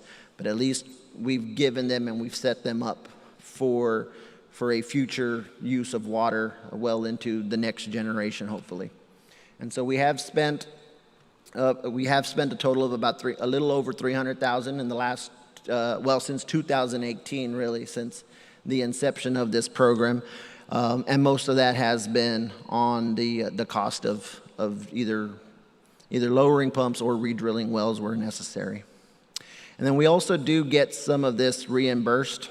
So one of the caveats on this was that if you have a prior mitigation plan from somebody else, so I told y'all earlier in this presentation that we had a lot of leases that were already taking place, and a lot of those leases turned into what y'all know now as the Vista Ridge project that sends water down to San Antonio. A majority of those leases have a language in them that says if something were to happen to your well, we'll come in and we'll fix it for y'all. Well, they knew, we were already doing a program similar to what they were promising. And so they approached us and asked us, y'all know the local drillers, y'all know the local people. Would y'all mind just covering this for us? And we have a written agreement with them that says that we will then approach the landowner, and any cost incurred on our part, we then ask them to, or we send them for a rebill. So we do get those taken care of that way. And so out of that a little over 300,000 that we've spent, we've gotten close to 100,000 of that back from those leased properties. And again, I know I got into this a little bit, but where does the funding come from? That funding comes from our fees. We are a fee-based district, and so we have a mix of both production and transport fees, with the majority of our fees coming from transport. And then this is a budget line item, and it's also in our management plan that says that the board will put monies aside on a yearly basis in the budget for this particular project or this particular program. This last year, that budget was $150,000, and that's actually been the budget for the last 2 years. And then any monies not spent just roll over to the next year, so they do accrue.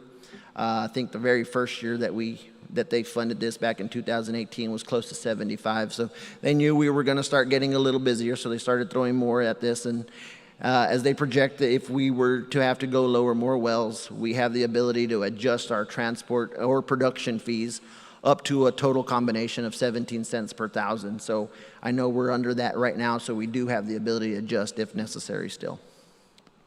And then again, as I told you a little while ago, we do get some of that reimbursed from any entities with that existing mitigation agreement. And so again, just to recap, how does the public benefit? Guys, if we're getting more monitoring wells and more, that means we're getting a lot better data. We're getting more data across the aquifers that we're interested in managing. And so that means that we're going to be able to make better management, better rules, so that we can manage those resources. This gives us an opportunity also to relate with the public. We're out there, we're able to talk with them.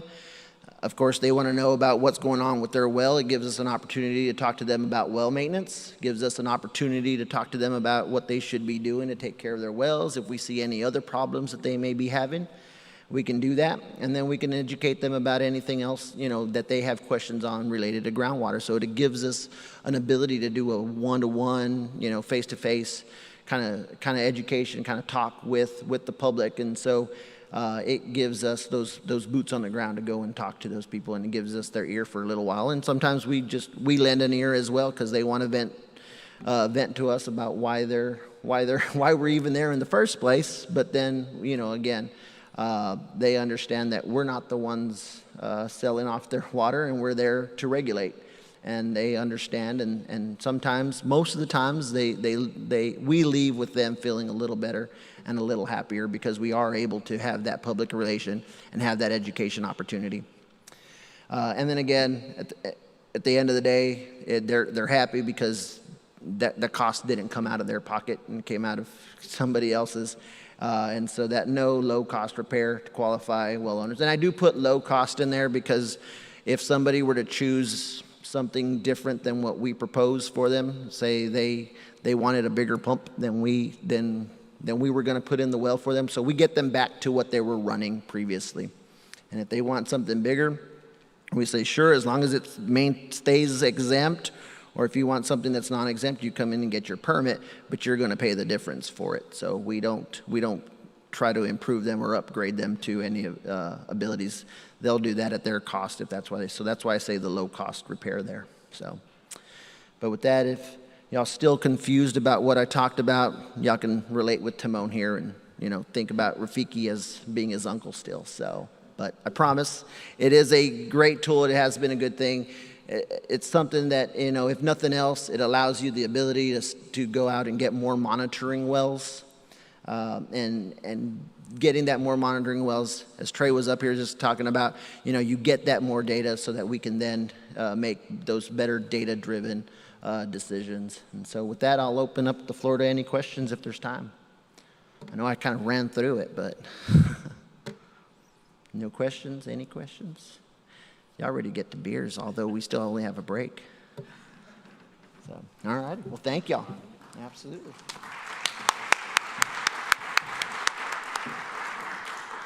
Well, again, if y'all do come up with some questions, you can submit those on the app, and they will be transferred over to the speakers so that they will email you back with the answers to those programs. And if you're online, again, your submitted questions will be looked at.